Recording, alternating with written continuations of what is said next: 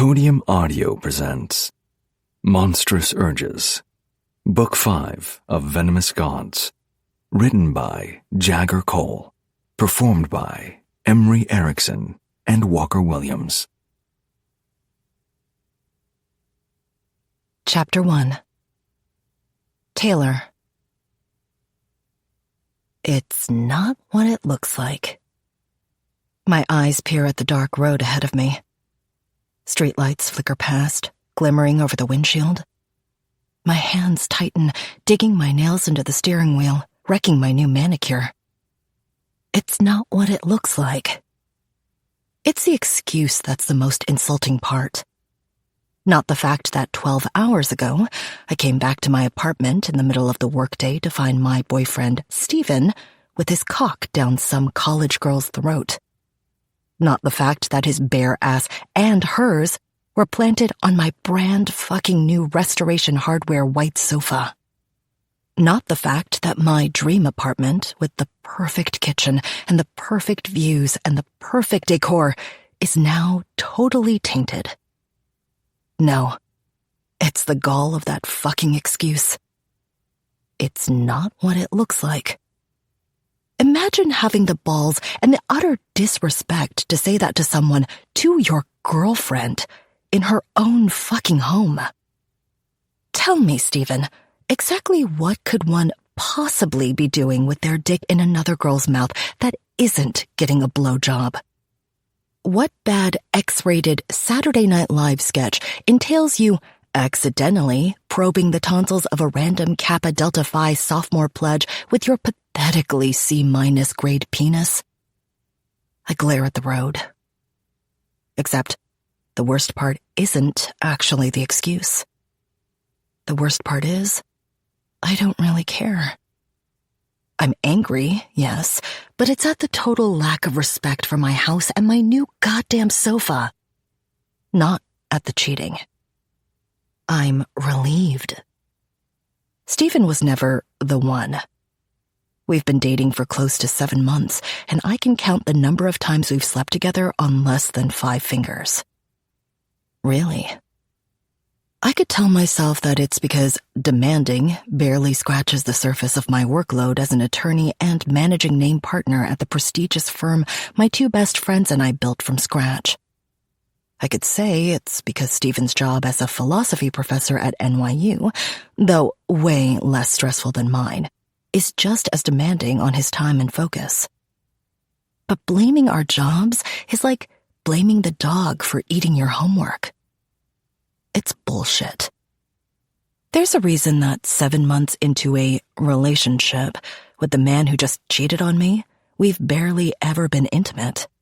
I've never memorized his number, and I'm not totally sure what his parents' names are. Stephen, like any relationship before him, is just checking off a box for me.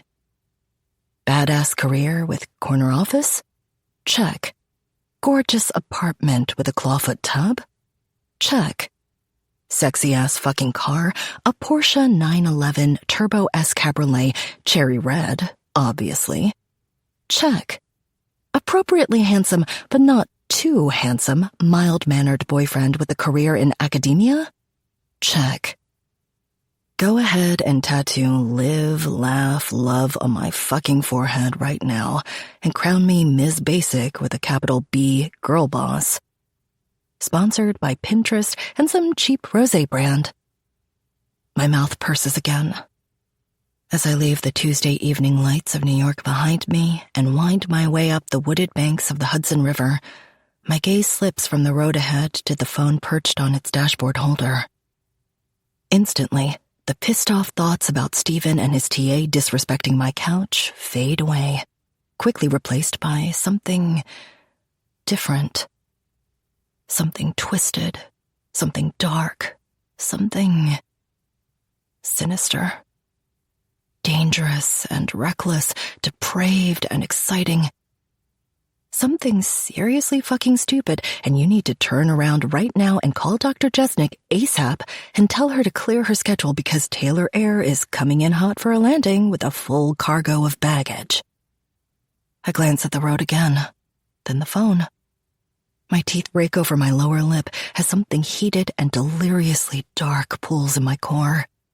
Before I know what I'm doing, I'm pulling off to the shoulder of the road, throwing the Porsche in park and plucking the phone from the holder. I navigate to the app, my pulse quickening as I tap on my correspondence with him. Napoleon in exile. I'm going to make you my personal little cum slut, my fuck toy, my pretty little whore. My physical response to the message, same as every time I've gone back in and reread it, is instant. Instant and all-consuming. My breath hitches. My skin tingles with an electricity that curls my toes and makes the hairs on the back of my neck stand up. My nipples tighten to points, wet heat pools between my thighs, and when I shift in my seat, I shiver at the delicious friction of my panties against my core. I can't believe I'm doing this. Any of it. I mean, hell, I can't believe I'm up past 9 at night and it doesn't involve work. Much less currently driving to fuck knows where in the woods 40 minutes outside New York to play dark, dangerous games with a man who says things like, "I'm going to make you my personal little cum slut." I shudder again, my teeth biting my lower lip even harder. This is insanity, and yet, here I am. Most girls' mothers tell them the basics of how to survive in the world. Don't talk to strangers. Be aware of your surroundings. Don't put yourself in a bad situation. I think it's safe to say, don't meet strange men from the internet in the woods at night to play out primal fantasies with them is probably somewhere on that list too. At least, I assume most girls' moms teach them those things. Maybe mine never got around to it. Or maybe she did, and I've just forgotten it. Same as I've forgotten her and the rest of my childhood memories. All gone in an instant. Like a bad Vegas magic trick. Poof! There goes the rabbit. Poof! There goes the 9 of hearts. Poof! There goes Taylor's entire memory from before the age of 18. Don't forget to hit the craps table on your way out, folks. But this isn't the time to ruminate on lessons my mom may or may not have taught me. I've already come this far, and there's no backing down now. Not because I can't. I don't want to. At least, I'm reasonably sure I don't. Which is why I'm still driving up the Hudson, the Porsche's headlights illuminating the dark road ahead, following the map directions to their agreed-upon location. Where he'll chase me.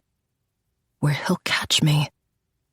Where he'll do whatever he wants to me. This time, the shiver that ripples up my spine is a mix of fear and excitement. It's addictive as fuck. So is the sprinkling of anxiety and the throb of nervous energy. Needless to say, none of this is me. Not Taylor Crown, attorney at law, who just had a cover piece published about her in the Legal Journal, detailing her rapid rise through the ranks of the legal world of New York, up to and including founding Crown and Black alongside Alistair and Gabriel. I'm the girl with the Chanel skirt suits and Louboutins. The one with the meticulous schedule involving the 4 a.m. alarm so I can hit the gym and get my jogging in, wall-to-wall client and board meetings, and the standing lunch reservation at Per Se.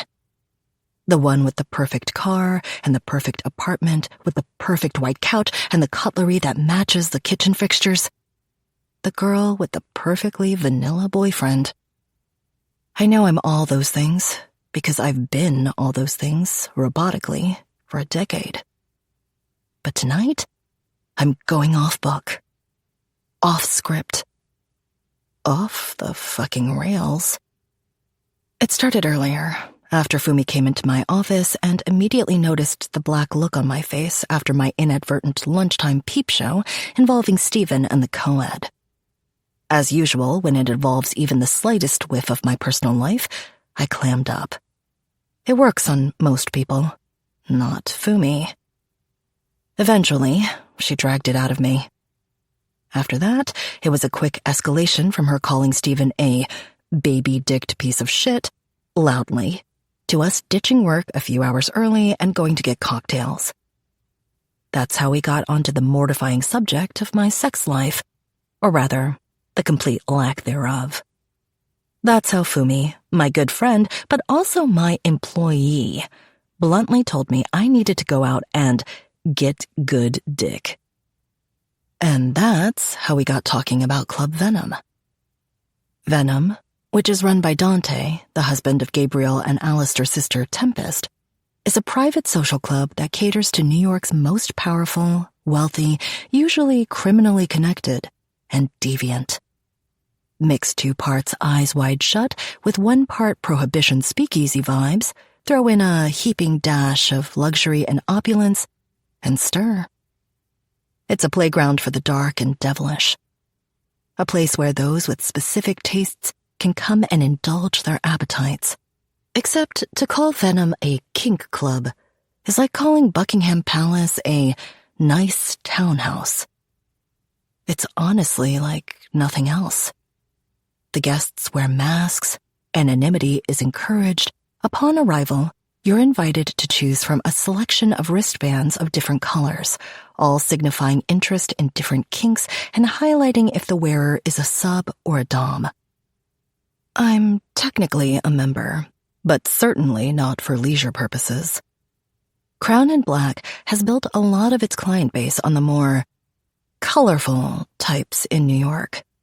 Mafia Dons, Bratva Pakans, and the like. The type who almost certainly are members of Venom. Plus, given the club's anonymity, security, and ban on cell phones, it's a perfect place to hold business meetings with people who make their money in less than legal ways. If you can ignore the fact that there may be an orgy happening 30 feet away. I've been a handful of times, always thankful for the mask to hide the heated look on my face when I'm there. Fumi, of course, knows that I'm a member for work purposes, and suggested that it could be the perfect place for me to find some good dick. As if hookup sex is what I need to get over the mental image of seeing my couch violated so callously. But that's a hard pass. Is the idea of going to a place that indulges certain darker fantasies appealing to me, given my hidden tastes in said dark fantasies? Yes. Then again, I also think tigers are pretty neat, but there's 0% chance of me taking a stroll through the jungle looking for one. The desires and tastes I have and keep locked down tight and deep aren't the sort of desires I tell anyone about. Not my friends, never my relationships. Besides, mask or no mask, the idea of being recognized at Venom is almost crippling for my anxiety. But then Fumi started telling me about Venom's new web portal, a way for existing members to seek each other out outside the club. Specifically, members who have an interest in the sort of venomous, dangerous kinks that I keep buried under the floorboards. Members who want to chase or be chased. Primal kink. Something dark and throbbing teases my core as my hands tighten on the wheel. I'm almost there. I waited until Fumi went to the restroom before I snuck out my phone and checked out this web portal for Club Venom. Signing in was easy. I'm already a member, so I was pre-approved. Answering some simple questions about myself and my preferences for a partner was just as easy, as was snapping a quick picture of me from lips to waist, with a few buttons of my blouse undone to give a generous glimpse of the girls, and uploading it to my profile. As was choosing a stupid and, admittedly, kind of cringe username. Secret Slut. I mean, I'm not. But dress for the job you want. An hour later, when I glanced at the app again, my heart skipped. I had 20 message requests. Most of them even had decent opening lines. Which would be great if I was on Hinge or OkCupid and looking for a nice dinner out with a mild-mannered professor of philosophy at NYU with a penchant for getting his dick sucked by co-eds on his girlfriend's new couch. But that's not what I'm looking for on the Venom site. Not even close. Let me fly you wherever you want tonight. I want you to be my dirty girl. Even a bolder one who had actually clearly read my profile and knew what I was looking for. I want to chase you, baby. I kept glancing at them whenever Fumi was preoccupied. I even almost responded to one or two. But then I saw his initial message, and after I managed to pick my jaw up off the floor, that's who I replied to. Napoleon in exile. I'm going to ruin you. This is how I know I'm supremely fucked in the head. Because that, of all things, is what captured my attention. Because Fumi was right. This is what I need. Not a date, not another boyfriend to tick a box. I need something raw and real and now. So that's how we started talking. No, I want to. No, would you like me to? I am going to ruin you. A man says the filthiest thing anyone's ever said to me, and I'm instantly all in? Paging Dr. Jesnick. We need to chat immediately. Secret slut. That's quite the opening line. Napoleon in exile. It's not a line. It's a warning. Here's another. Be sure of what you're getting into if you choose to go any further with me, or you'll regret it. I swallow as my eyes scan our message exchange again. Secret slut. Why would I regret it? Napoleon in exile. Because I'm not playing games. My tastes are singular and dark. Secret slut. So are mine. Napoleon in exile. We'll see. Napoleon in exile. Your safe word will be vault. Until you use it, assume that I'll do whatever I want to you. I'll chase you and catch you and fuck you hard and mercilessly in any hole I choose. We're not going to play. I'm going to make you my personal little cum slut, my fuck toy, my pretty little whore. Are we continuing or not? I think it was the borderline psychotic, unapologetic tone. Not a negotiation, a decree. And yes, that pulled a trigger inside of me. Secret slut. I'm still here. Napoleon in exile. For now. Napoleon in exile. What are your hard limits? Be very specific. A flush blooms in my cheeks as I read through the messages from a few hours ago. Secret slut. No bathroom stuff. No animals. I mean, fine print and legal wording is my career. You've got to cross your T's and dot your I's. Secret slut. No extreme sadism like torture or anything. No being tied up or immobilized. No anal. No other people involved. Napoleon in exile. Nope. Secret slut. Nope. Napoleon in exile. You may pick 3 of those. I'd stared at the phone. Fumi was off getting us another round at the bar. Secret slut. No, those are all my limits. Napoleon in exile. Yes, and you get to keep 3 of them. That's my limit. You have 5 seconds. I know I could have, should have, just ended the conversation with Mr. Control Freak then and there. But I didn't. I might still be trying to figure out why. Napoleon in exile. 4. Napoleon in exile. 3. Secret slut. Okay, the first 3. No bathroom stuff, no extreme torture, no animals. I mean, of all the things I listed, those are simply non-starters. I sent the reply in a hazy blur, my skin tingling. Napoleon in exile. I'm going to enjoy breaking you, my little slut. It's embarrassing how wet I got reading that at the bar. Or how much wetter I got when he told me we'd be meeting tonight and sent me GPS coordinates to what I assume is his house outside the city, in the Hudson Valley. Before Fumi came back with our drinks, I managed to send one more message. Secret slut, how will I know it's you? Napoleon in exile, you'll know I'm near when your pussy starts to get wetter. And then the icon next to his username went dark, leaving me staring at that last line. 2 hours later, here I am. The car's GPS says I'm minutes away from his house, and when it hits me how close I am to actually doing this, something dark and twisted ripples through my soul. Yes, this is insane. But, criminals though most of them may be, I know for a fact that Dante vets every member of the club.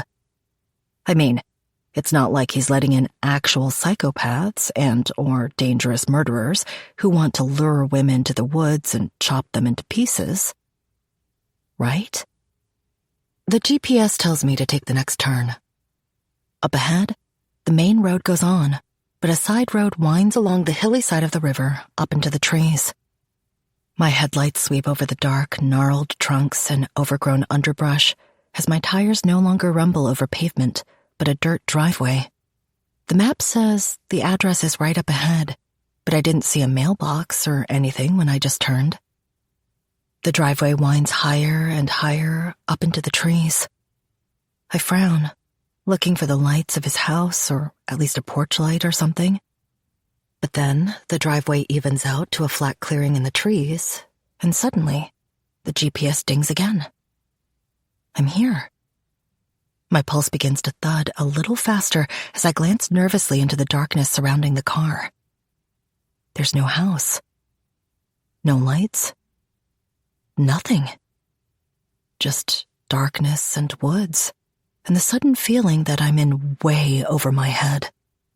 The idea of turning around and going home to read something involving my fantasy, perhaps with a familiar vibrator, instead of indulging in whatever insanity this is, becomes very, very tempting.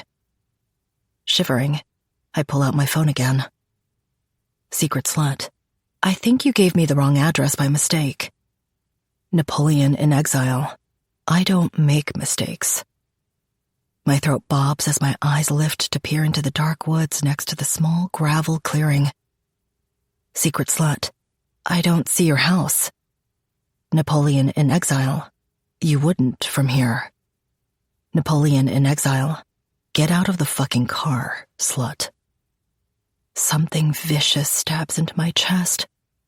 Something I know should terrify and appall me. Something that should set off every alarm in my head. The problem isn't that it doesn't do all those things. The problem is that it most certainly does. But I'm not leaving.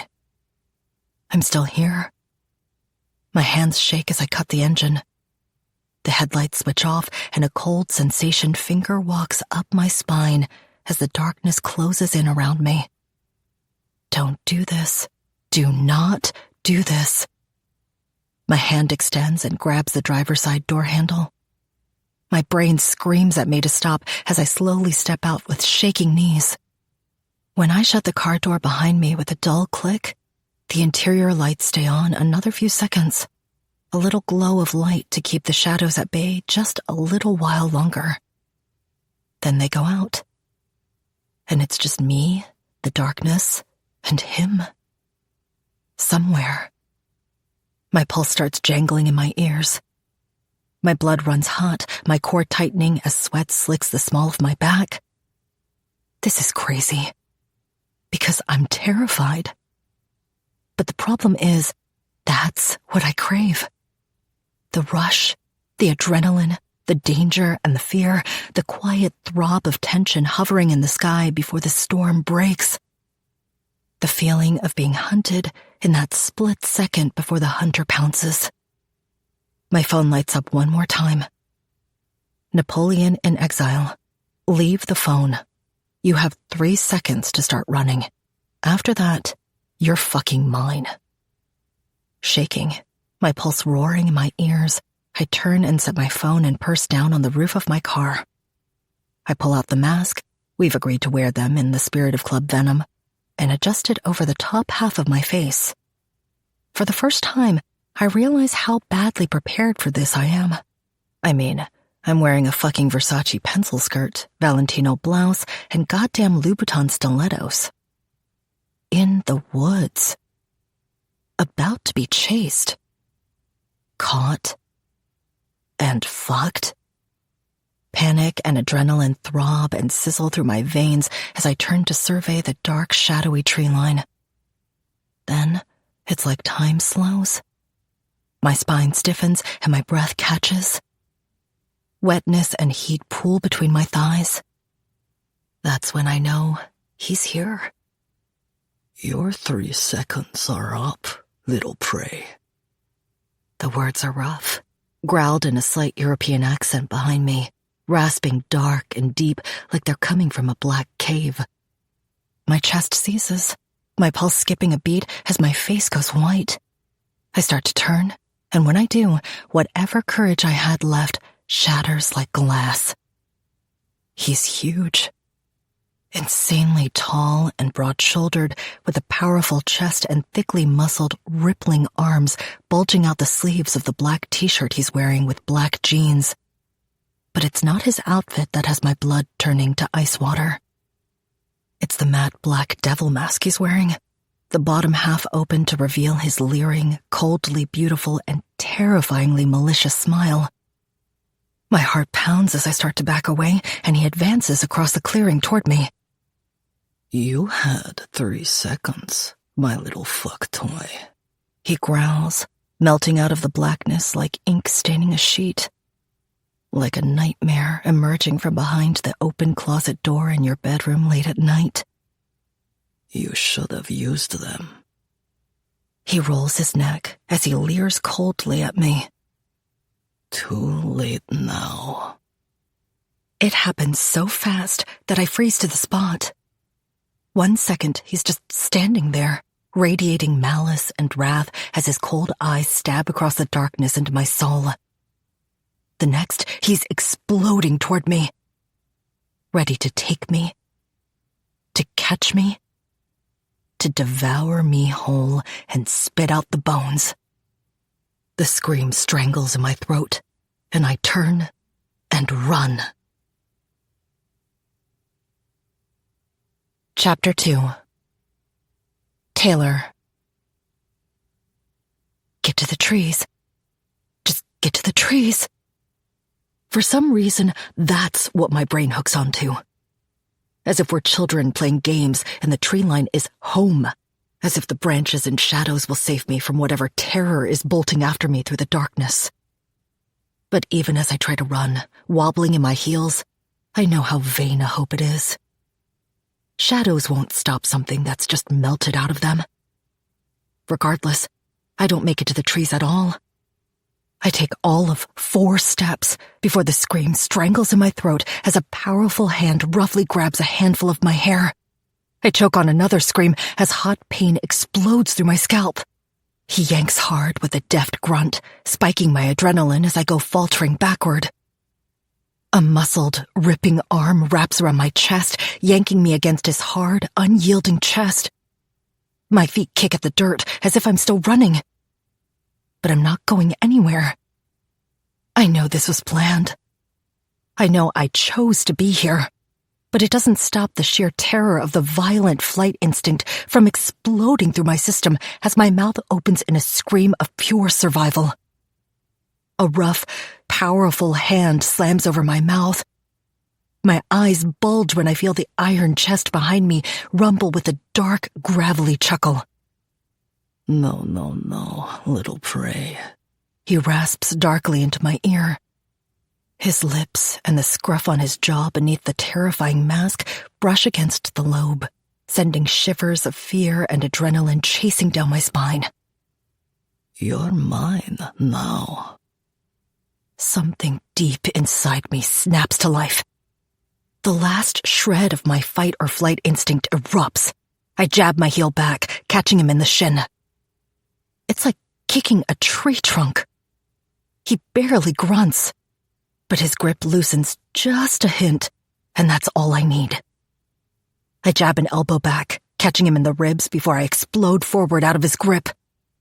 My heart lurches up into the back of my throat as I bolt for the trees again. This time, I only make it 2 steps. I cry out when his sheer size slams into me from behind so hard that my legs give out. I whimper as I crash to my knees in the dirt, his enormous frame dropping with me and enveloping me.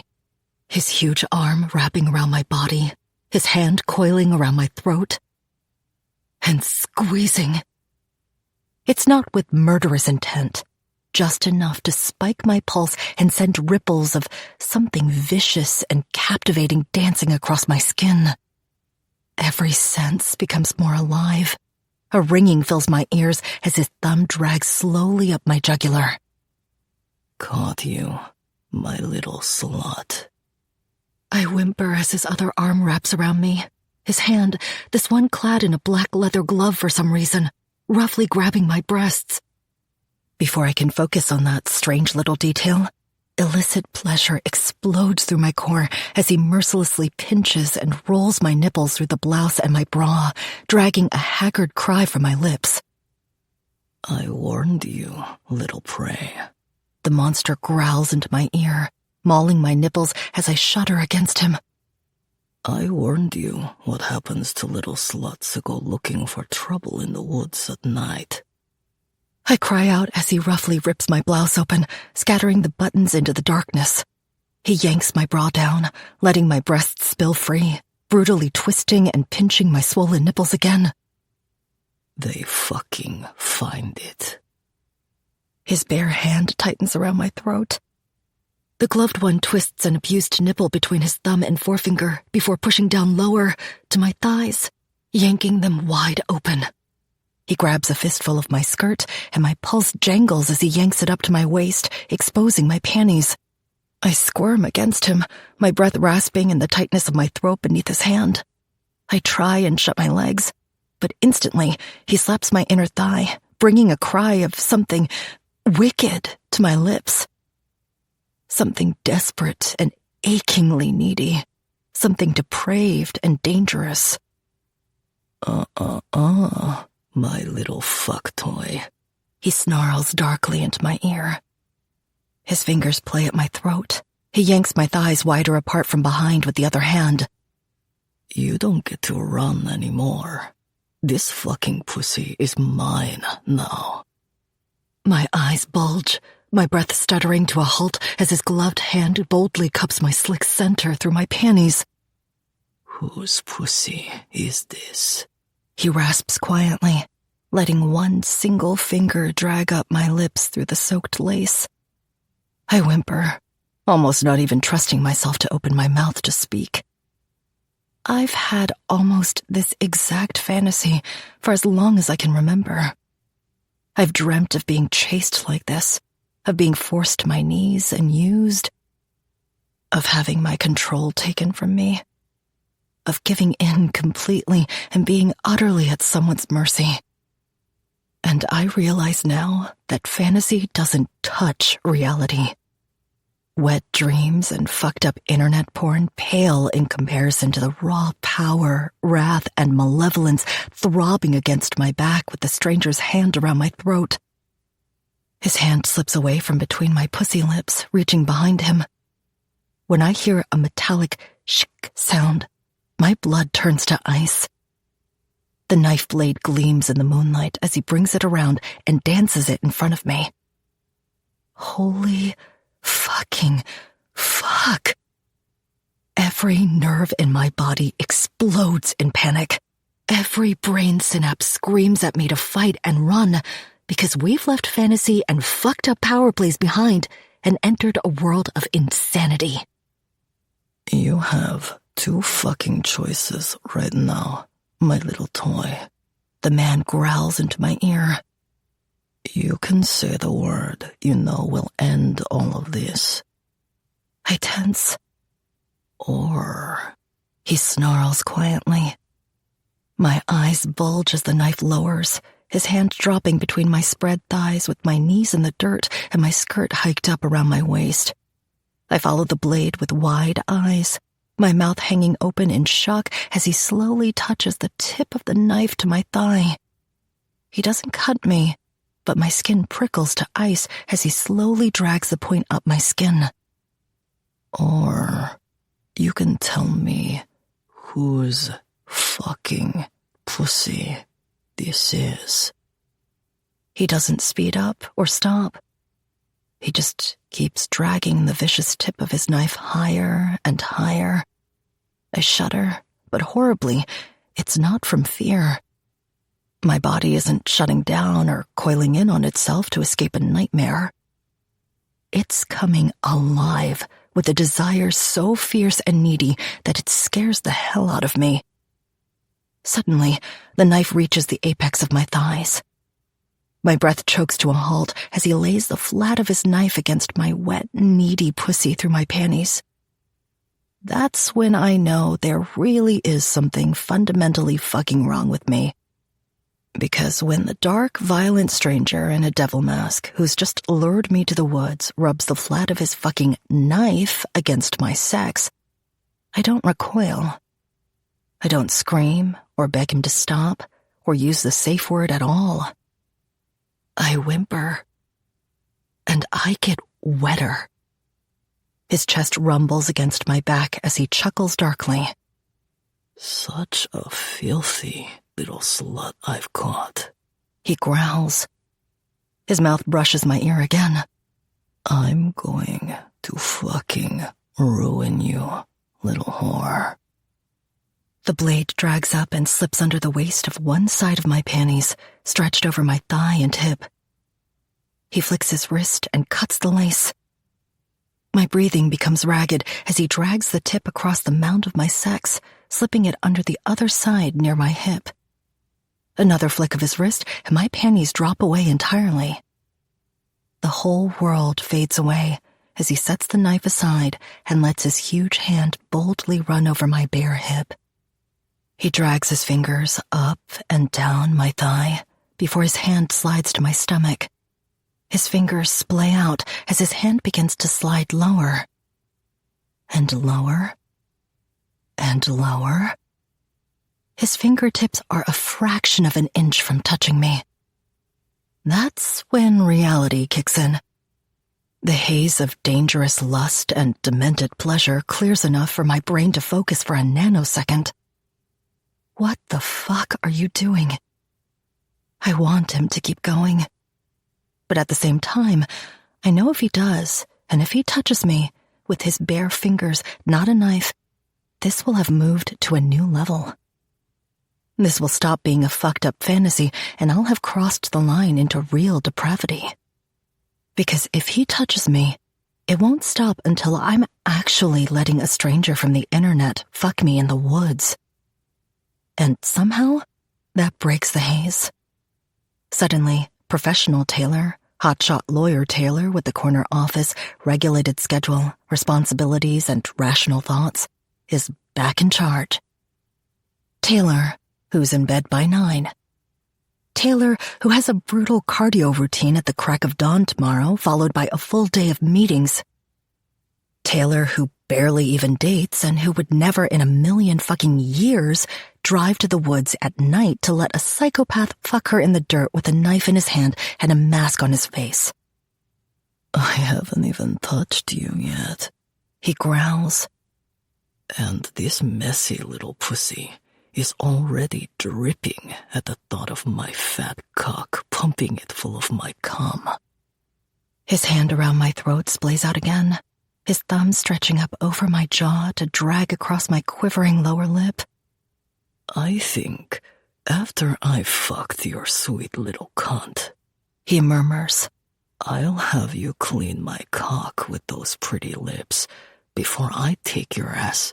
Vault. It's like stopping the tattoo gun when it's hovering over your skin. That last, gasping second of clarity before fantasy becomes a reality you can never take back. The second I blurt out the word, and he freezes with his fingertips a hair's breadth away from touching my clit. I wish I hadn't said it. Don't listen to me. Ignore that. Do it anyway. Do whatever you want. Fuck me. hurt me."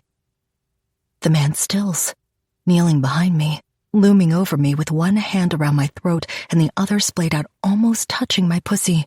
My thighs spread wide, my shirt ripped open. "You disappoint me," he growls quietly. His hands drop so rapidly that I flinch and his arms unwind from around my body. He stands without a word, and I feel a hollow, cold sensation creep over me as I pull my ripped blouse over my bare breasts and turn. He's already walking away. "Wait!" The man pauses. His head turns, showing me that fearsome devil mask and the cold, captivating glint in one of his eyes in profile. "Wait, Too late," he rasps darkly. "I don't do second chances. But feel free to stay in the woods and see what else might come for you." Without another word, he turns and walks away, vanishing into the shadows like a wraith and leaving me gasping on my knees. What the fuck just happened? Chapter 3. Taylor. It's not until I'm safely inside my apartment, leaning against the door I've just locked behind me, that I can process what just happened. What the fuck? I've spent the last hour driving back to the city in a fog, almost numb. But now that I'm home, it's like my lungs open up and I can actually breathe again. When I do, though, it hits me all at once. A shudder rips through my body. My skin buzzes with the nervous energy as my hand drifts to my neck. My fingers trace over the places where he gripped, the tenderness in my throat, my jawline, my bottom lip, before it retreats between my teeth. I look down at myself and shiver. My skirt is back in place, but the panties he sliced off me got lost to the forest when I stumbled back to my car after he left. My blouse is still ruined. I drove home wearing a suit jacket I keep in the trunk instead. My heels are dirty and smudged. My hair is a mess. I'm still shaking. From fear? Excitement? Something's wrong with me. My preference in kinks and fantasies are one thing. I'm not sure anyone can help what they're into. Sometimes I wonder if those dark desires have always been there in my head, or if they manifested because of something that happened to me during the times I don't remember. I read about that when trying to research my own fucked up thoughts and urges. The brain is insanely complex, and experiential trauma can manifest as a fetish to a survivor. The idea that something like that might have happened to me before the accident is terrifying. At times, it used to creep up on me in the middle of the night to claw at me and render me frozen in my bed. But I don't really get like that anymore, thanks to the mental exercises Dr. Jesnick taught me. The beauty of retrograde amnesia is that you don't remember the past. Unfortunately, that's the curse of retrograde amnesia too. Either way, you can't change what happened in the past. So I choose to live life looking forward into the future. Yeah, a future like the one you won't have if you insist on meeting strange men with knives and a primal fetish in the fucking woods, you weirdo. Shuddering, I pull myself from the door and head down the hall to the bathroom. I shed my ruined clothes as I wait for the water to warm up, dropping my eyes to my body's reflection in the mirror. For a second, my eyes land on the bruises by my throat and on my inner thighs. My cheeks flush, remembering his powerful grip, his strength when he yanked me to the ground and pinned me there. How even though I work out 6 days a week, including a serious lifting routine, the man who came for me out of the shadows tonight held me fast like my strength was nothing. And god damn it, that's hot. I give myself one more honest once over as I pull my long red hair out of the ponytail I've had it in since the drive home. I'm 33, not 23 anymore. But still, cute face, perfect smile, thank you very much Invisalign. Slender frame, athletic build, tall and leggy.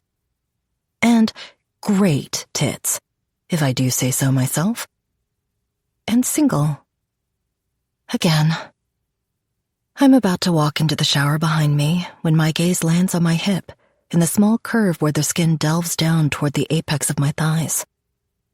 A soaring bird, a hawk maybe, with wings outstretched, holding an arrow in its talons, surrounded by a thin, circular border. The whole thing is barely larger than a quarter, and I haven't the slightest fucking idea what it means or when I got it. Going backward, my memories literally stop at 18. That's when the drunk driver plowed into the side of the car I was in with my parents, killing them and hitting the reset button in my brain. I've tried it all. Medication, electrotherapy, rapid light therapy, MDMA, counseling, so much counseling. Support groups, you name it, I've tried it to bring my memory back. But 15 years later, I've given up. If it hasn't happened yet, it's not going to. And there's a beauty in the whole ignorance is bliss thing. I like the life that I've built and the friends I have. I don't need to know what lurks in the shadows of that past I can't remember. After my shower, I change into comfy clothes and head into the living room to go over notes for some meetings I have tomorrow. But the second my eyes land on that goddamn white couch, I'm instantly flooded with memories of its defilement. Again, I'm not angry. I mean, we're obviously over, but I don't really give a shit about Steven cheating on me. But still, there's no fucking way I'm staying here tonight. Good morning, Miss Crown. Amelia, my kick-ass secretary, smiles and follows me into my office. Morning, Amelia, I say absently. I'm putting on a brave face, but inside, I'm exhausted. I mean, I went to bed 3 hours later than usual, in the room I booked late at the Soho Grand Hotel, where I screamed into my pillow with my hands between my legs, reliving every single insane, brutal second of my depraved encounter in the woods. You look amazing this morning. Amelia is a total kiss-ass sometimes, and I love her for it. Even if she's totally full of shit this morning, I emphatically do not look anything approaching amazing right now, and we both know it. Thanks, I smile dryly. New Pilates instructor this morning. Well, damn, lady, she grins. Go get it. She clears her throat, dropping right into business mode. So, pretty packed schedule today. You've got a meeting with Thomas Koppelman at 10 to go over strategy for his corporate takeover, then lunch with the team from Copperline Biotech. I got you reservations at Atera, or you could do your usual per se. Atera is great. Thanks, Amelia. She nods, barely looking up from her tablet as she taps away. You wanted to sit in on the Whitlock deposition at 1:30. Oh, and Gavin Serenko and his people will be in at 4 to sit down with you and Alistair to talk transition with Gabriel being gone now. I grimace. Yeah, that's going to take some getting used to. But before I can delve too deeply into my own thoughts concerning one of my best friends and firm partners leaving Crown and Black, something pings in my head. Oh, shit. That reminds me. I need you to create an analytics breakdown of these. I turn to grab the file folder I purposely left in the middle of my desk yesterday. But when my eyes land on empty space, my brow furrows. Did you? I glance back at Amelia. There was a folder on my desk. She blinks. I didn't see anything this morning when I unlocked your office. No one's been in here either, obviously. I frown. You sure? Blue folder with the very professional Gabriel's bullshit written on the cover? She smirks briefly, then shakes her head. Nothing I saw, Miss Crown.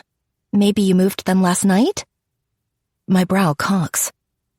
No, I definitely left it on my desk yesterday before Fumi and I went to that meeting. AKA cocktails? Oh, I mean later, when you came in late last night. My eyes snapped to hers in confusion. Sorry, what? Amelia's brow furrows. You were here, Miss Crown, in the office. Maybe that's when... No, I wasn't. I definitely wasn't. I was in the woods letting a stranger rub my pussy with a fucking knife because I'm goddamn crazy. And after that, I was showering at my apartment and then booking a suite at the Soho Grand. Amelia gives me an odd look. You definitely keycarded in. It was on the log this morning when I clocked in. She smiles a slightly confused smile.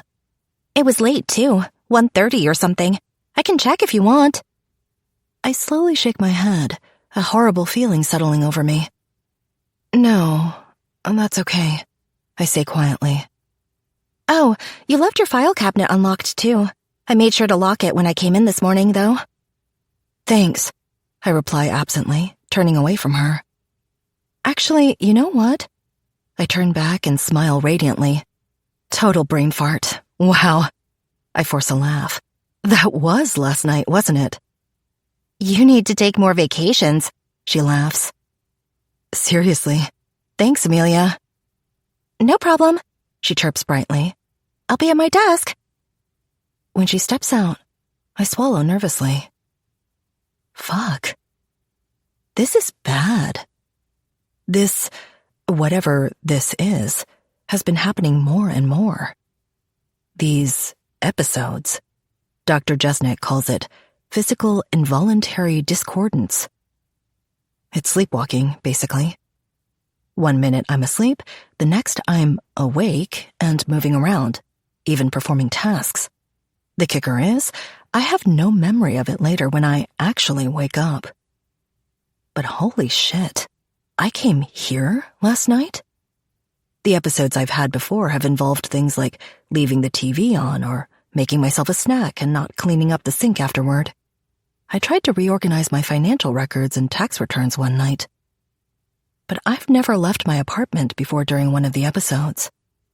At least, I don't think I have. But how would I know? Maybe being in a new place last night fucked me up. Or maybe what you did before bed. I flush. Fuck. I didn't drive, did I? I'm still staring at Manhattan out the windows of my office with a dazed feeling when there's a knock at my door. It opens before I can even respond, and Fumi walks in. You do get that knocking first is like asking permission to enter someone else's space, right? She arches a brow with a curious smile on her lips. Okay. Is this the part where you tell me I need to wait until such permission is graciously granted? I frown, exhaling. Sorry, I'm tired and cranky. She shuts the door and walks over to my desk as I slump into my chair. Fumi sits across from me in a gorgeous jade green knee-length pencil skirt and a super cute black top, her long black hair wrapped up in a top knot. So, she smirks. You're tired, huh? I start to roll my eyes. Fumi, does this mean you went through with it? She shrieks, grinning widely at me. Did you go to Venom? My face burns. Fumi, we're at work. My friend sighs heavily. We need a neon sign above your head to let me know when you're my boss, Taylor, and when you're my friend, Taylor. I snort. What if we just say that while we're at work, I'm boss Taylor and we stick to professional conversations that don't involve either your sex life with Gabriel or my lack of sex life with anyone? Fumi grins.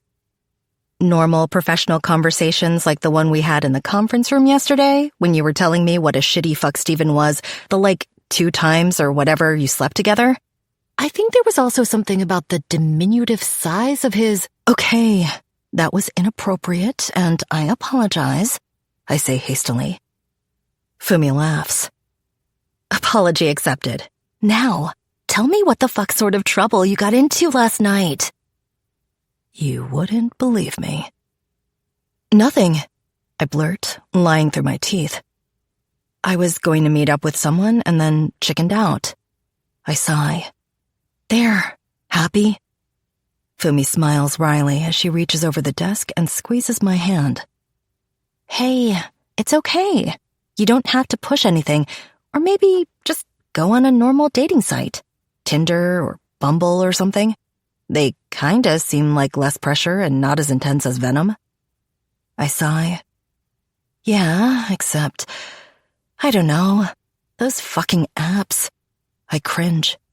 They're awful. T, she drawls. You're a boss bitch. You know that, right? I mean, you're 33 and you run a law firm. And not a strip mall one either. One of the biggest and most prestigious firms in New York. You're rich, you're in charge, you're hot. She shrugs. Plus, you drive a sexy as fuck car. She eyes me. Let them come to you. Let them come begging to take you out. Yeah, no. Solid advice. I reply on autopilot as my brain starts to drift. Except, I don't want them to come to me. I want them to chase me. And hunt me. And hurt me. Paging Dr. Jesnick. Can I ask you something? I lift my eyes to Fumi. Sure. You said you chickened out last night on someone you were going to meet? I nod. Fumi peers at me. Why? My brows furrow. Why do you think you chickened out? Because I'm afraid of what I am. Because I'm terrified of setting free the darkness that lurks inside me, wanting things I shouldn't want and giving me urges to go into the fucking woods at night. I shrug non-committally. I don't know. Prosecution asks to approach the bench, Your Honor. I snort, rolling my eyes. Go ahead, say it. Say what? She smirks.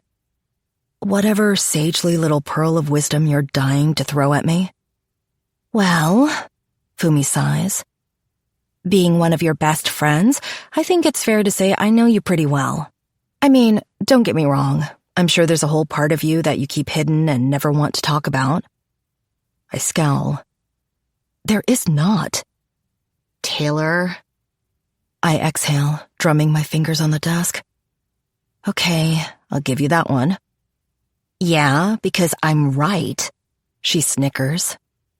Anyway, without knowing the details of this date that didn't happen, since I'm guessing there's a 0% chance of you sharing those.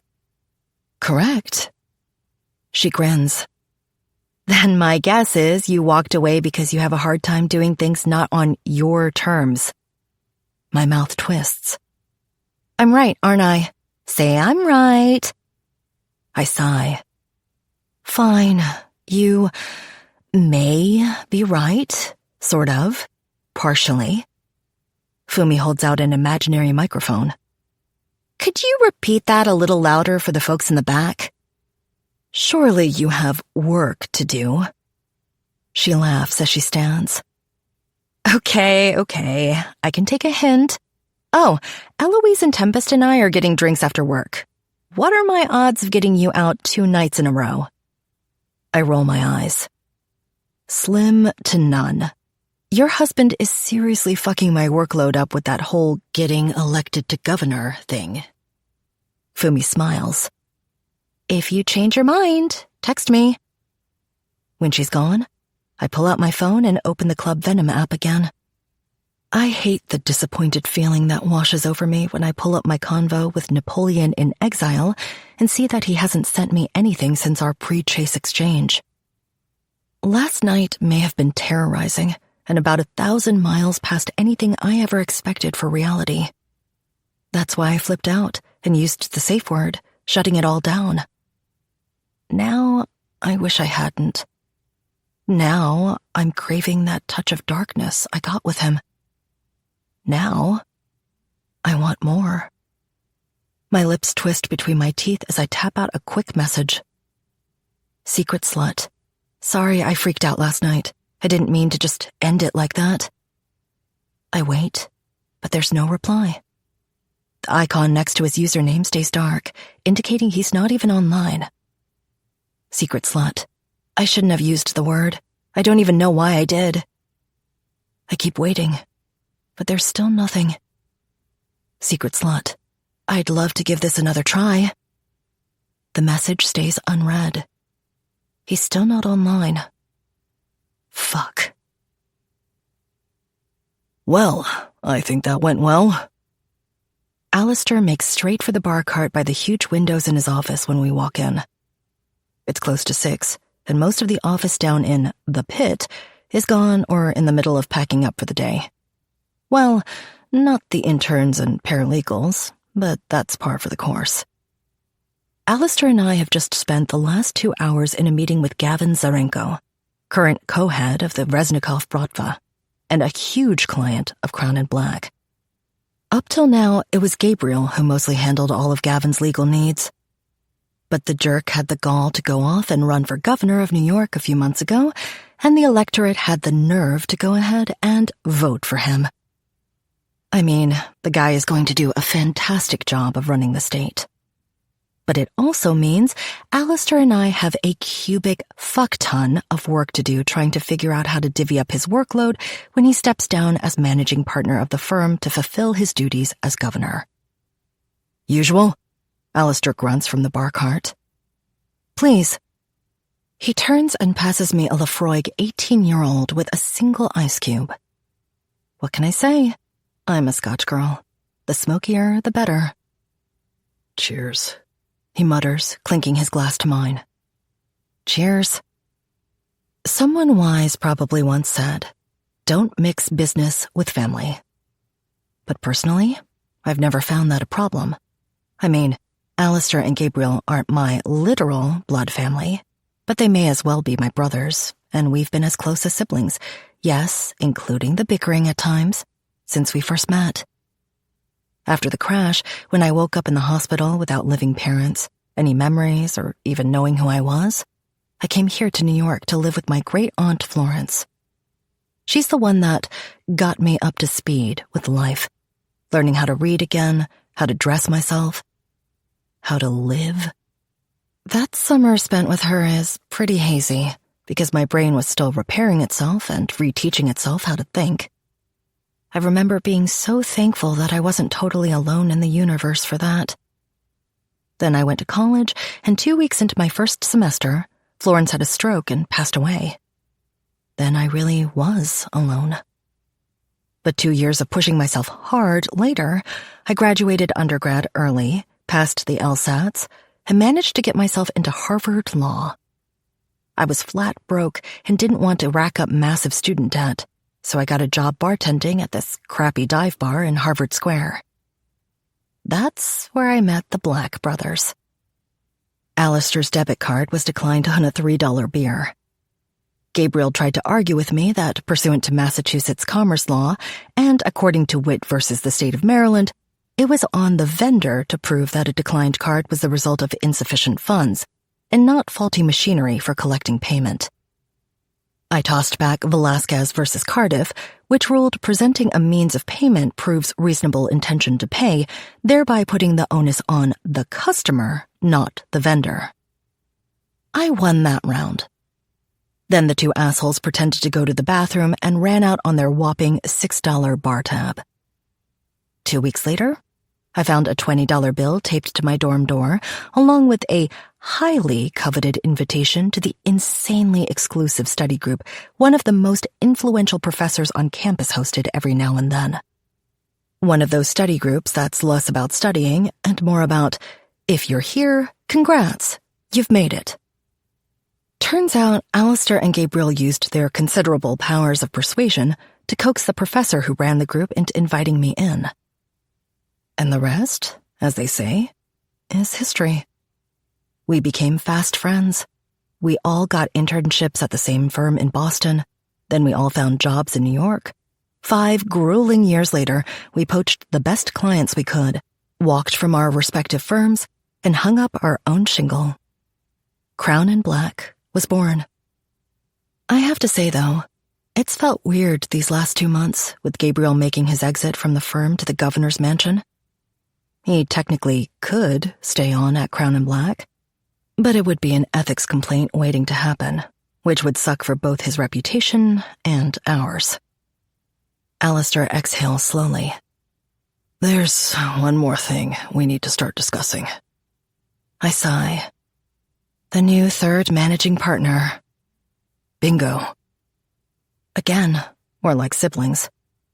My closeness with Alistair and Gabriel is what made Crown and Black the empire it is. But the balance really only works when there's 3 of us. If it's just Alistair and I running things, we're going to throttle each other at some point. I mean, lovingly, but still. Any thoughts? I lift a shoulder. You know I'm going to say Fumi. He smirks. Figured. I'm not against it, for the record.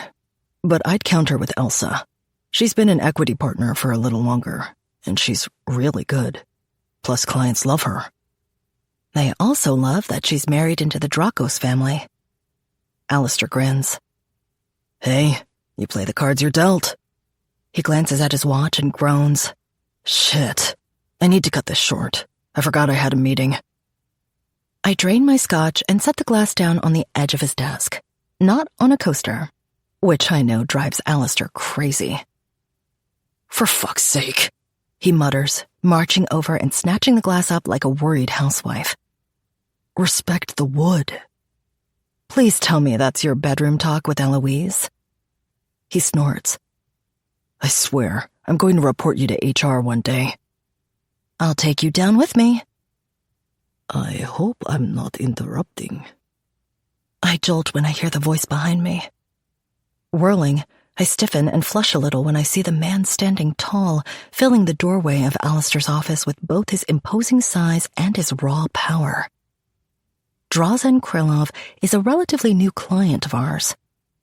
I rarely interact with him since Alistair and his team handle most of his affairs, but I know his reputation and his history.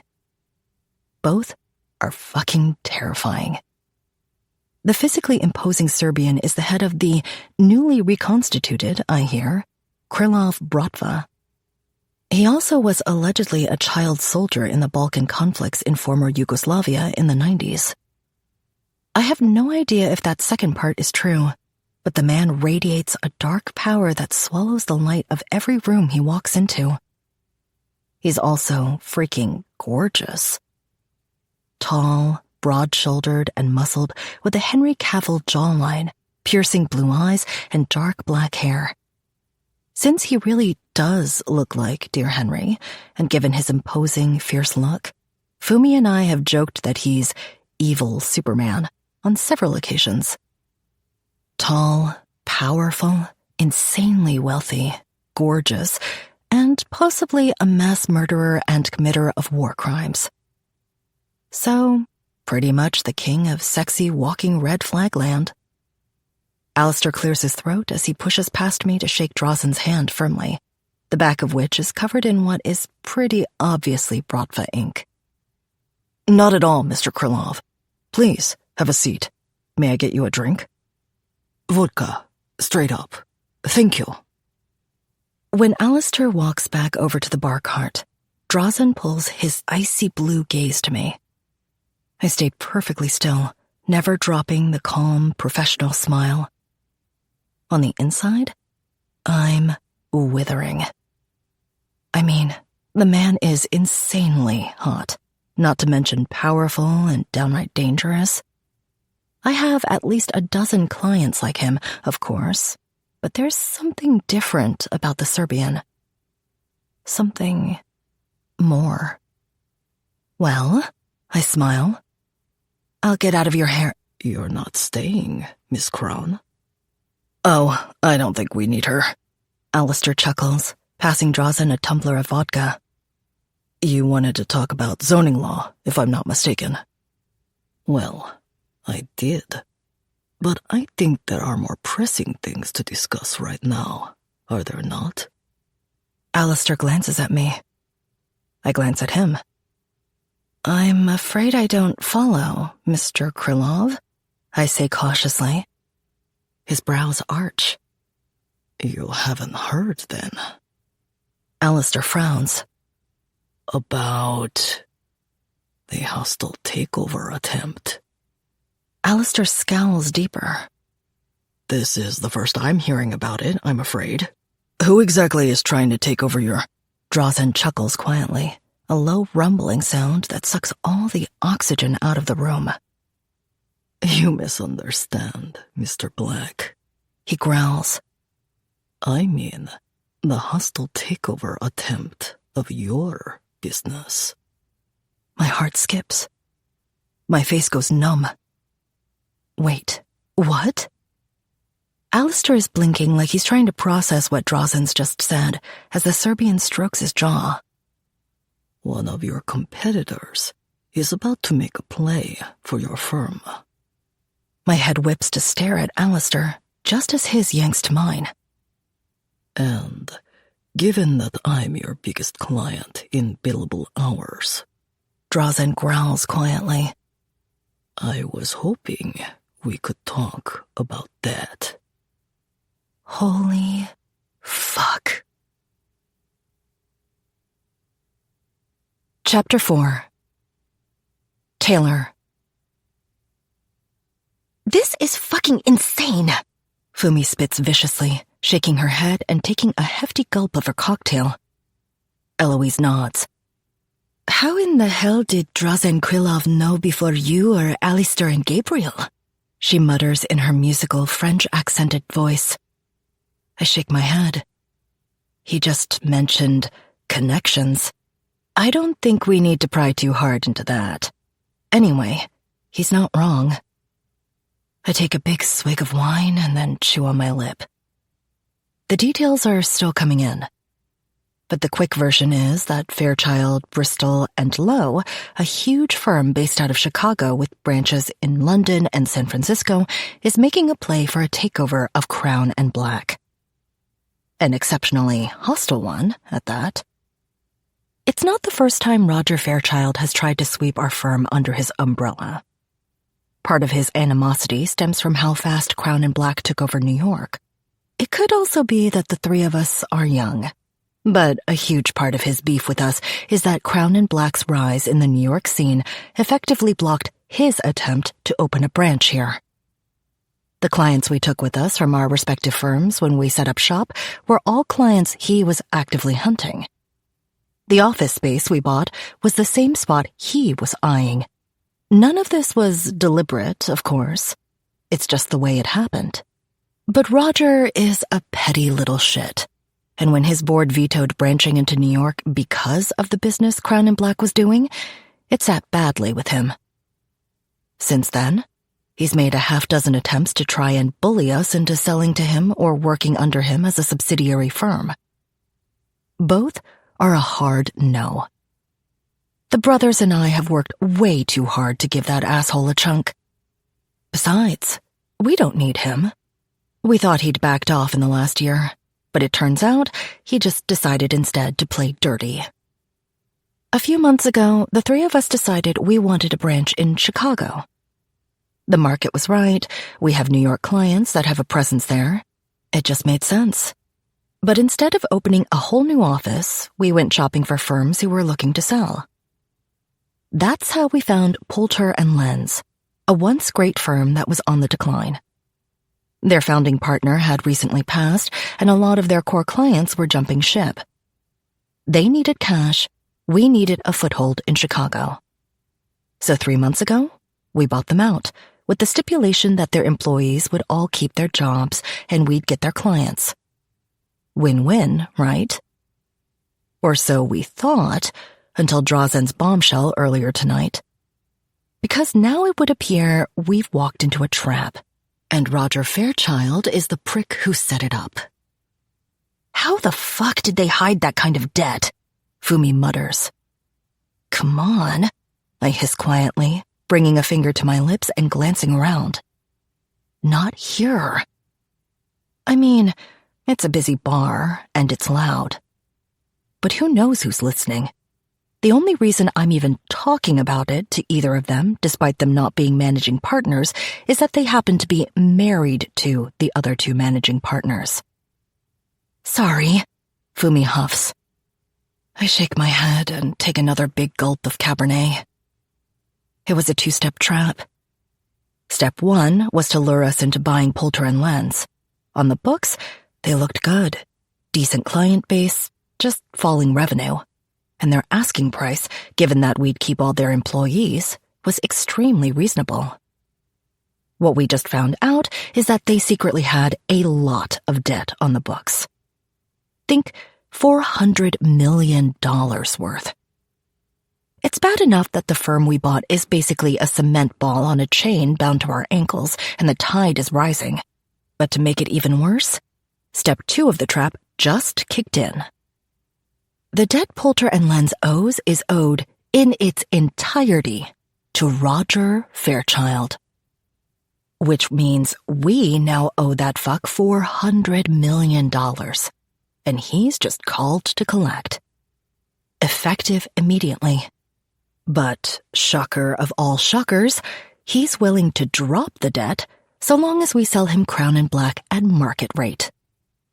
Alistair and Gabriel and I are going to have a meeting with the board tomorrow, I mutter quietly. But until then, Eloise clears her throat, smiling past me. "They're here," she murmurs under her breath. Okay, no more shop talk, especially about this. I glance at her and Fumi. They both nod before I turn to smile as our friend Tempest makes her way through the crowd toward us with Bianca in tow, along with 2 of her ballet friends, Milena and Naomi. It's funny. I've never really been a girl's girl, at least not that I remember. In undergrad, I was pretty much a loner, mostly because I had no family, no memories, and barely any money. When I got to law school, I immediately made friends with Gabriel and Alistair, and when did I have time to make female friends anyway? So, it's strange, but not a bad thing that I've suddenly found myself with this whole squad of ladies. Fumi and Eloise, of course, but also Gabriel and Alistair's little sister Tempest, who's married to Dante Sartore, head of Club Venom, Bianca, who recently married into the Dracos Greek Mafia family, who are also Crown and Black clients, is Dante's little sister. She's also an exceptional dancer in the Zakharova Ballet Company, which is how Milena and Naomi joined the squad. The fire alarm about what's happening with work is still there. But I allow myself to exhale and at least pretend to smile at the ladies around me as we order another round of drinks and lapse into normal conversation. "What about you, Taylor?" I blink, realizing I've been conjuring up ways to murder Roger Fairchild with my bare hands while staring at the bar. I yank my attention back to find the rest of them grinning at me. "Sorry, what?" Bianca laughs. "These 2," she jerks a thumb at Milena and Naomi, "were just complaining about being chronically single. I said single doesn't sound that bad. I mean, you're on your own and you're fucking killing it." I roll my eyes. "Ah, yes," I say, turning to nod sagely at the 2 much younger than me girls. Model your life choices on the 33-year-old future cat lady who's married to her career. Definite goals. Milena snorts, pushing a strand of blonde behind her ear. "Yeah, but, I mean, you're a fucking boss. Corner office, your name on the building, that sexy-ass car?" I smirk. "Cars don't give you orgasms." The rest of them crack up. "I don't know," Tempest sing-songs. "I've seen your car and I'm not convinced it doesn't." "And hey, you're not necessarily single," Fumi adds with a grin. I shoot her a look. "Oh?" Tempest perks up. "Do tell." "Nothing," I mutter, glaring at Fumi with a shut-it expression that she either misses or more likely ignores. "Taylor was going to go on a date last night, but she bailed." I purse my lips. "I didn't bail. I had to reschedule." "Oh yeah?" Fumi grins at me. "When did you reschedule for?" "Hi, yeah, still your boss, in case you forgot." She and the rest of them laugh as Tempest gives me a hug. "Hey, you're all of 33. We're not putting you out to pasture yet, you know." "Thanks. I feel so much better now." I roll my eyes, grinning. The rest of them lapse into a conversation involving some dating drama with another dancer at the ballet. I pull out my phone and flip to my group chat with Alistair and Gabriel. Me. I have a solution. Gabriel. Question mark, exclamation, question mark, exclamation. Alistair. I'm all fucking ears. Me. Roger's in love with that vintage Jaguar convertible he's always fawning over, right? We find out his usual weekend drive route and string high-tension wire across the road at neck height. Boom. Instant decapitation. Alistair. Savage. I love it. Gabriel. You two do understand the concept of premeditated murder and admissible digital evidence, right? Alistair. Reach behind yourself, Gabriel. That long, pointy stick you feel? Grab it and give it a good tug. See if it'll come out of your ass. Me. LOL. Gabriel. Yeah, you're totally right. I see no reason I should be concerned at all about being governor and on a thread discussing decapitating a business rival. You should absolutely consider politics, Alistair. Alistair. I'd fucking kill it, and we both know it. Me. Dictatorships are slightly out of vogue, Alistair. Alistair. What about absolute monarchies? Gabriel. I touched base with Hartman, Lee, Pritchard, and Finelli from the board. Pretty sure we can count on all of them not to cave to that fucker's demands. But we need to start talking to the other members as fast as possible. Higher numbers of voting shares, incentive packages, whatever. Literally anything to make sure no one starts siding with Roger to push for this. Me. Agreed. I'll reach out to Elaine Iverson and Carl Bouchard first thing tomorrow. The three of us chat a little longer about nailing down the loyalties of the Crown and Black Board of Directors while I feign conversation with the squad. I ignore the little icon for the Venom app. At least, I try to. But after another glass of wine, I set my jaw and tap on it. I hate how disappointed I am to still have no reply from him to my last messages. I slug back another mouthful of wine, pretending to rejoin the conversation around me. Instead, I'm still fixating on the man in the mask from the woods. The one who chased me and pinned me to the dirty ground. Who made me wet with a knife against my pussy. The man I freaked out on and blurted a safe word to, who then faded away, leaving me alone in the dark. In the moment, yes, it was too much. Too insane, too dark, too dangerous. Too everything. But now, I'm sitting here supremely pissed at myself for having chickened out and ending it before I could find out how deep I was willing to go. How far I was prepared to peer into that darkness inside myself. By now, he's obviously lost interest. Which means the more times I flip back to my message exchange with him, the more pathetic I look. Or at least the more pathetic I feel. Yeah, it's time to move on. And the next time, I swear I won't be blurting out any safe words too soon. The next time, I'll have the courage to explore the inky darkness hiding inside me. Switching back to Napoleon in Exile's profile, I scowl as I tap the 3 dots at the top of his profile and click block. Instantly, our chat vanishes. Then, I switch to my own profile and click the little toggle back to actively seeking partner. I turned it off before, after connecting with my stranger from the woods. But with it back on, other prospective partners from the app will be able to find my profile and maybe connect. Screw the psycho in the woods. Like, maybe give someone a heads up when you're directing them an hour from home into the fucking forest. Maybe mention your knife play kink? Yeah, because you really minded both of those. Oh, shut up, self. I mean, dipping a toe into my slightly south of vanilla fetishes is one thing. What happened last night was diving headfirst into the deep end and only then discovering I only half knew how to swim.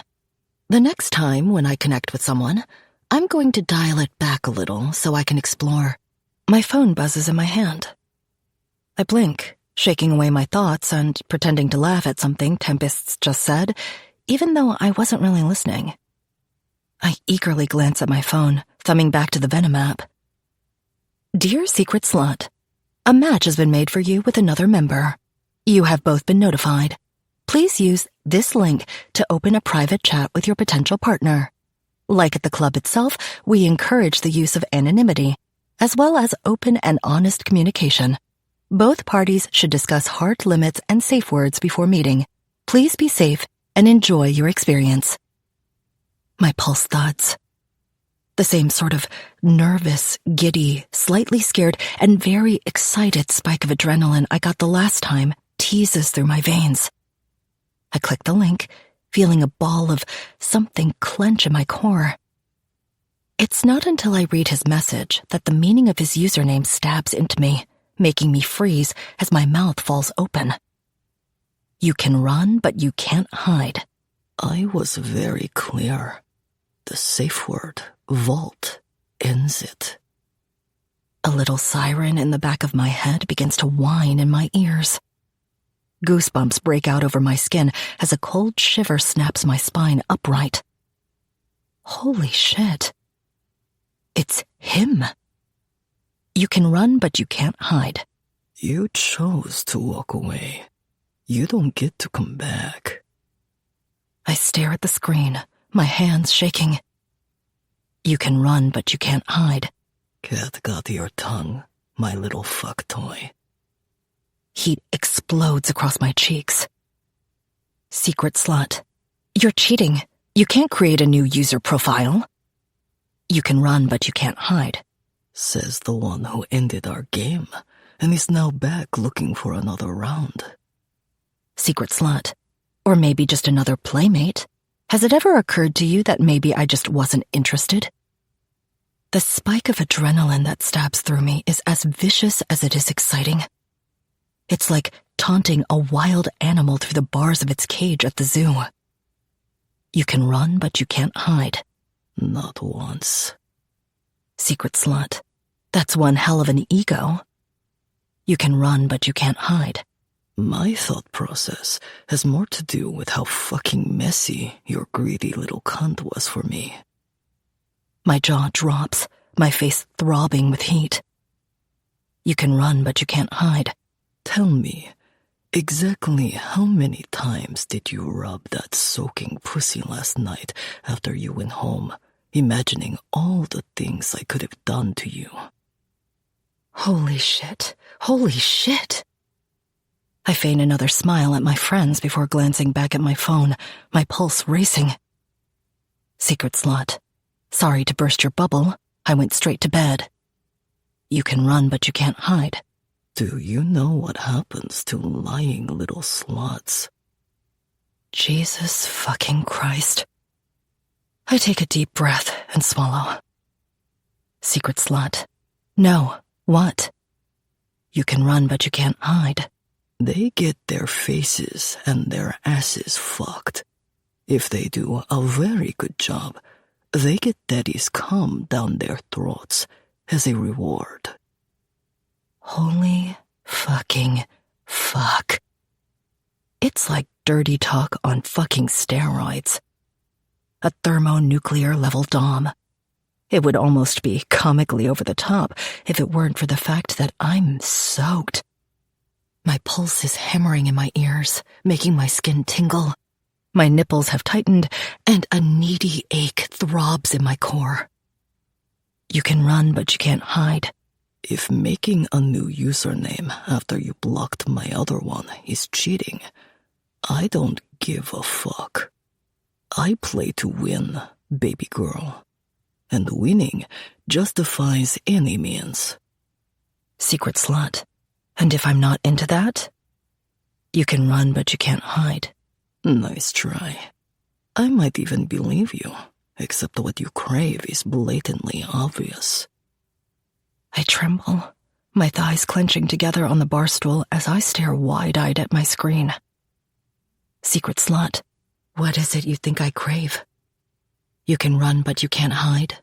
To be completely dominated. The fancy car, the business clothes, the heels. You're someone who prides herself on always being in control. You want me to rip that away from you. That's why you met a stranger in the fucking woods. Because you wanted me to be in control of you.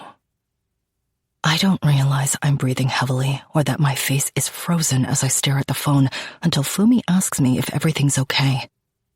Startled, I pull my eyes away from the screen, mumbling out some lame excuse about texting business stuff with Gabriel and Alistair. You can run, but you can't hide. You get one more chance, baby girl.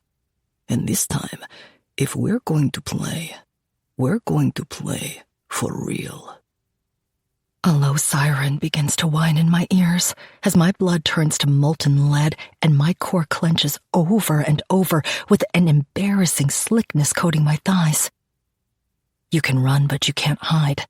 This app has a Find Me function. Top right-hand corner. Turn on location mode.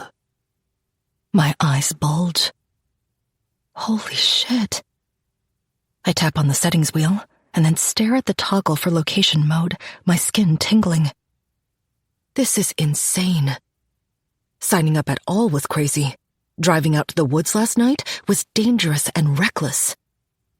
But this? Sharing my fucking location with this psychopath 24 hours a day, 7 days a week? Lunacy. You can run, but you can't hide. You like primal play? You want to prove that you're not just some cute little tourist. Be a good girl and turn it on. Turn it on and leave it on. My breath comes in panted staccato gasps. My skin feels like it's being electrified, and the friction of my panties against my slick core as I shift in my seat is agonizing. Secret slut. And then what? You can run, but you can't hide. Then you wait. Secret slut. 4. You can run, but you can't hide. For me to find you, baby girl. You can run, but you can't hide. And trap you. You can run, but you can't hide. And fuck you. You can run, but you can't hide. Even after you tell me to stop. Holy fucking shit. You can run, but you can't hide. If we play again, there is no backing out. There's no stopping it, or me. Now, turn that fucking account back to not looking. Because you're not. I just stare at the screen, my tongue darting out to wet my lips as my pulse roars. You can run, but you can't hide. Tick tock, little slut. Are we going to play or not? Before I can overthink it, I let my finger toggle on the location setting. Secret slut. Yes. You can run, but you can't hide. Good girl. You can run, but you can't hide. See you when you least expect it. His online status goes dark, and the black, vicious thoughts in my head swallow me whole. Chapter 5. Taylor. 2 days after learning that Roger Fairchild has declared war on Crown and Black, we've marshaled our defenses. The board, with a few exceptions, seems to be on our side and opposed to selling to him. But while it's good to have a mostly united front, it doesn't do squat against the hard truth that we just bought a company that secretly owes almost $500 million to our biggest competitor. Not exactly money we have lying around. Gabriel, Alistair, and I aren't in any sort of financial dire straits or anything. We do really well with Crown and Black. But there's great apartment, car, and fantastic retirement savings wealthy. And then there's $500 million in my Scrooge McDuck vault wealthy. Suffice it to say, none of us is the latter. It puts us in a scary spot.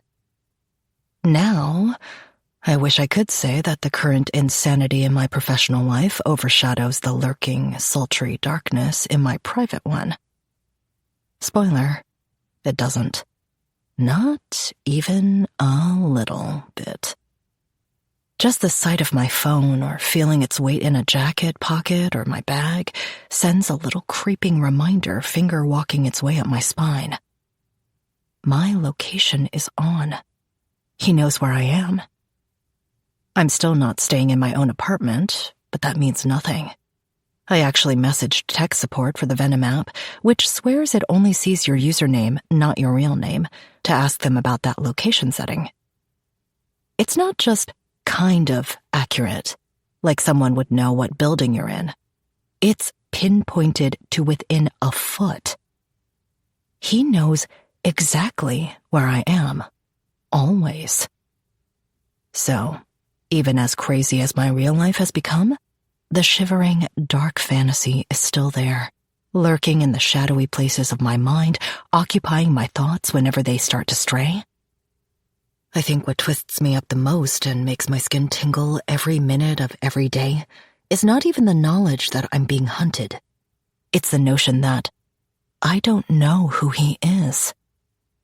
I don't have a clue what he looks like, aside from those piercing, icy blue eyes and huge build. And it's that lingering, not knowing, tugging little sensation at the base of my skull reminding me that he could be anywhere at any time that has my pulse pounding. Feel like joining us today, Taylor? Shit. Guiltily, I wrench myself out of my own head and focus on Alistair leaning against his desk with his arms folded over his chest. Gabriel's in an almost identical pose against the glass of the windows. They arch their brows at me as I clear my throat. Sorry, is this little discussion about the state of our business and livelihood boring you, T? Alistair mutters. I give him a middle finger, which makes him grin. Easy, man, Gabriel growls, shooting his brother a glare. We're all on the same side here. We're just trying to figure out a solution. He sighs, pinching the bridge of his nose. What about the idea of restructuring the debt? I frown. Have Eloise and the financial wizards found anything there? Gabriel shakes his head. Roger's not fucking around. The actual debt amount is $399,999,999, isn't it? I groan. And 99 motherfucking cents. Gabriel spits. Alistair's brow furrows. And the relevancy of that is... Rogers LLC is based in Switzerland. Alistair scowls. So? You can only restructure corporate debt to a foreign company once it's over $400 million. I groan. Motherfucker knew what he was doing. Jesus, Alistair hisses. Okay, what about nuking the deal itself? We only finalized the actual purchase of Poulter and Lens 60 days ago. If I'm not mistaken, there's a 90-day window for us to terminate the sale and walk away. We'd take a bath on the down payment, but we'd get the rest after settlement. He shrugs. It's still better than selling to that fuckhead. I shake my head. With a unanimous board, that's feasible, but we don't have that. Jennifer Kwan and Terrence DeHoff aren't budging. I think Roger's gotten into their pockets somehow. Gabriel shrugs. Terrence, maybe. I think Jennifer is just spooked by my departure. She's one of the longest-serving members of the board. I think she's worried about us going down to 2 managing partners. Well, Alistair grunts. The fuck are we waiting for, then? Let's pull the trigger. I'm for either Fumi or Elsa. He glances at me. Guessing you vote for Fumi?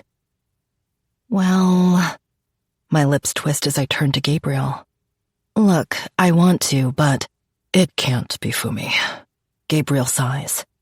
Yes, she's extremely qualified, and biased as I am, I think she'd kill it. But ignoring the fact that Elsa has longer tenure, higher billable hours, and more time in general sunk into this firm, it cannot be my wife. You mean our newest managing partner banging the governor might be perceived as a slight conflict of interest? Alistair says dryly. His brother shoots him a withering look, but then rolls his eyes. To say the least, yes. It'll hurt the firm, unnerve the board. Hurt you politically, I add. He nods. Well, that too. But I'm thinking about my wife. Gabriel growls. It has the potential to make Fumi look like she fucked her way into the job. I exhale. Unfortunately, I agree. Not to mention certain family connections that might come to light, Gabriel adds. Yeah. A few months ago, Fumi discovered that her family has deep roots in the Japanese Yakuza out of Kyoto.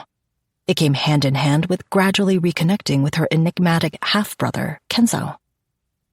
Alistair frowns. I hear you, but Elsa's married to Hades' fucking Dracos. I nod. True, but the Dracos family has significant ties to everyday people and the voters of New York. They basically run a third of the construction projects in the city, which represents a shitload of jobs. Plus, Dimitra Dracos sits on like 10 different boards for immigrant rights and fair housing. That's not necessarily a bad PR image. Meanwhile, the Morikai Yakuza? I grimace. Well, they don't have a presence in New York at all, good or bad. But Yakuza Princess might get some PR blowback. I exhale. In any case, even though she's my friend, I agree with Gabriel. Fumi's one of the best attorneys I've ever worked with, but so is Elsa, and I think she's the better choice for managing partner. Alistair smirks. Are we gonna keep ignoring the pregnant elephant in the room? Yes, let's dive headfirst into employment prejudice against pregnant women. That should do wonders for our public image, Gabriel says dryly. She's due like tomorrow, asshole. Alistair sighs. I grin. Then she'll take maternity leave. As long as we've got her nailed down as our third managing partner, that should do a lot to soothe Jen Kwan's boardroom nerves. Besides, you know Elsa. If we can get her to take 24 whole hours off after giving birth, it'll be a miracle. Okay. In the meantime, I'll work on Terrence DeHoff. How the hell do you suppose you'll do that if he's already in Roger's pocket? Alistair mutters. Appeal to the angels of his better nature? Gabriel shrugs. Or there's always murder him in a dark alley. Alistair snorts. Gabriel smiles one of his trademark, slightly mask-like smiles that have a way of freaking me out just a little. Like, maybe I'm not the only one of the three of us that doesn't allow the other two to see all of the real me. So, are we in agreement then? I say briskly, changing the subject. Pending an official board vote, Elsa Gwynn will be the new managing partner for Crown and Black. Yay. Gabriel growls. I can't imagine better or safer hands to have at the helm of this firm while I'm gone. It's a yay for me too. Alistair nods. I mean, at least until someone impeaches this fucker and he needs his day job back. He grins, jerking a thumb at his brother. I roll my eyes. Obviously a yay for me. I clasp my hands. Shall we bring her in? Sure, let's roll the pregnant elephant in here. Gabriel shakes his head. I swear to fuck, Alistair. You are a walking HR training video of what not to do. There's a reason there's an age-old saying about the best laid plans. After all that, Elsa ends up being a big, honking maybe. It turns out she does have plans to take a chunk of time off after her and Hades' daughter is born. Plus, she's got her own reservations about her marriage to Hades affecting the firm's reputation. Where I am now as an equity partner allows me certain latitude, she said earlier. It gives me the freedom to do my work for the firm, but also take on more off-the-books sort of work for the Dracos and Kildare families. Being a managing partner would probably put an end to that. I mean, she has a point. But hey, it's not a no. So we're moving in the right direction. Hours later, after taking her out anyway for celebratory drinks, a Manhattan for me, a virgin mojito for her, I'm trudging back to the Soho Grand. I really need to figure out what I'm doing with my fucking apartment. The couch is being taken out in a few days at least, and I think that might help me purge the mental image of little Miss Delta Beta Skank blowing my boyfriend with her ass up in the air. I giggle to myself as I open the door to my suite, replaying the image of Steven's "oh fuck" face, while his TA was earning an Academy Award pretending to deep throat his uncomfortably small dick. I haphazardly drop my stuff onto a side table. I ended up having 2 Manhattans just now with Elsa, so I'm feeling a little tipsy as I kick off my heels and walk across the dark living room toward the bedroom. I don't even make it halfway there. A huge, gloved hand wraps tight around my mouth. A massive, hulking body crashes into me from behind, shoving me forward and slamming me against the windows. Adrenaline and pure fear flood every nerve in my body as my spine snaps tight and my skin electrifies. The low, masculine chuckle in my ear sends cold, liquid fear dripping down my back like blood from the tip of a knife as he holds me firm. Should have locked your door, baby girl. Chapter 6. Taylor. This can't be happening. This isn't real. But none of the lies I scream at myself through the roaring in my ears has any effect whatsoever. Pure, unadulterated, naked fear rips its claws through my very soul. My chest constricts, my lungs and throat burning as I scream into the big hand clamped over my mouth. I try and kick my heel back, but my attacker easily dodges it. Then, when he slams his weight into me, pinning my body to the glass in front of me, my face explodes with heat. He's hard. My blood turns to liquid fire as I feel the thick, throbbing bulge in his pants pressing and pulsing against my ass. His thigh pushes between mine, making me choke on my breath as he roughly shoves my legs apart. He keeps grinding against me as a second strong hand gets between me and the glass windows. I moan, shuddering as he roughly mauls my breasts and brutally pinches and twists a nipple through my blouse.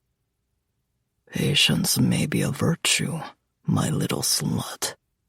The man rasps darkly into my ear, grinding his fat erection against me. But it's not one of mine. His hand leaves my breast, pulling away for a minute. When I hear the unmistakable sound of a knife opening, my blood runs cold. You don't get to say no this time. He snarls. I whimper as the blade touches my throat. In fact, you don't get to say anything at all.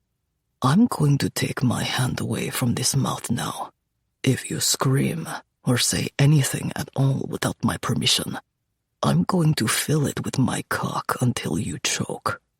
Nod if you fucking understand. I nod quickly, trembling as adrenaline explodes through my system. His gloved hand slips from my mouth, and the heat of his breath on my neck makes me shudder. Say the fucking safe word, and I'll stop. Everything goes still as it hits me. Holy fucking hell. It's him. The man from the woods. I actually did manage to forget with the chaos in my professional life that my location is on and easily visible to him. And he's finally decided to use that knowledge.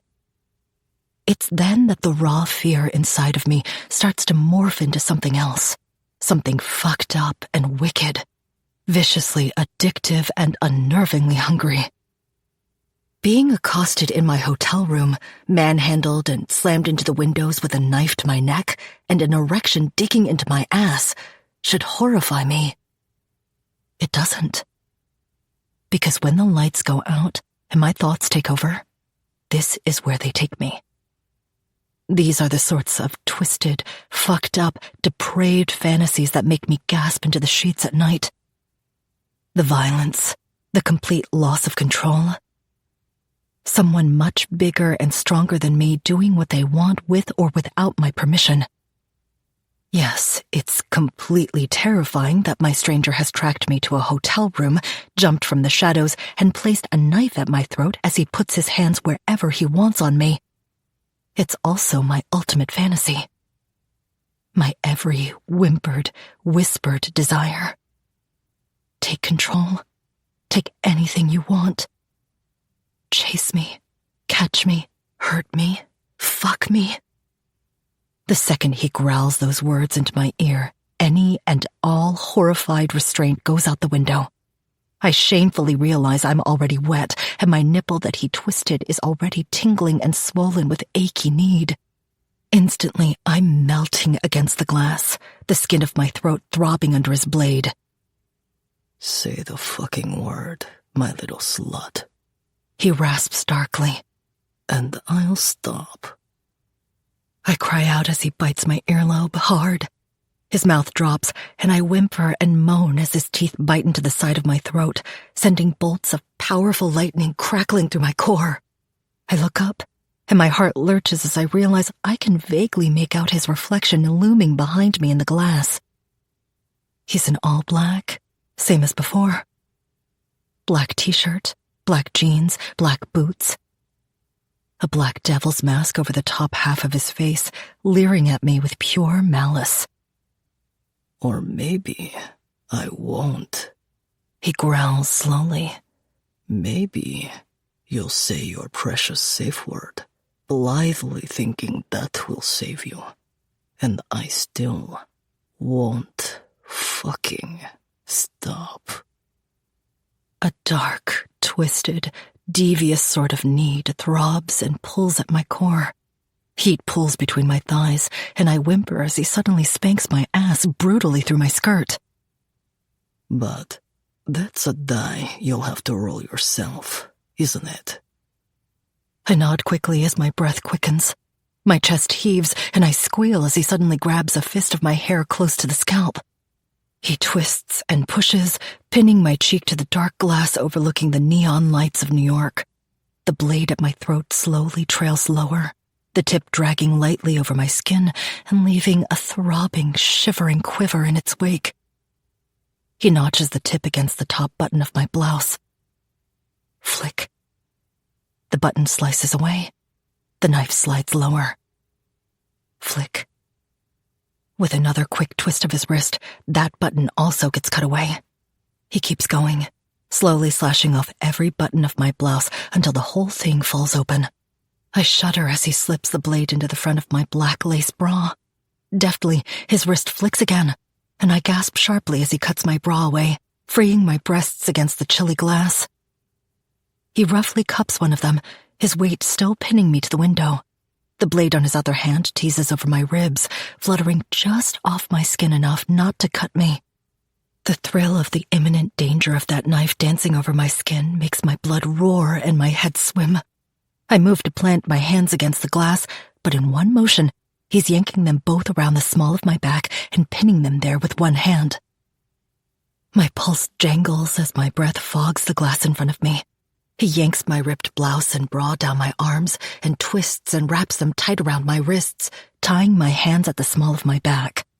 I feel the knife slide lower, dancing over my skirt before it slips under the hem, and I whimper when he lifts the fabric with the blade's edge. The knife twists in his hands, pushing up between my thigh and the fabric of my Chanel skirt. I jolt as he suddenly brings the blade forward, his muscled forearm rippling in the glinting lights of the city as he slices clean through my skirt. The fabric drops to my feet. His hand twists my hair at the scalp again, pinning me harder to the glass as his blade teases over the lacy waist of my thong. The tip pushes under the front. My eyes bulge, my breath hitching and my skin erupting into goosebumps as he slowly pushes the knife down into my panties. It's sharp as fuck, but he angles it so it doesn't cut me. It's just the hard, flat width of it that pushes lower and lower, teasing so dangerously close to my pussy that for a second, I truly consider how fucking unhinged all this is. I don't actually know this man. At all. And I've just let him follow me to a secluded, dark room where he's already said he might not even stop if I use the safe word. Vault. Say the word, girl. Say the fucking word before this insanity goes any further. But even as I mentally try to scream some sense into myself as he inches the huge knife closer and closer to my most intimate area, it's like I've gone into a trance. My pulse races. My body tingles and throbs and aches in ways I've never felt before.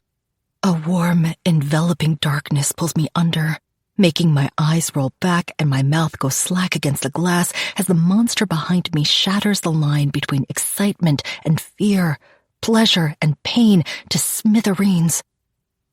At the very last second, his wrist twists. The knife turns 90 degrees, and when the metal drags over my throbbing clit, it's the dull edge at the back, not the sharp, honed blade that touches my body. My mouth falls open, and a haunted, aching moan falls from my lips as he rubs the dull edge of the knife over my swollen clit. He hears it, too. The man rumbles a dark, sinister laugh. I cry out as he roughly pinches my nipple again, grinding his erection against my ass as he begins to rub the back of the knife back and forth over my clit. I didn't realize what a little horror I'd found. He rasps darkly, the hint of that European accent I still can't quite place, sending shivers through my core. Tell me, he growls. Is it the thrill of danger that makes this slutty little pussy so fucking drippy and messy? He deftly twists the blade, letting the tip push down to just barely scratch my inner thigh. Or is it the pain that makes you such an eager little fuck toy for me? My breath is ragged and gasping as he twists the blade back again, letting the flat side roll back and forth across my aching clit. His finger roughly twists my nipple. Then, without warning, he suddenly slaps it, not ultra-violently, but enough to send explosions of pain and pleasure searing through every nerve ending in my body.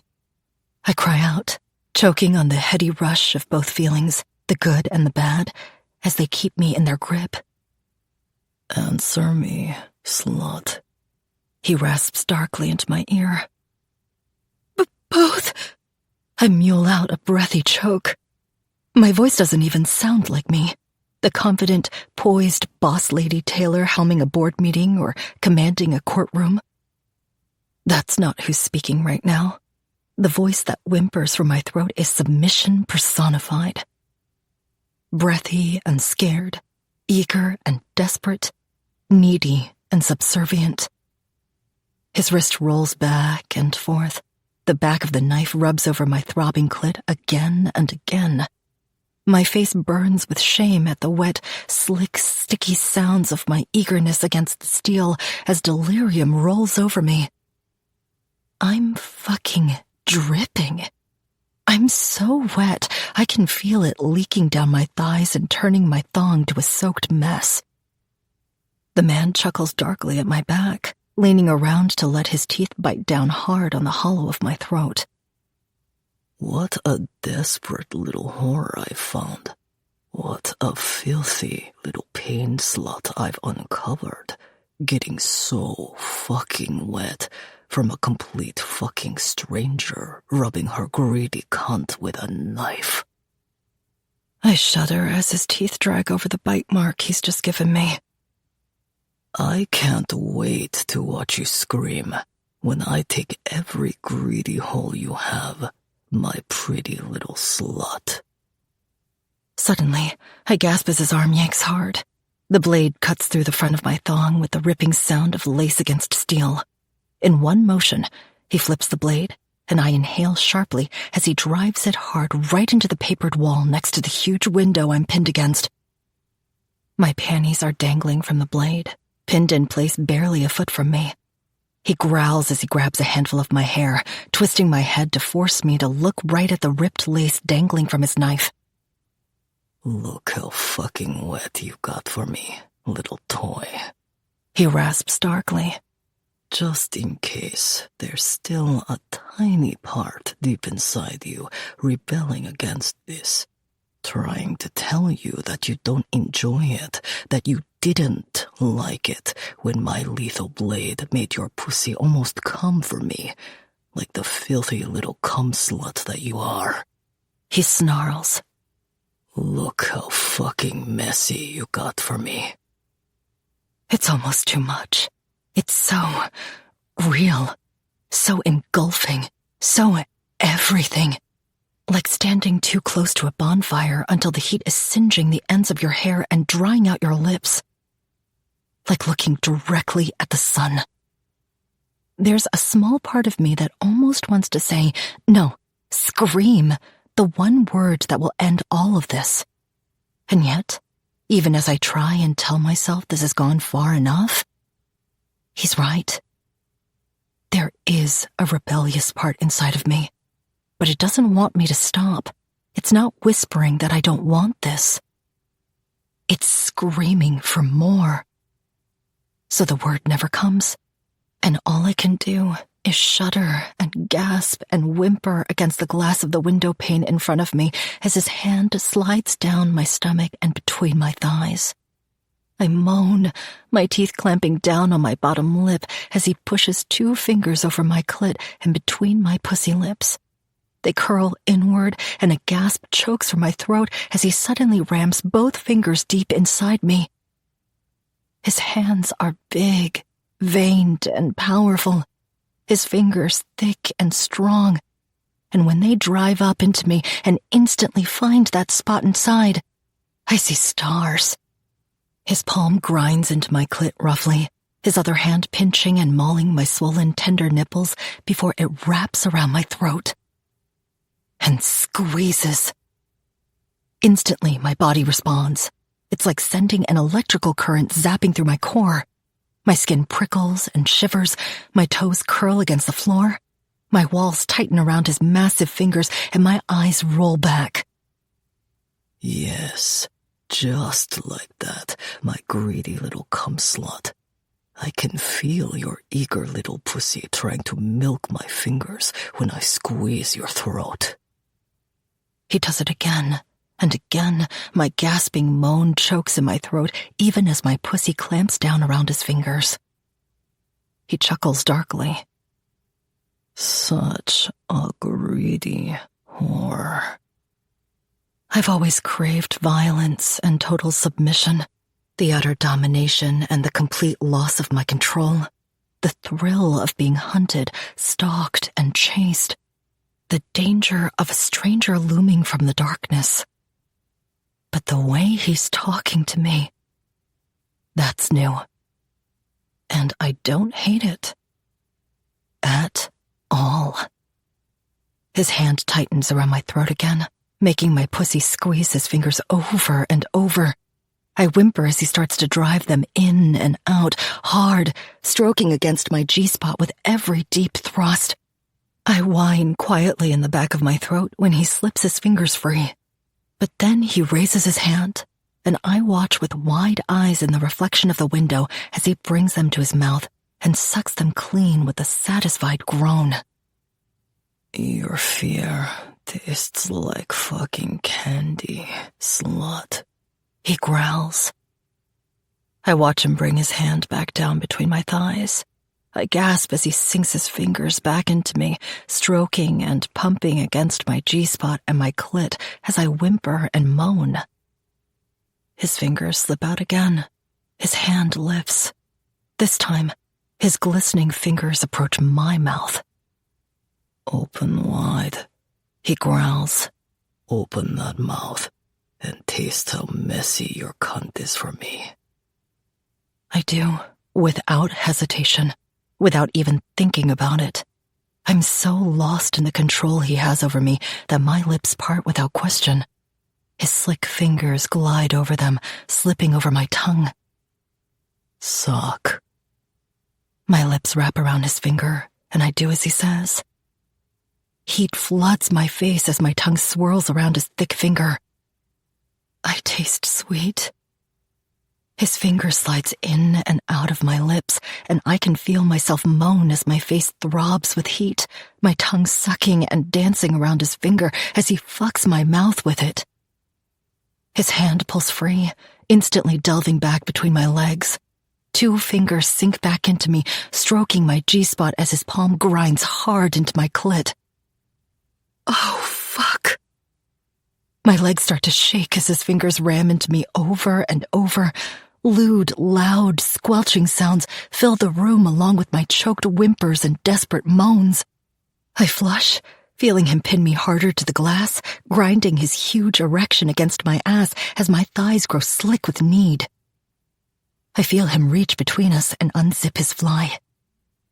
Oh, God. His forearm ripples against my back as he pulls himself free. My eyes bulge. Holy fuck. I feel the hot, thick, huge throb of his cock pressing against my ass. He's so fucking warm, and I swear I can feel his pulse thudding as his rock-hard dick pulses against me. He feels enormous. You know what comes next. He growls, fingering me harder and faster, filling the room with filthy sounds that turn my face bright red. Your greedy little cunt is going to swallow every fucking inch of my cock. You're going to be a good little slut and take it all. You're going to feel this fucking cock in places no other man has ever dreamed of reaching. I'm going to tear into you and fuck you until your legs give out. His teeth drag up my neck and bite down hard on my earlobe. I'm going to ruin your pretty pussy. My eyes bulge when I feel his knee jam between my thighs, shoving them wider. I can feel him stroke his huge, fat cock against my ass, sending shivers of nervous fear and eager anticipation rippling up my spine. You made me wait, slut, he growls.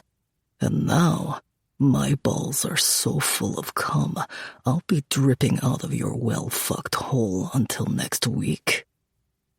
For one brief second, reality pierces my brain. Wait, I whimper, shaking all over. He just chuckles, shoving my legs a little wider apart as he rubs the slick, swollen head of his cock over my ass.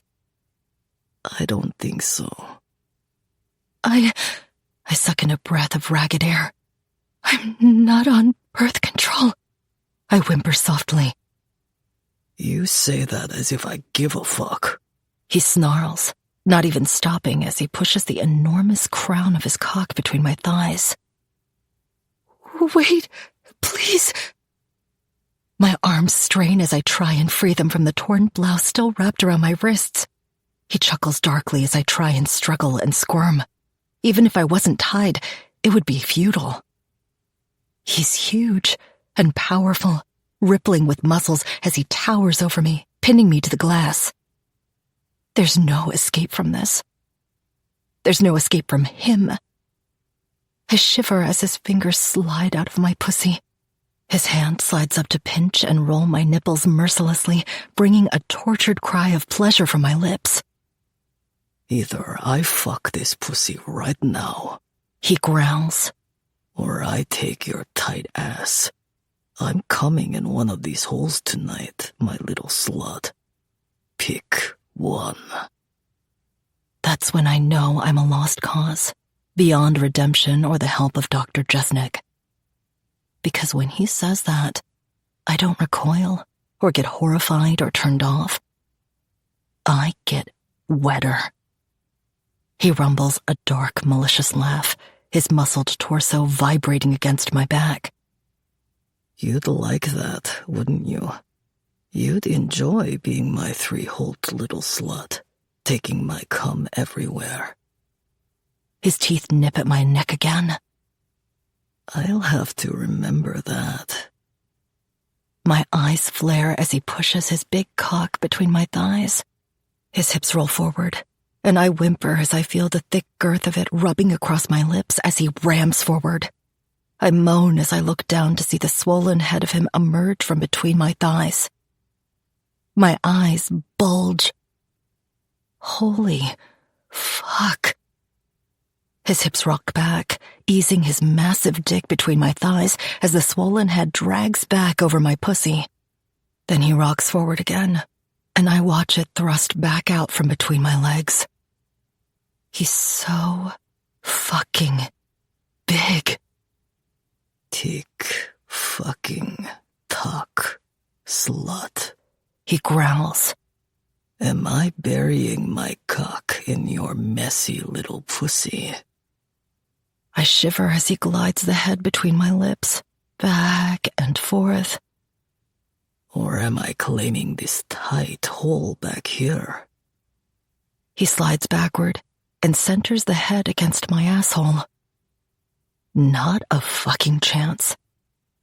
I've never done that, and there's no way in hell he of all people is fitting. My pussy, I whimper, shame exploding across my face. You can ask nicer than that, surely. My cheeks throb. Please. Please, what? He snarls into my ear. Please fuck my pussy. Are you going to be a good little slut and take every inch? I whimper, shaking all over. Yes. Say it. My face throbs with heat, my nipples tightening as I tremble with excitement, shame, and desire. I'll be a good little slut, I blurt as the pure insanity of this moment consumes me. I know you will. Without warning, he spins us around. I choke on my breath as he grabs a fistful of my hair, half pushing and half leading me across the darkened living room to the couch, then whimper when he shoves me down face first across it. His palm comes down hard on my ass, making me yelp as he spanks me once, twice. Heat sizzles through my core, and a raw, aching need, unlike anything I've ever known before, burns in my core. I want this, more than anything. I need it. I feel him move behind me and shiver when I feel the hot pulse of his swollen cock stroking against my thigh and then him slapping the head against my pussy. He grabs my hip and quickly rolls me over. My hands are still bound behind my back, and I shudder as I roll onto them, helpless, my legs spread as he looms over me. Fuck. I could see his mask before, in the reflection in the glass, but now it's so much more. He stands over me, his dark, matte black devil's mask leering down at me with his icy blue eyes piercing into mine. His huge bicep bulges slightly, his forearm muscles rippling as he wraps a veined hand around, without question, the biggest cock I've ever seen, including in any porn. My jaw drops, and my eyes bulge as I stare at his hand stroking up and down his fat, swollen shaft.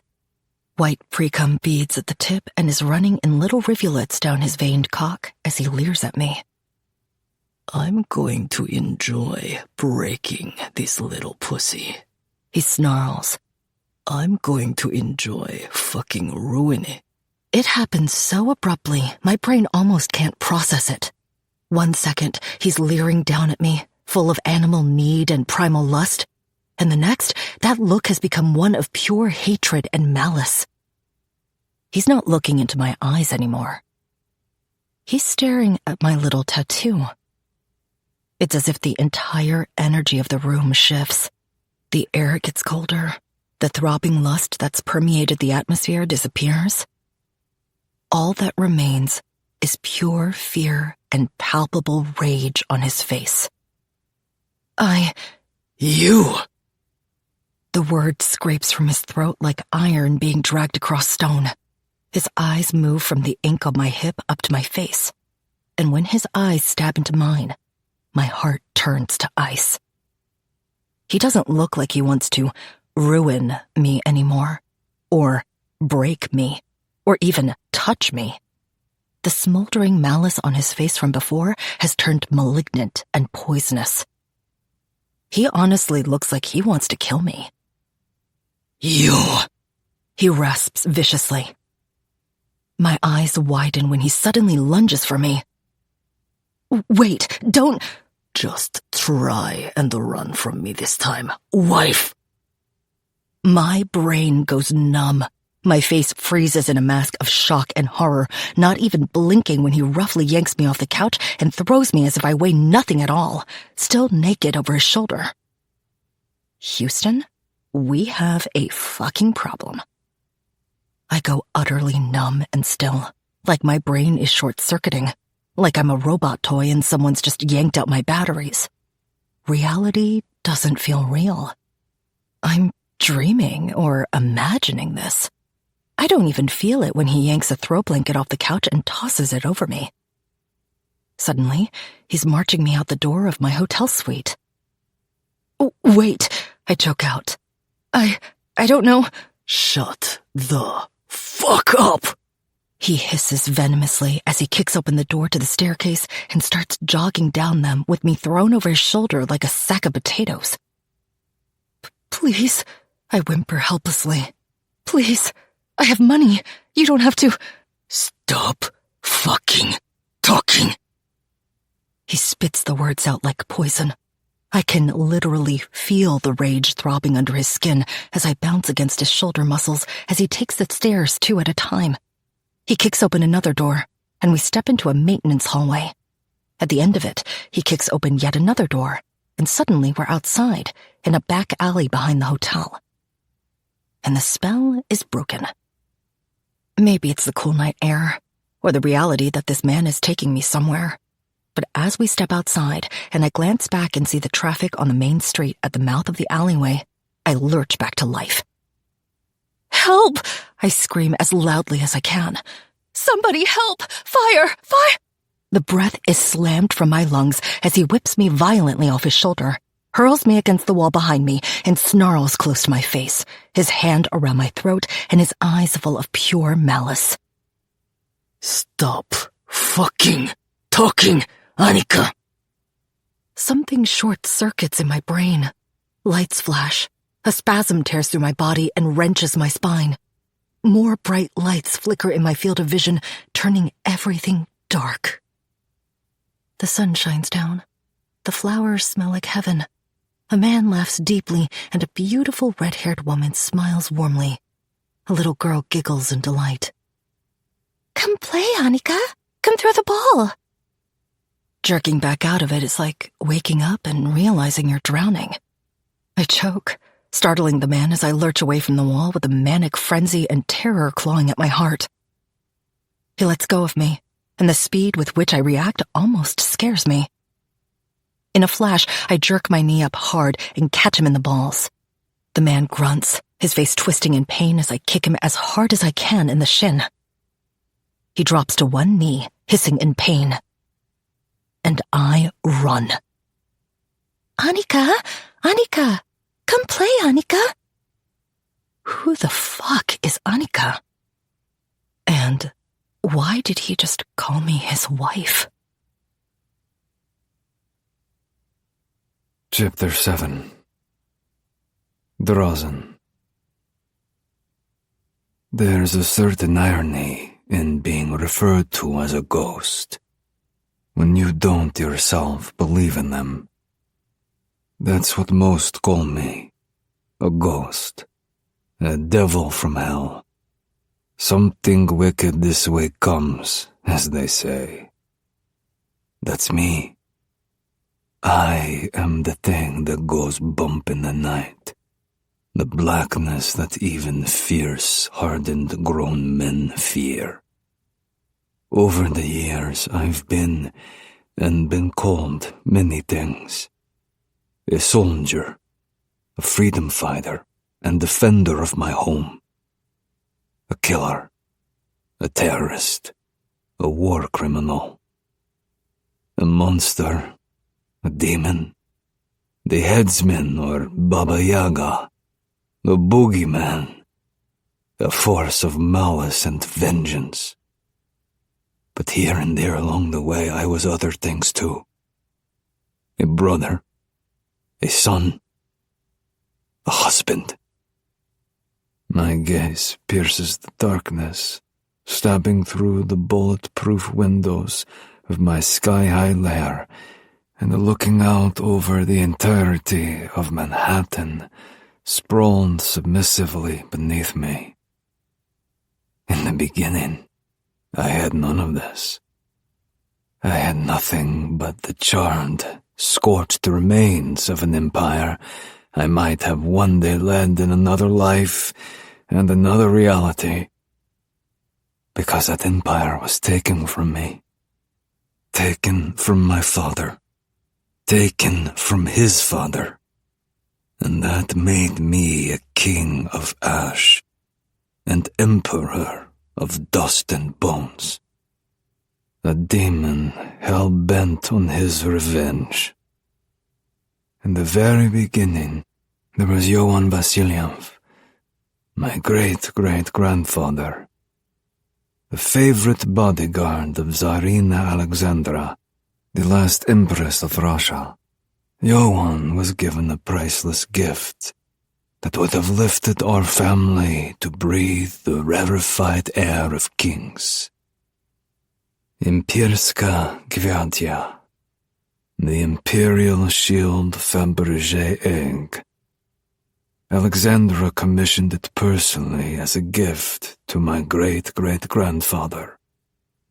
And when the Bolsheviks were marching on the royal palace, she had them go to Paris to arrange for a safe place for her and her family to stay after they fled Russia. That never happened. Despite the many myths and legends surrounding Anastasia, the reality is that the entire Romanov family was executed in the woods outside Yekaterinburg and buried in shallow graves. They never met up with my great-great-grandfather, and while he awaited news from Russia, Johann himself was murdered in his sleep, and the imperial shield Fabergé egg was lost. Johann was not without an heir, however. His son, Mikhail, my great-grandfather, fled the blood-soaked revolution of his homeland and landed in Serbia. There, even without the egg and the priceless treasure it contained, he began work on the foundations of his own empire, one built not upon the protection of a royal monarchy, but on simply taking what he wanted.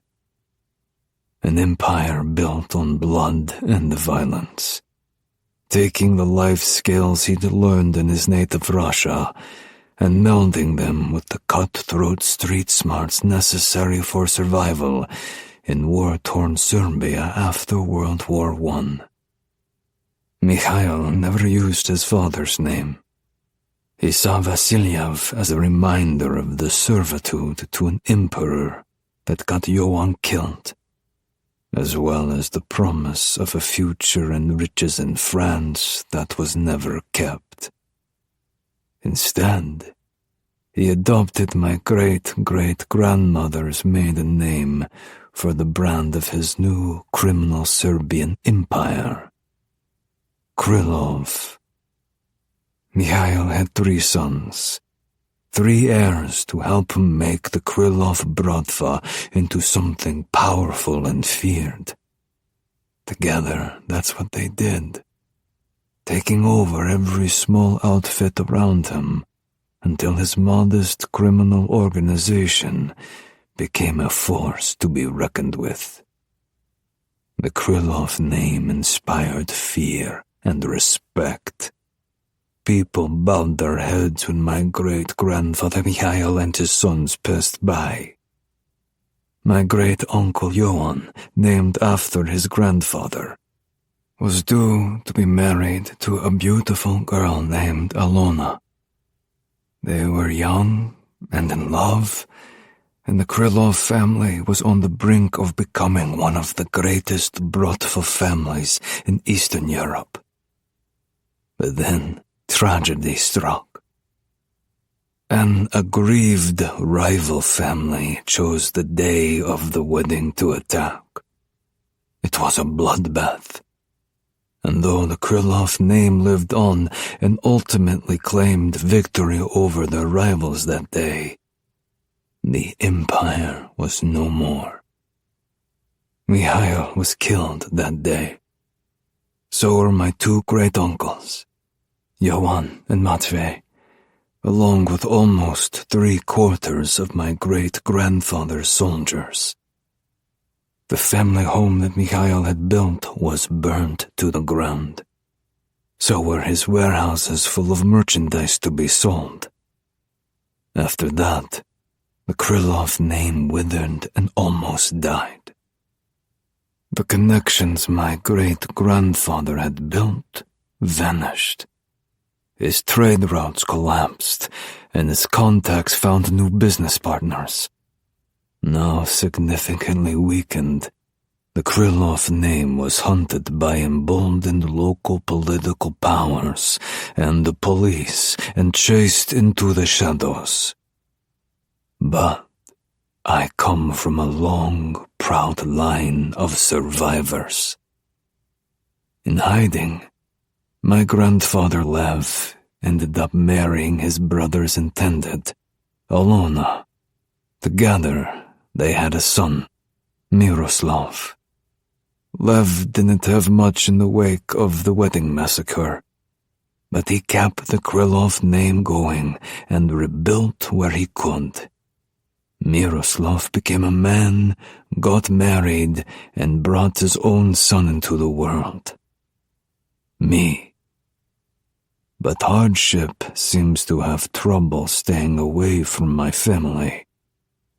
The problem was, the Krylov family was neither Russian nor Serbian.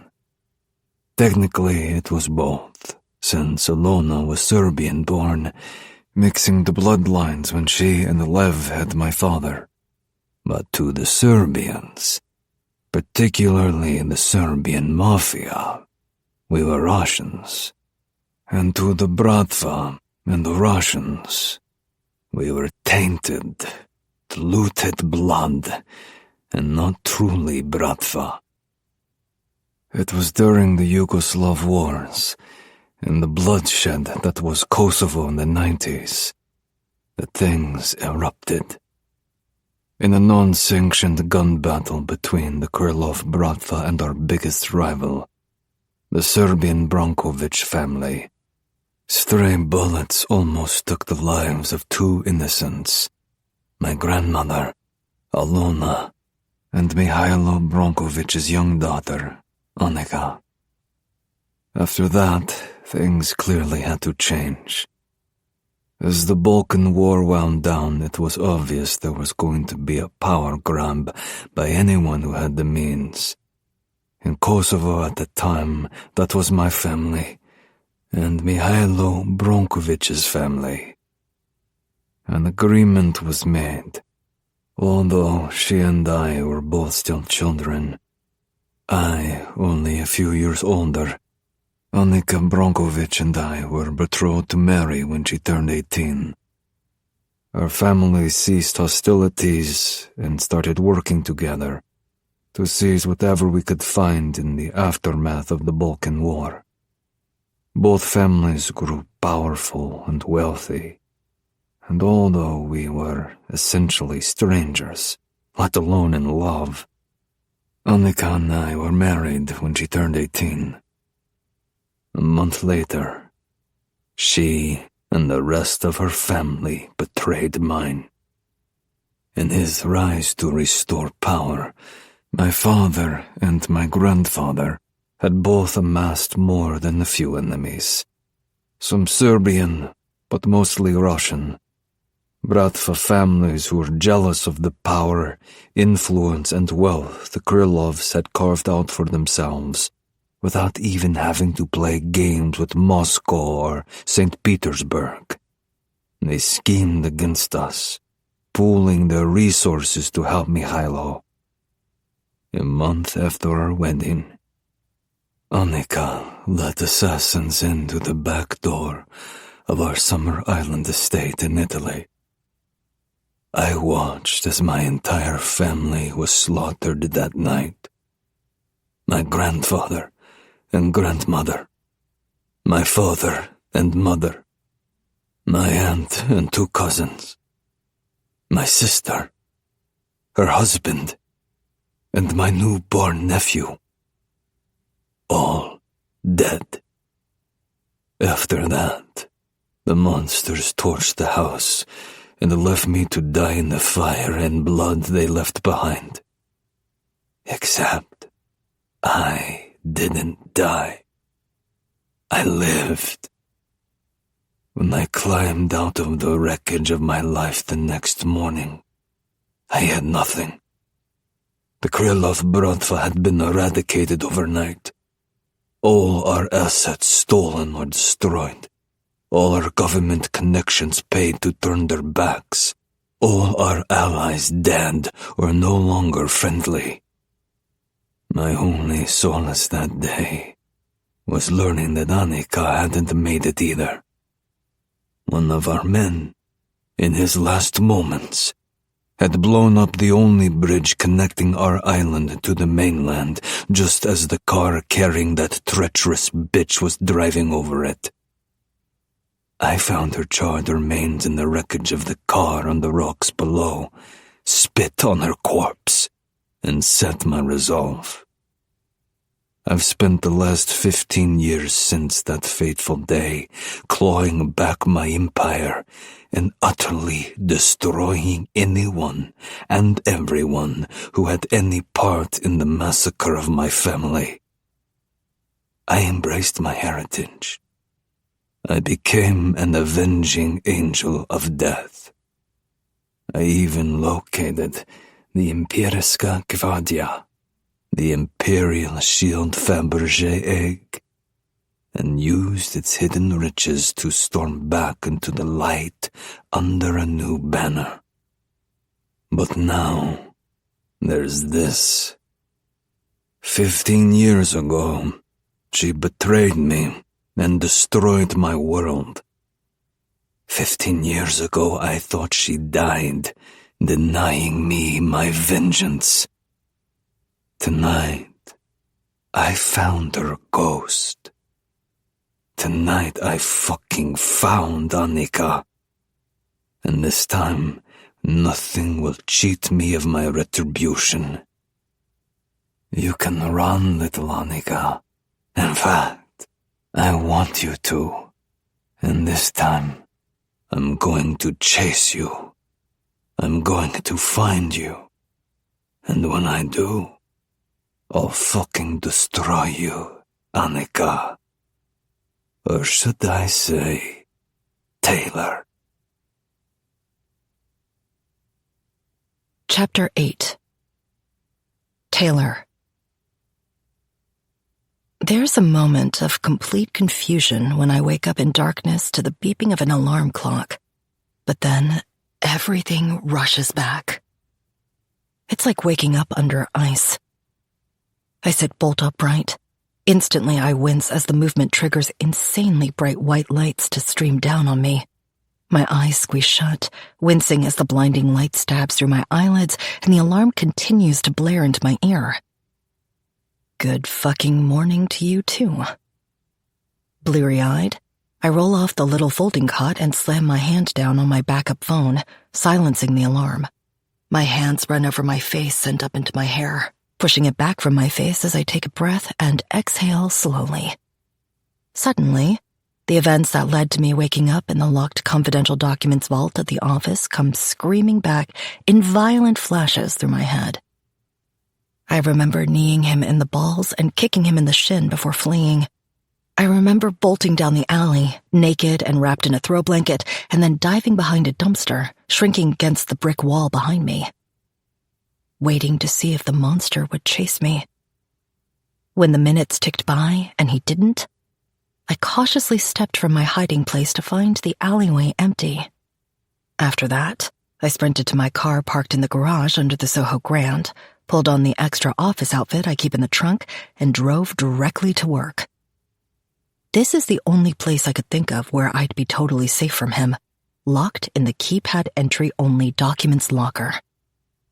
My primary phone is still back at the hotel room in my bag. so it's not like he could track me via the app or anything else on my phone. I shiver in the chilly air conditioning. Except he also saw my face, and he did come to my hotel room, which means he can easily get my name. I tremble again as my arms tighten around me. Annika. Come play, Annika. Come throw the ball. Stop fucking talking, Annika. My throat works, swallowing back the lump in the back of it. My eyes close, and suddenly I get another flash of the same scene. The warm sun and the smell of cut grass. The laughing, handsome man. The beautiful, smiling woman with the red hair. Come play, Annika. I flinch as I snap out of it. My eyes drift to my backup phone, and I frown at the time. Amelia will be in soon. Probably best not to be sitting on a cot in a locked, windowless room in my underwear. I change back into the emergency outfit from my car and slide into my backup Louboutins. Peeking out of the documents locker, I see the office is still completely empty. I fold up my cot, tidy up the area, and head to my office to stow away the evidence of my workplace sleepover. In my ensuite executive bathroom, I wash my face, do my makeup, comb my hair, brush my teeth, and generally try to make it look like I didn't just spend the night in a glorified closet. Then I'm at my desk, some Van Morrison, which I love, playing on the desktop speaker, trying to focus on the legal papers in front of me. Oh! I smile and look up as Amelia stops short in the doorway, looking surprised. I mean, I'm usually here early, but I'm not sure there's ever been a day where I've beaten her in. I'm so sorry, Miss Crown. She frowns. Is my clock off? Nope, not at all, Amelia. I smile. Just here extra early to get cracking on some of this? Ah, perfect. Amelia beams. Can I get you a coffee? That'd be great. Thank you, Amelia. She grins and scurries off. The second she's out of sight, my smile drops. I exhale, shuddering a little as I reach for my landline and buzz the front desk. I ask George, the head morning security officer, to be sure to screen any unscheduled guests for the firm, and to be on the lookout for any especially tall and built dark-haired men who may have European or maybe even Eastern European accents. Someone in particular you're worried about, Miss Crown? George asks in a voice laden with concern. No. I try and laugh it off. It's... George clears his throat. I don't mean to pry, Miss Crown, but is this, maybe a date who wasn't getting a second chance and might be upset about it? That times 1,000,000, yes. I could lie, but why not just bend the truth a little instead? I'm a lawyer, after all. Actually, yeah, I sigh. That's basically it. George clears his throat again, sounding extra official. Anything we should call the authorities about, Miss Crown? No, nothing like that, George. I sincerely doubt he'd come here anyway. I just... you know. Better safe than sorry. That's what I always tell my daughters, Miss Crown. George says fiercely. How big we talking? I shiver as I remember last night. I'm fairly tall for a woman at 5'10", but he still towered over me by nearly a foot, it felt like. Maybe 6'7" or 8. George whistles. He play for the Knicks or something? I grin. Unfortunately, no. And again, I don't think he's dangerous or anything, and I doubt he'll... We'll keep an eye out, Miss Crown. Don't worry. Thanks, George, I say quietly. I appreciate it. After Amelia brings coffee, she shuts the door and leaves me to it. But instead of diving into the frankly insane amount of work I need to get through with Gabriel leaving, I can't focus on any of it. There's something else on my mind. Someone else. My face burns with heat. A dirty, deviant sensation slithers through my psyche, electrifying my skin. A needy pulse tugs at my core as my thighs clench. All further proof that I'm insane, as if I needed more convincing. Last night, a monster broke into my hotel room. A monster who pinned me to the wall, cut away my clothes, and ran a fucking knife over my body. A monster who almost made me come with that very knife rubbing my clit. I'm not insane. I'm deranged. Broken, unhinged, unwell. Because even after everything that happened later, just thinking about that first part of the night has my pulse quickening and my nipples tightening. My panties growing damp. I didn't just let him do those things. I liked it. Or at least, I did until it all went wrong. Until something shifted behind his eyes and his look turned from malevolent to downright malicious. From dangerous to furious. Until he called me Annika, called me his fucking wife, and tried to abduct me. My skin prickles. The one saving grace in all this venom shit has been me telling myself that none of it is real. I've convinced myself of the fantasy aspect in all of this. That these men I could theoretically connect with on the app aren't actual psychopaths who want to hurt me or murder me. They're rich, powerful, vetted men who happen to have the same slightly south-of-the-border kinks that I do. Except, as I replay last night, especially the later parts, I'm suddenly not so sure. That wasn't a game to him. He looked at me like I was his worst enemy. For real. A knock on my office door startles me from my haunting thoughts. I yank my eyes up, spotting Alistair through the glass walls just before he lets himself in. Heard you were here bright and early. He grunts, bearing a coffee mug that says Captain Sunshine and is covered with grinning, cheerful anthropomorphic rainbows and suns. Yeah, My brows knit. What the fuck is with the mug? Alistair, who might be the least likely candidate for the title of Captain Sunshine in the history of the world, rolls his eyes. Eloise got it for me. I love that woman. I sigh. Maybe try to keep her this time around? Har fucking har, he mutters. He nods at the stack of legal documents on my desk. Gabriel shit? Gabriel shit, I reply grimly. Alistair sighs. I can't believe Elsa only said maybe. It would make all our lives way easier if she'd just take the damn job. He makes a face. Stupid baby. I snort. What, you and Eloise not thinking about kids? He scowls. I mean, not this second, no. A smirk tugs at his lips. You? Any baby thoughts? I bite back the heat that is threatening to spread up my neck and my face as I replay part of last night. I'm not on birth control. You say that as if I give a fuck.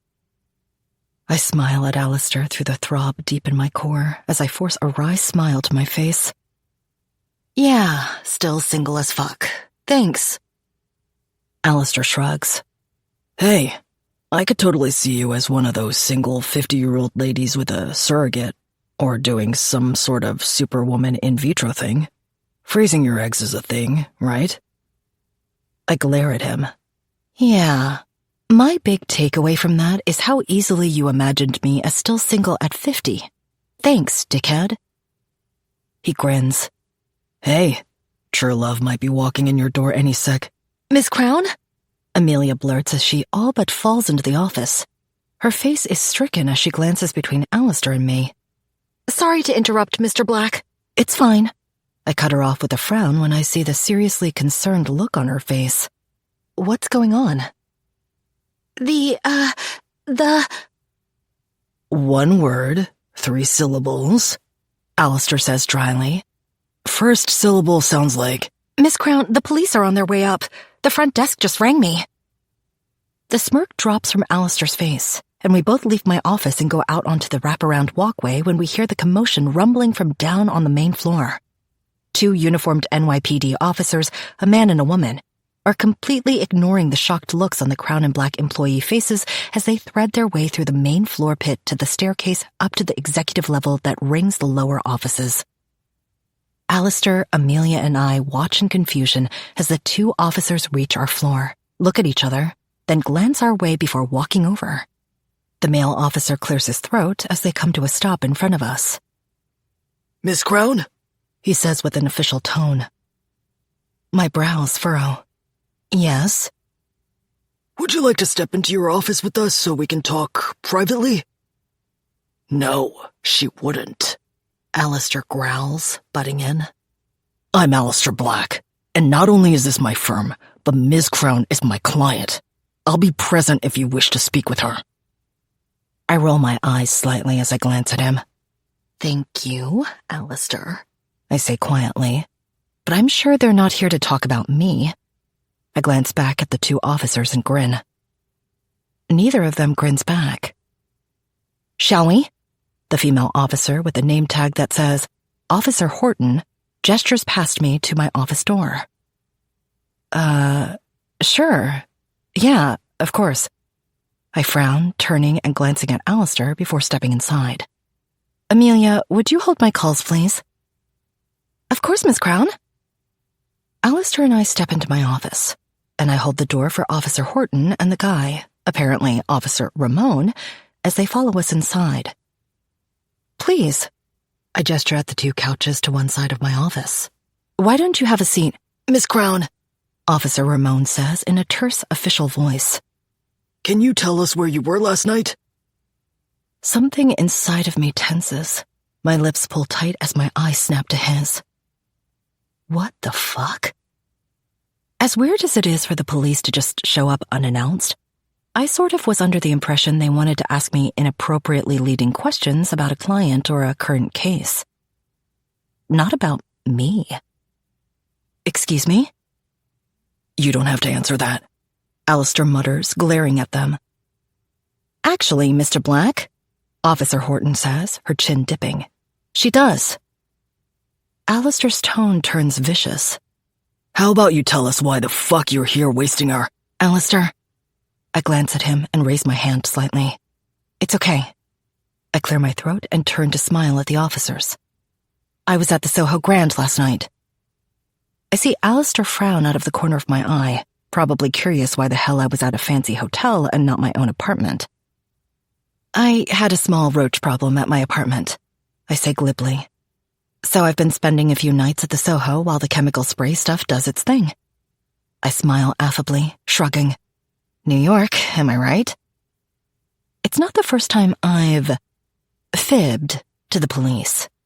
I've bent the truth or lied by omission here and there to help a client, or to push back on officers trying to push too hard past their own legal limits. But I'm not entirely sure why I'm lying right now. I guess I don't want to mention Club Venom, and I certainly don't want to mention the fact that I asked a man from the club's app to track me and hunt me and to act out primal kinks with me. Although, after what happened last night, I really don't understand why I'm not just telling them everything. Or at least the part where that lunatic called me someone else's name, said I was his fucking wife, and then tried to abduct me. Because you're insane, that's why. I smile again at the officers when they don't laugh at my weak joke. So, yes, that's where I was last night. I'm sure the hotel can give you a record of my stay. I haven't checked out yet. The two of them glance at each other, then at Alistair. Miss Crown, Officer Horton murmurs. Perhaps your partner would like to step outside with mine. I frown. Excuse me? She lifts up a phone and clears her throat. I have something to show you, and it's a bit sensitive. My brow furrows. Whatever it is, I'm sure it's fine if Mr. Black is here. Also, Mr. Black insists on being here as constitutionally mandated legal representation. Alistair spits with a glare. I'm sorry, but I have a seriously packed schedule today. I mutter. What exactly is all of this about? Officer Horton glances at her partner. He nods and drifts away to the door as she taps something on her phone. It's about this, Miss Crown. She turns the phone toward me. Instantly, my blood turns to ice, and my stomach drops through the floor. Shit, Alistair mumbles, turning away. I'm willing to bet it's not soon enough that he didn't just see the same thing I just did. Security video of a naked woman with wild red hair running through a parking garage with a throw blanket barely around her waist. It's footage of me last night, after I escaped from the lunatic. That's enough, Alistair snaps, still looking away. Turn that shit off, now! Officer Horton nods, looking uncomfortable herself as she swipes away from the video and tucks the phone into a pocket in her vest. Miss Crown, you can deny who that is on the tape, but I think this will go easier. No, it's me. I sigh, my face crimson. I exhale slowly. Look, I had a few too many drinks last night. I shake my head. And sometimes I take a pill to help me sleep. Obviously, I had more to drink than I should have, which I'm not proud of. And it didn't react well with the Ambien. I wet my lips. I sleepwalk sometimes. Or sleep run? Officer Horton quips without smiling. I glare at her. Yes, or sleep run. Officer Ramon walks back over. Your car is currently in the parking garage under this building, Miss Crown. Did you drive it last night? Don't answer that, Alistair grunts. Officer Horton sighs. We can check the logs in the parking garage to see for ourselves. You can if you have a fucking warrant on you, Alistair fires back. If not, if you go anywhere near that parking garage office, I'll slap you both with the biggest abuse of power lawsuit you've ever seen. The two of them look amused, but they don't take the bait. So, Miss Crown, Officer Horton ventures, we're clear that that's you running naked through a parking garage last night, yes? I level a cool glare at her. If you're trying to push indecent exposure, the video only shows... My face burns. A brief flash of my breasts, not full nudity. Going topless is legal in New York. So whatever this is, I think it's time that you both were leaving... Miss Crown, Officer Horton says quietly, her tone shifting as she gives me an odd look. We're actually not here about you bearing your breasts in a parking garage. Officer Ramon pulls out a pair of handcuffs. Exactly what the actual fuck do you think you're doing? Alistair snarls, stepping closer to the officer. We're here, Miss Crown, Officer Horton says. About the car you stole last night. We need you to come with us, please. Chapter 9. Drazen. Revenge is a complex thing. At times, it's been all that sustained me. My single motivation. My sole purpose in this world. Those were, still are, my darker days. The days where the demons of my past scream at me from the shadows. When the ghosts of those I lost beg for their lives over and over, as I'm held down and forced to watch, powerless to stop it. Luckily, there's an antidote when it gets that bad.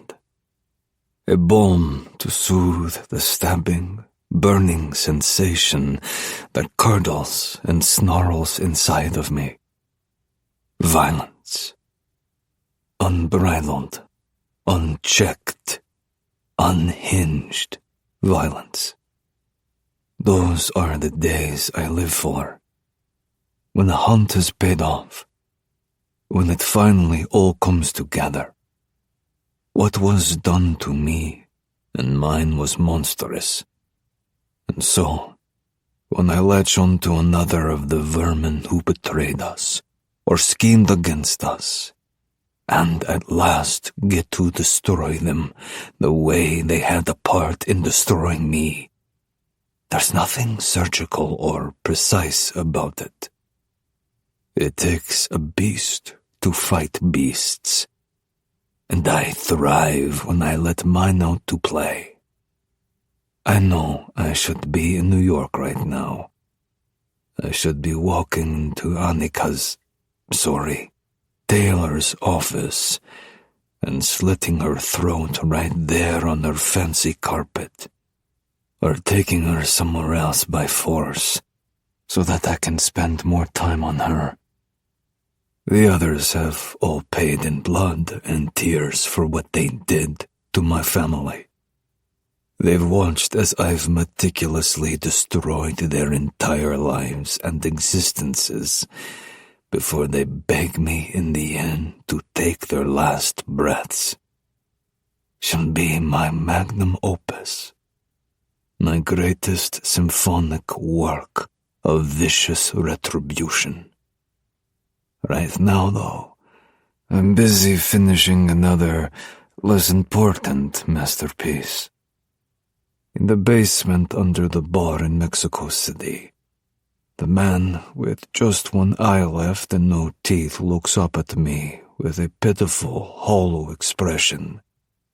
Yet, through the ruin of his face, the torment of his soul, and the utter hopelessness in his heart, I can tell. He knows, and he remembers. The man wallowing in the puddle of his own blood, piss, and excrement is Daniel Gorov, a mid-tier Bratva strongman with a pathetic little fiefdom of power in St. Petersburg.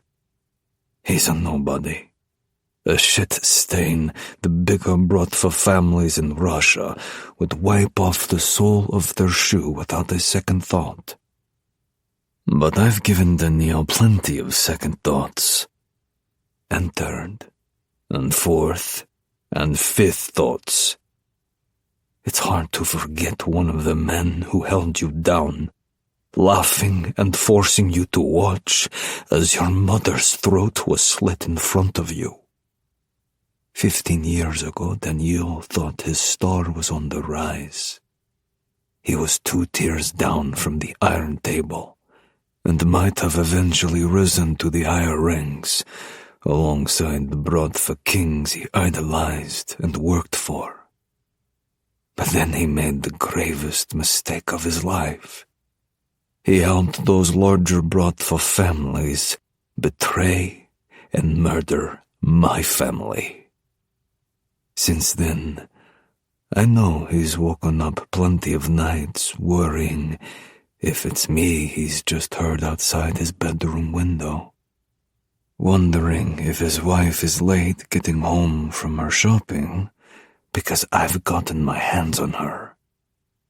There's a reason I've left him alone for more than a few years, even after tracking him down and discovering every single thing about his life, his schedule, his hopes, dreams, and family. I've wanted him to fear this day for as long as possible. I'd have let the whore his life has become over the last 4 years go on for another decade, if I could. It wouldn't be the first of my prey to throw themselves off a building or swallow the barrel of their own gun to end the suffering. Of course, I do everything in my power not to let it come to that. That's cheating, and I hate being cheated out of my prize, my vengeance. Unfortunately, Daniel's just forced my hand.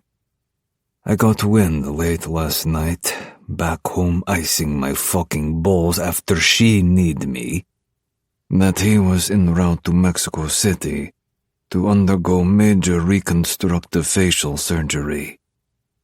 The pussy couldn't even take his own life after I ruined it. He thought he could escape me by changing who he was. He was wrong.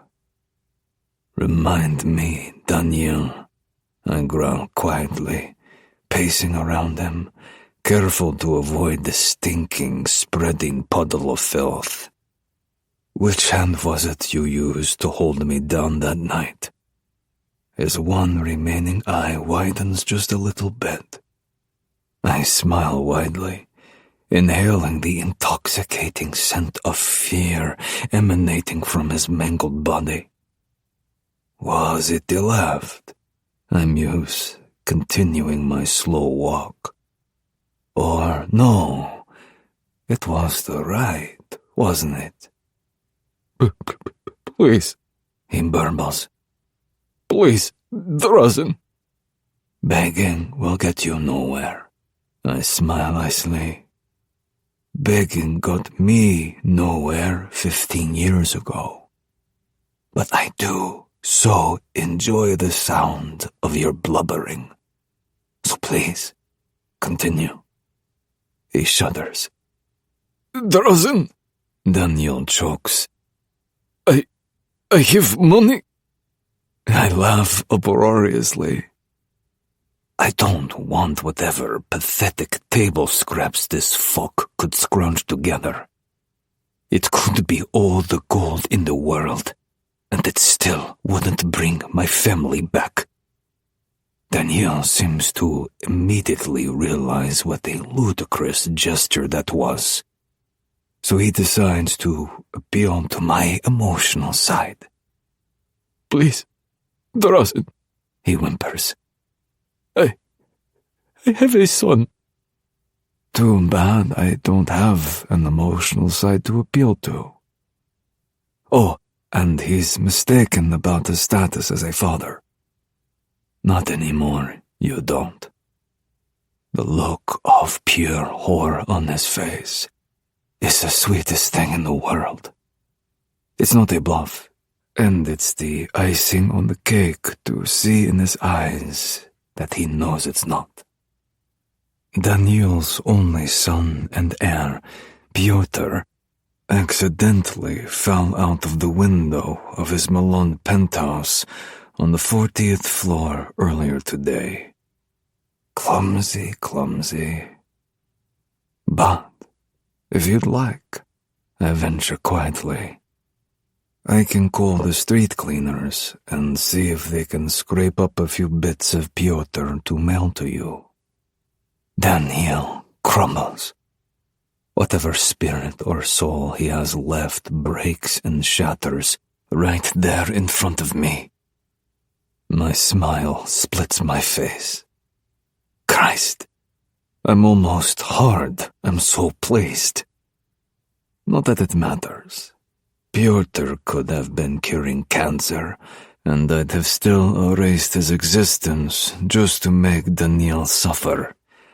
But, as it happens, I've actually done the world a favor by wiping a known child predator and trafficker off the face of the planet.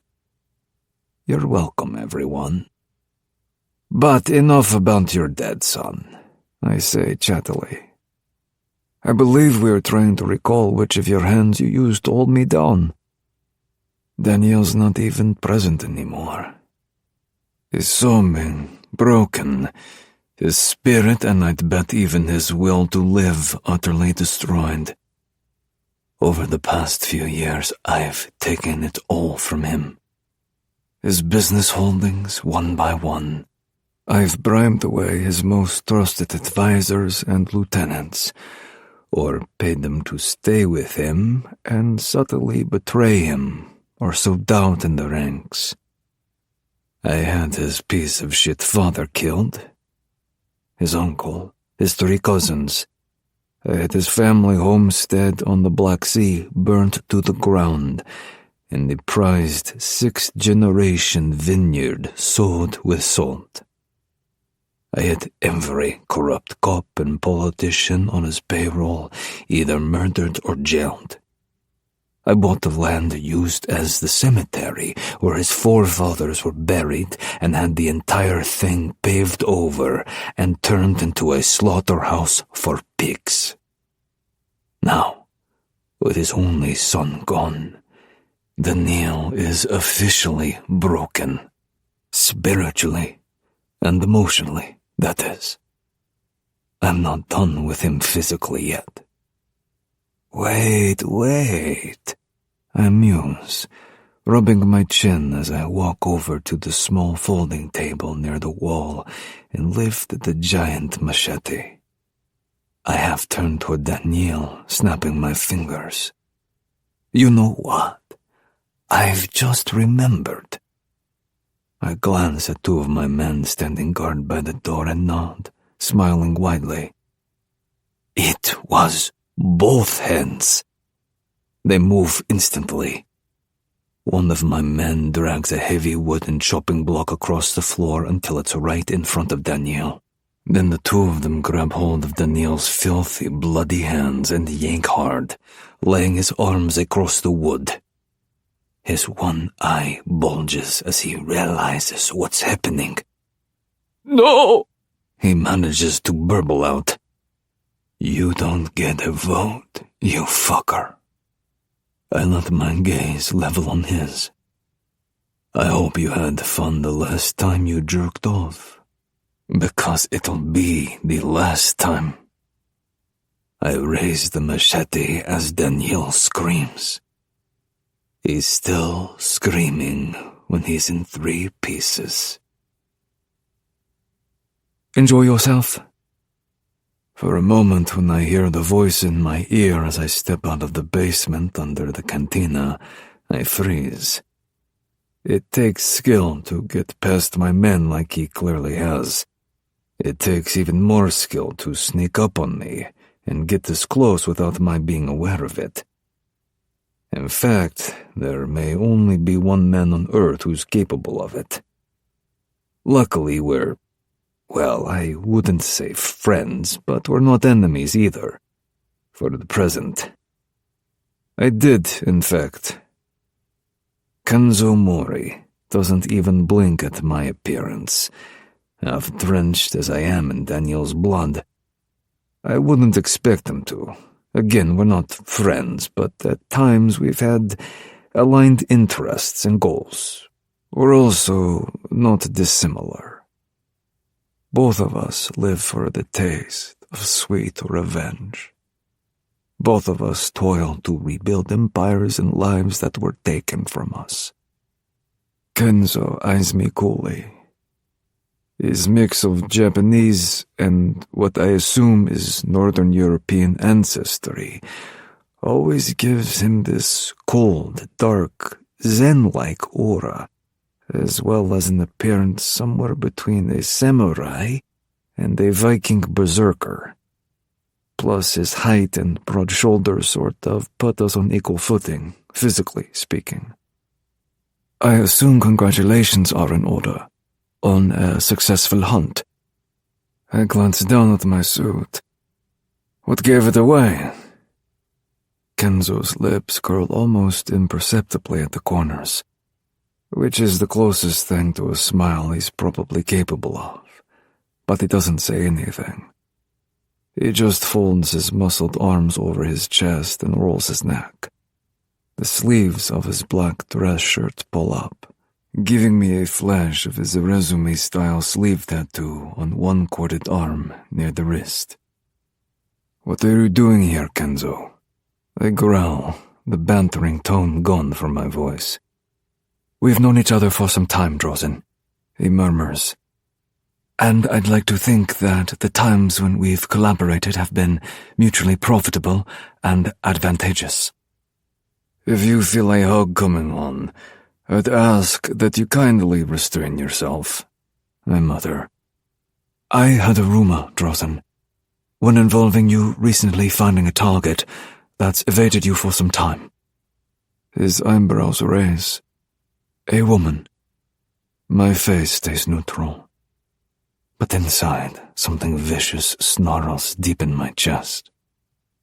And where might you have heard such a rumor, Mr. Mori? I say quietly. Kenzo lifts a single shoulder. I have many little birds who sing all sorts of songs into my ears. My expression hardens. Well, please tell your little birds that if they continue to fly into my yard and I happen to catch them, I'll tear their wings off and grind them into chicken McNuggets. I keep my gaze steady.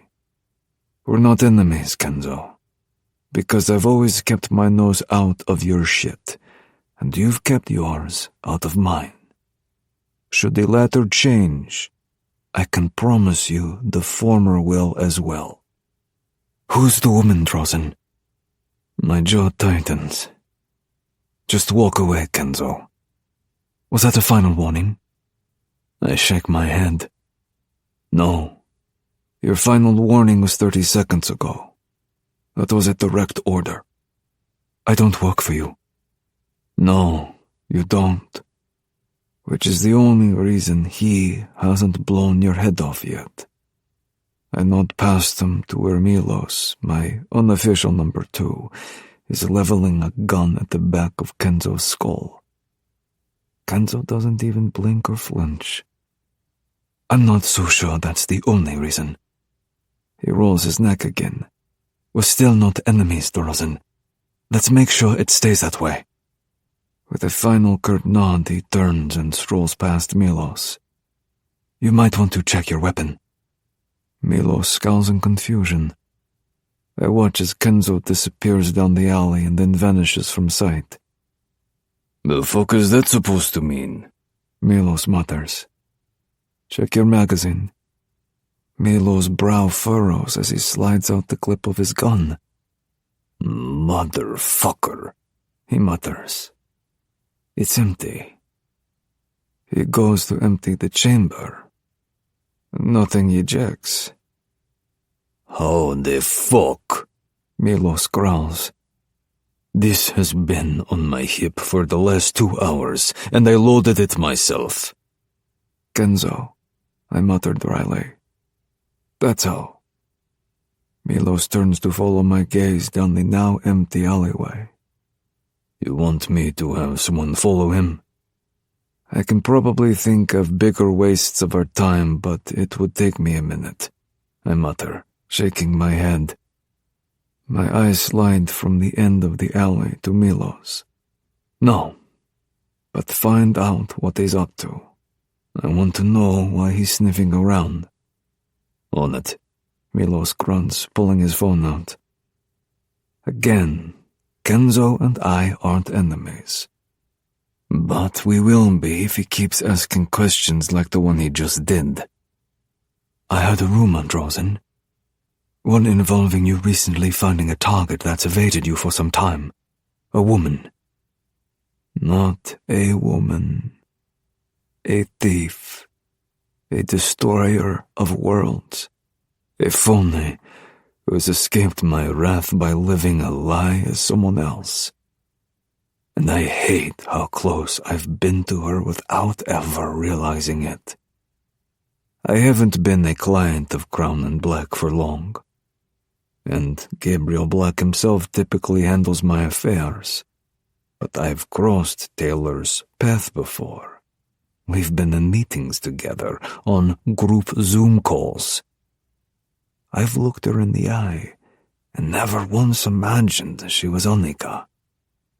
My eyes draw to slits, my jaw clenching. I never dreamed Annika was even alive. I saw the wreckage of the car the morning after the carnage. I saw her charred, burnt body half melted into the front seat. On top of that, Annika had dark hair and perfect eyesight. Taylor has flaming ginger red hair and wears glasses. I'd say she's dyeing her hair, but I saw her naked the other night. The red hair is definitely real, which means she was dyeing it brunette 15 years ago. Needless to say, I never cared to check to see if the dark locks were her natural color back then. It was a marriage neither of us wanted. The Bronkovich family and mine were mortal enemies, and we'd been taught that since childhood. Forcing us together was like Romeo and Juliet without a single line of the love story. It was the tattoo that gave her away. It was a bit of a surprise when I jumped secret slut in her hotel room and realized it was Taylor Crown, name partner at Crown and Black. But then again, that was a side of her I'll bet none of her clients or co-workers ever see. I'd seen and tasted the dirty girl underneath the smooth, polished lawyer. The subby little slut with cravings as dark and fucked up as my own. At least, nearly as fucked up as mine. It's a rare thing for me to find a woman willing, let alone wanting, to indulge in my level of dark kinks. And by rare I mean virtually impossible. I'm an investing partner in Club Venom these days. I'm also a billionaire with more power in his hands than most elected officials. So it's not exactly difficult for me to meet women. What's difficult is telling them what I'm actually looking for, and then coming up with a dollar figure to go along with the NDA after they inevitably freak out. Women think they want a monster. They think they want to get choked or fear-fucked or slapped around a little. To play rough or be my sub. They have no idea the depths of my depraved tastes. But Secret Slut did. I told her, and then showed her all my cards. At least nearly all of them. More than I've shown most. And she didn't run away screaming. Well, not outside of the context of our planned twisted games. She didn't shut down or disappear. She showed up. She came to the woods. She let me run that blade over her skin, never once even whimpering her safe word. She turned on her location feature in the app. And all of that is fucking with me and my plans for her, which don't, or at least didn't, include playing deviant games with her. And then that tattoo gave her away. That's when I knew who I had in my clutches. My fucking wife. I had never seen Annika naked before the other night, but I have seen that ink on her. I've seen it on someone else too. On her, it was 2 days before our wedding. My father drove the two of us, followed by a number of his men, to the Bronkovich compound. Mikhailo Bronkovich was a notoriously paranoid man when it came to threats on his and his family's lives.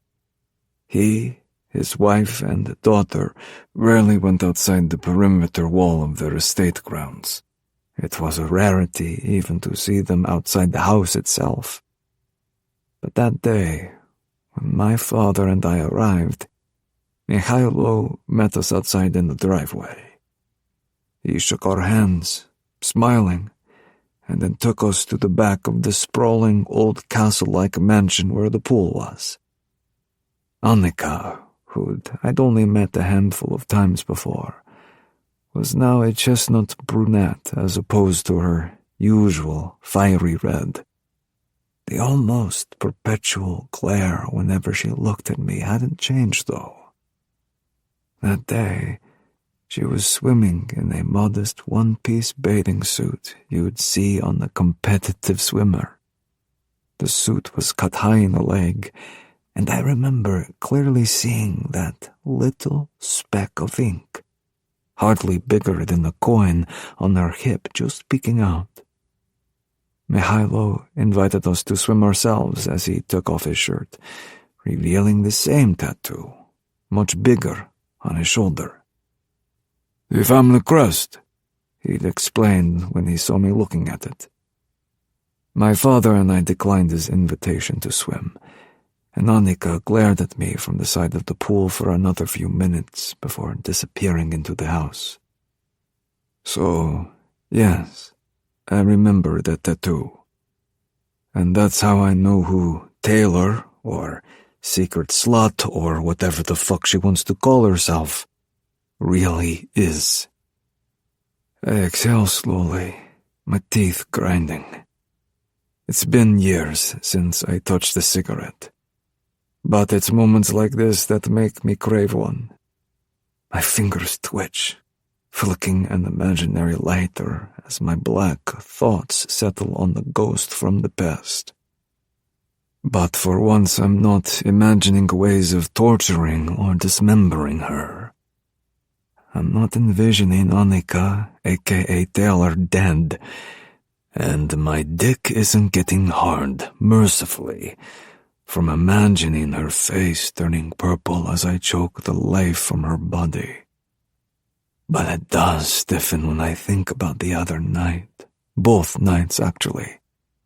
The chase through the woods, the rush of adrenaline as I hunted down her scent, the throb of my cock when I grabbed her and took her down to the ground, squirming and writhing against me, screaming and pleading. Never once using her safe word. The same thing happened in her hotel room. Maybe at first I scared the absolute hell out of her by surprising her in the darkness. But then she wanted my roughness. She goaded my monster. She asked for it. My jaw grinds as I replay the feel of her skin. The soft, wet heat between her thighs, her moans as she begged for more. The fact that my dick is still hard makes for an awkward transition when I try to force myself to remember the ways in which I'd like to destroy her. Milos turns back to me, lowering his phone from his ear. The plane's ready, Drazen. Where? Back to New York. I growl as my lips curl darkly. I have some loose ends I need to tie up. Chapter 10. Taylor. God damn it. I groan when I walk out of the 17th precinct and see a familiar figure leaning against the side of his Aston Martin with 2 black SUVs and a half-dozen security detail camped out a few yards away. Jesus, Gabriel, I hiss as I march over to him. Do not tell me, Taylor. Gabriel, you can't do shit like this as fucking gov. Will you relax? He holds up his hands. I'm just your ride, T. No string pulling on my end, I promise. It's shitty of me to be angry with him, to accuse him of using his influence to get them to let me go. It's not just letting me go, either. They're dropping all charges, even after they showed me unnerving security camera footage and still images of me behind the wheel of a yellow Lamborghini driving down 5th Avenue last night.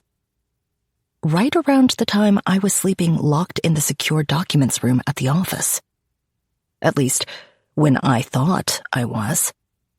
After seeing the video and those pictures, though, it clearly happened again.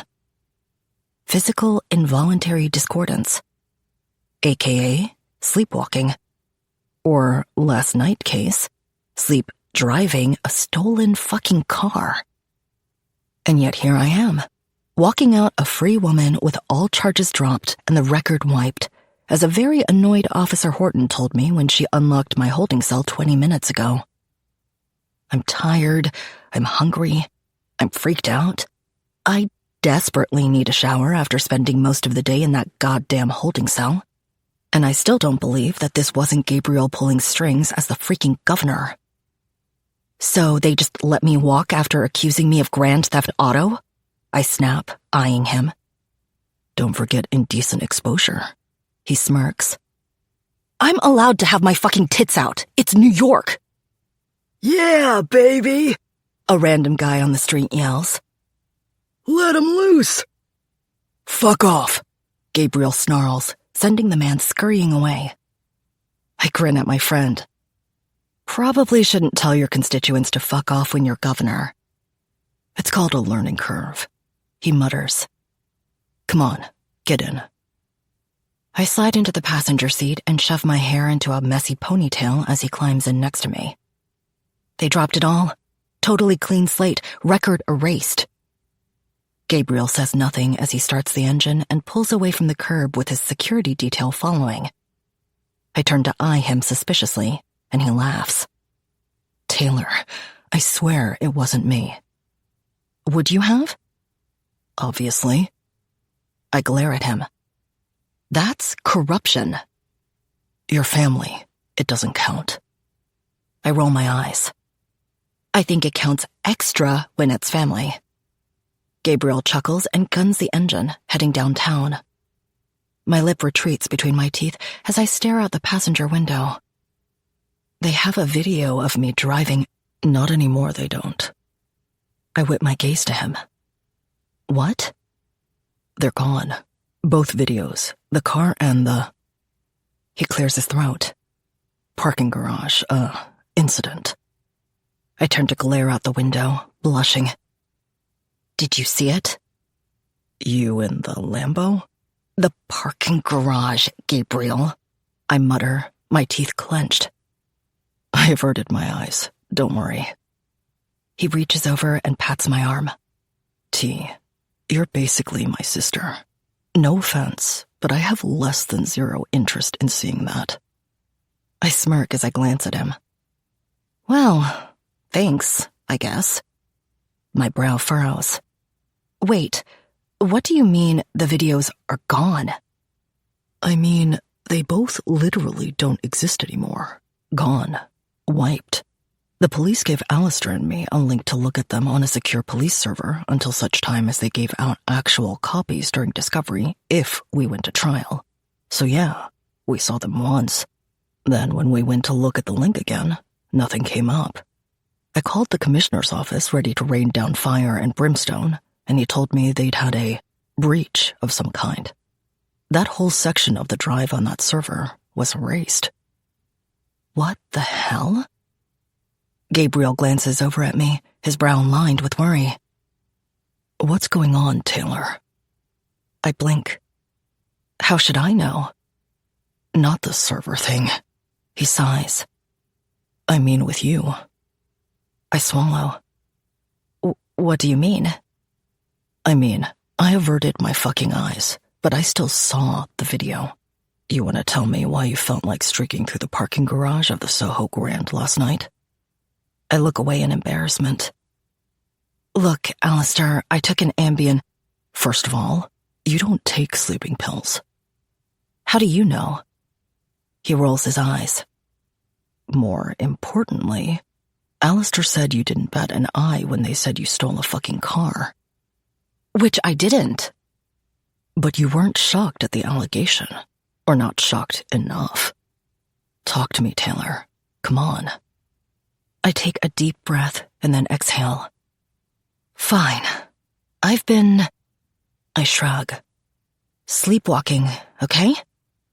Gabriel cocks a brow, glancing at me as we stop at a light. Sleepwalking. I nod. Just small stuff, mostly. Reorganizing my tax returns, making a snack and not cleaning up, crap like that. I don't mention going into the office the other night. And I definitely don't tell him that I know what I saw on that video that seems to have disappeared. It was me. No bullshit, no look-alike. I mean, sure, the video is grainy, but that was me driving a fucking stolen Lambo last night. A stolen Lambo that was apparently found neatly parked outside the Lincoln Tunnel without a single fingerprint in it or on it. Anywhere. Gabriel frowns as he accelerates through the green light. Work stress? Who knows? He sucks on his teeth as he glares at the road. Look, I know you don't like to talk about your personal life. Gabriel. Are you still seeing Stephen? He's not wrong. I never, ever talk about my personal life. Maybe I touch on it with Fumi, she's my gal pal, but I hardly ever go there with Alistair and Gabriel. Nope, I say tersely. Stephen's gone.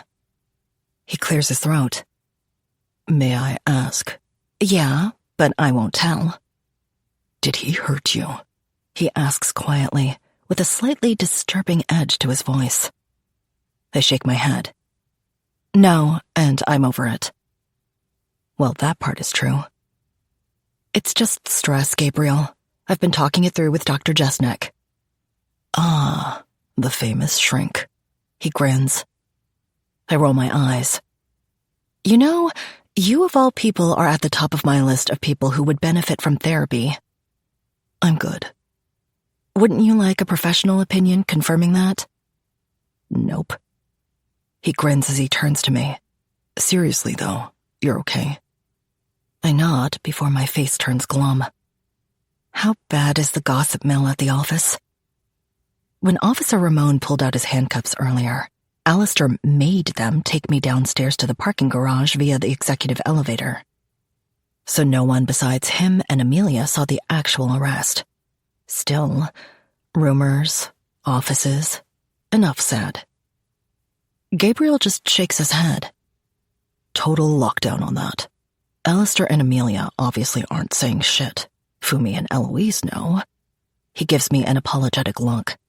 I mean, they do. Sorry. I sigh. But they're also obviously not saying a word. And the fact that 2 police officers walked through the firm and straight to my office? He shrugs.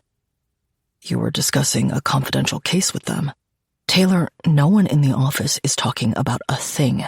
You're all good, okay? I nod, exhaling as he pulls up outside the Soho Grand. You want to tell me why you're really staying here? Because there's no fucking way a $5 million apartment has a roach problem, even in New York. Fuck it. Pick your battles. I walked in on Steven screwing one of his TAs. Gabriel's face goes livid. In your fucking apartment? I nod. His mouth turns grim. I think Steven and I need to have a little... No, you don't. I shake my head firmly. I'm fine. I was over it long before that happened. I just had to get out of my place for a few days after seeing it. Gabriel scowls. Taylor, I promise you I'm fine, okay? But I am going to take the rest of the day off. I'll be in tomorrow and... I trail off when I see him wince. Okay, what? He exhales. Take the day, sure. Unfortunately, you've been requested for a meeting tonight. Fuck. With whom? Draza and Krylov. My brow lifts. Why? Alistair is taking over all his business. Gabriel shrugs. All I know is you've been specifically requested. You're having dinner with him at Datella at 9. I groan. Come on, seriously? After the day I've had, I want to be in bed at 9.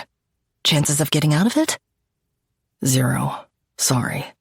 He specifically wanted you and you alone. I grumble, but then take a breath, pull up my big girl pants, and reluctantly slip into business Taylor mode. Okay, fine. Do we know what the meeting is about? All he told Alistair was that it was concerning some new business stuff. I roll my eyes. Legal or not so much? Little of column A, little of column B, I'm guessing. Even though I'm not his attorney. Gabriel flashes me a grin. Well, you never know. Maybe he likes you more now that you've got a rap sheet. I flip him off and slide out of the car. I've been to holding tanks and jails before to see clients, but I've never actually been in a prison cell. I have to say, spending 8 hours in one is a cleansing experience, in a weird way. It gives you a reset and highlights priorities. Honestly, it's a great motivator to clear all the baggage out of your life. For instance, after getting back to my hotel room, I plugged in my phone, turned off the location sharing setting on the Venom app, and then deleted said app. I considered going full-on scorched earth and getting a new apartment, not because of Steven, but because the stranger from Venom might very well know who the hell I am. I mean, he came to my hotel. He knew what room I was in. Surely that means he got my information from the front desk somehow. But after grilling the manager at the Soho Grand, I've been assured that nothing of the kind happened. And yes, the stranger did see my face without my mask. But that doesn't mean he knows who I am. I've checked with George at the front desk of the Crown and Black building again, and he's also assured me that no tall, dark, and sinister-looking men with vaguely European accents have come looking for me. So, a few hours later, after a much-needed shower and an outfit change into a black De La Renta number back home, the maitre d' at Ditella informs me as he leads me to a table in the center of the lavish dining room that my guest will be arriving soon. I'm checking my work email on my phone when I feel it. A presence, like a dark shadow. Cold air coming from the open cellar door. Something almost malicious. Something freakishly familiar. I hope I haven't kept you waiting. I shiver at his voice. I've briefly met Drazen before, a few times, and obviously I'm aware that he's a ludicrously attractive man. But that voice... Down, girl. It's the mix of slight accent and dark, unquestionable power. A little rough and gravelly, yet smooth and cultured. The voice, like the way he wears his clearly top-of-the-line custom suits, suggests a humble upbringing that was then introduced to culture and refinement. Like the impoverished peasant boy who's gifted enrollment at a prestigious boarding school. His voice has a polish to it, but you can still hear the roughness under the shine. And the suits, insanely expensive and perfectly tailored though they might be, are worn with just enough disdain to highlight that he wears them because he knows he is expected to. I clear my throat as I go to stand. No, not at all, Mr. Krill. Please, don't get up. He murmurs in that honeyed baritone that I'm sure drives the legions of women he must have at his beck and call wild. He smiles a cool, charming smile as he sits across from me. Still, if you look, you can see it. A little bit of something behind that smile. Coldness, darkness, raw power. I shake the thoughts away. If the stories are to be believed, the man grew up in a fucking war zone witnessing genocide, for fuck's sake. And here I am telling myself I see malice and darkness behind his smile. Fuck you, you insensitive bitch. So, I say brightly, what did you want to discuss, Mr. Why don't we eat first, and then discuss business, Miss Crown? He murmurs quietly, exuding that raw power as he raises a hand to a waiter. A bottle of the... Oh, I'm actually okay with that wine. Drazen levels a charming, downright lethally attractive smile at me. I insist, Miss Crown. He turns back to the waiter. A bottle of the 59 Chateau Lafite. Thank you, Martin. I only just stopped my jaw from hitting the table at the last second. I make fantastic money. And a lot of our clients are insanely wealthy. But Drazen Krylov is beyond wealthy. I mean, the man is a literal billionaire after, allegedly, working out a deal with Gavin Zarenko and reacquiring some Krylov family heirloom. So yeah, I guess I could be persuaded to have a glass of $12,000 a bottle wine. I mean, twist a girl's arm. Gabriel's brought me up to speed on the work our firm is doing for... I thought we said we'd discuss business after we eat. He purrs in that deep, smooth baritone. Right. Well, Mr. Krylov, I smile. What shall we talk about then? Tell me a bit about yourself, Miss Crown. I resist the urge to ask him tartly if this is a business meeting or a date. Since we're going to be working together going forward, and yet I know so little about you. My lips twist. I believe Alistair and his team are going to be working with you going forward. I'm not sure I've finalized that. Drazen smiles with a hint of darkness as he sits back in his chair, drumming the tattooed fingers of one hand on the white tablecloth. Which is why I'd like to know more about you, Miss Crown. I nod. Okay, well, I lift a shoulder. What would you like to know, Mr. Krylov? Are you single? I blink, thrown by the wildly personal question way out of left field. I shake my head. Apologies, I'm not sure that's relevant to our working together. Drazen tilts his head, a neutral expression on his face. His eyes don't move from mine, nor does he blink. As I said, Miss Crown, I know next to nothing about you, and I'd like to change that, being that we may be working closely together. Our waiter Martin suddenly reappears with the obscenely expensive bottle of wine, presenting it to Drazen, who nods and merely gestures for him to pour both glasses rather than giving him a taste first. When the waiter is gone, Drazen raises his eyes back to mine. Well? I swallow, feeling out of sorts and under the gun. I never get like this. I mean, I deal with hostile counsel, bored judges, and clueless juries all the damn time. Why the hell is this man throwing me off? I've recently ended a relationship. God damn it. A simple, yes, I'm single would have sufficed. I see.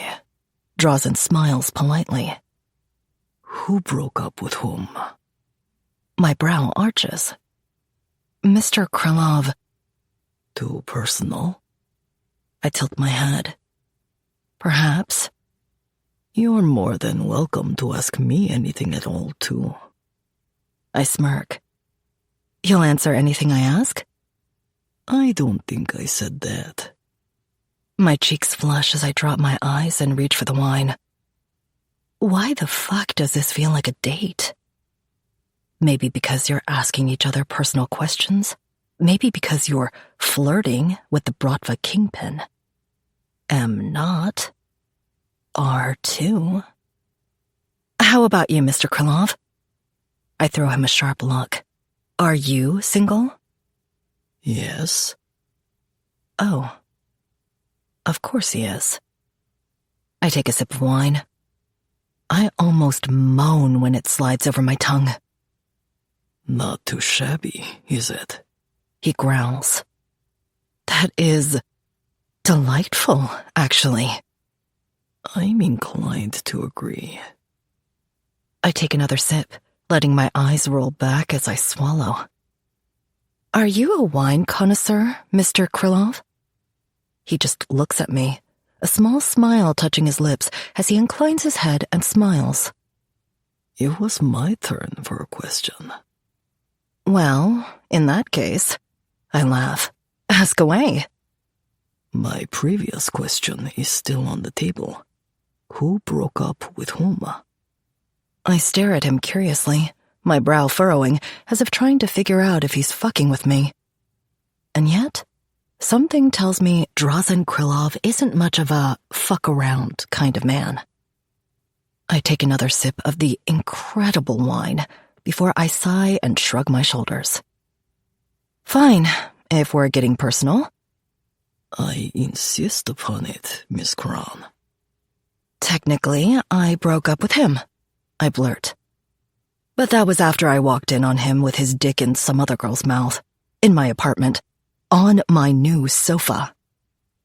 The second all that tumbles out, I balk, horrified at myself, not just for sharing all of that information, but sharing it in such spectacularly crude fashion to the firm's billionaire client. Yet all Drazen does is curl his lips in slight amusement. Well, I supposed that's a decent enough reason to break up with someone. Amen to that, I mutter, feeling flushed as I pick up my wine and take another sip. After I swallow, I frown when my gaze lands on his untouched glass. Why aren't you drinking? Drazen smirks. Is that your question? Sure, I shrug. Because I'm enjoying these questions too much. I roll my eyes. I'm not sure how fascinating my lackluster personal life is. Then perhaps you can change the subject with your next question. I shrug. Fine. Where? It's not your turn, Miss Crown. There's a slight flex of power in his voice that should be off-putting. But for some insane reason, it's just commanding enough to do something to me. I clear my throat, raising my brows. My mistake. I all but giggle. Okay, maybe I should slow down on the wine. Have you ever had any romantic entanglements with either of your fellow managing partners? Okay, what the fuck? Another question about my personal life? At least this one's completely easy. No. I shake my head. Not even a little. Alistair and Gabriel are, and always have been, like brothers to me. I don't really have... I trail off and shake my head. Anyway. No, finish what you were going to say. I sigh. I was going to say, I don't really have any family, so they're sort of my unofficial one, if that makes sense. Perfect sense. My turn? He nods. Why are you so interested in my personal life? His eyebrow quirks up. I believe I already told you. I'd like to get to know you better, since we might be working together. Well, there's a lot of things you could ask that don't involve my dating history, or lack thereof, Mr. Krylov. I almost snap. Like my favorite food, hobbies, sports team, where I summered growing up? Fine. What's your favorite food, Miss Crown? He growls. French fries? I shrug. Hobbies? I'm too busy for hobbies. Sports team? Yankees. His lips curl. Where did you summer? I have no idea. Where did you summer growing up? I fire back. A POW camp in Kosovo. I wince. Shit. Right. The table goes quiet as I take another gulp of wine.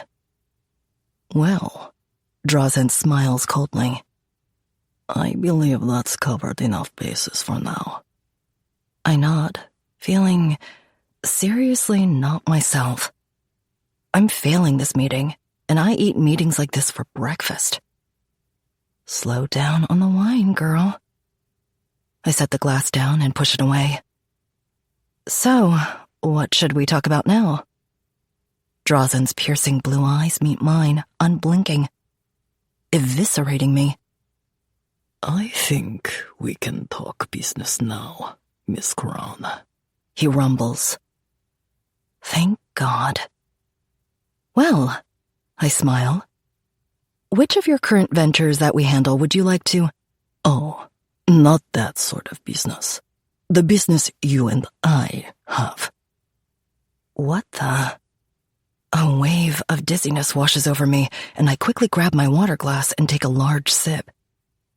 What business would that be? Drazen's mouth is the thinnest of lines. The sort that is unfinished. I take another gulp of water to wet my suddenly dry, cottony mouth.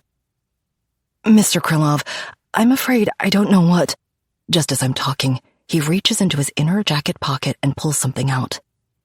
Without any fanfare or flourish, his eyes still on mine, he deposits it on the table between us.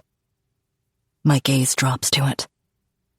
My pulse races, my entire thought process, my ability to think, everything, it all stops. Because there on the table between us is a sliced scrap of black lace. Panties. My panties that were cut from me the night I drove into the woods to meet my stranger. I can't breathe. I stare in horror, reality itself ripping and cracking around me. My mouth opens and closes soundlessly, only to do so again. My face throbs, and every square inch of my fucking skin crawls a creepy, gnawing sensation. Suddenly, Drazen claps his hands together, loudly. So loudly that the entire dining room of Datella falls silent. Everyone out. He barely even raises his voice when he says it. He simply speaks the words.